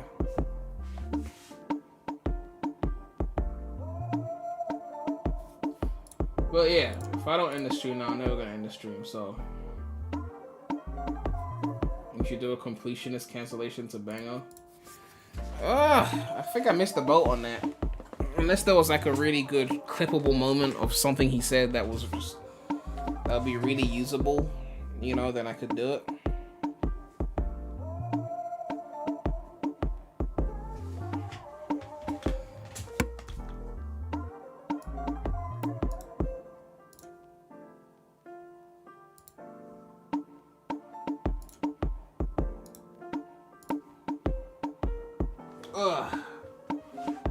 Okay, 4 hours, 4. Okay, I've been live for too long now. Okay. Thanks, everyone, for tuning in. Hopefully we get a Nintendo Direct soon. And we get some games to get hyped for 2024. Maybe they reveal the new Mario. I don't know. But yeah. Prince of Persia: The Lost Crown is fun. I'm enjoying it. But yeah, make sure to like, comment, subscribe, hit that bell. More content coming soon to the channel. It's your boy, remulous, Rem Gang. And I'm out.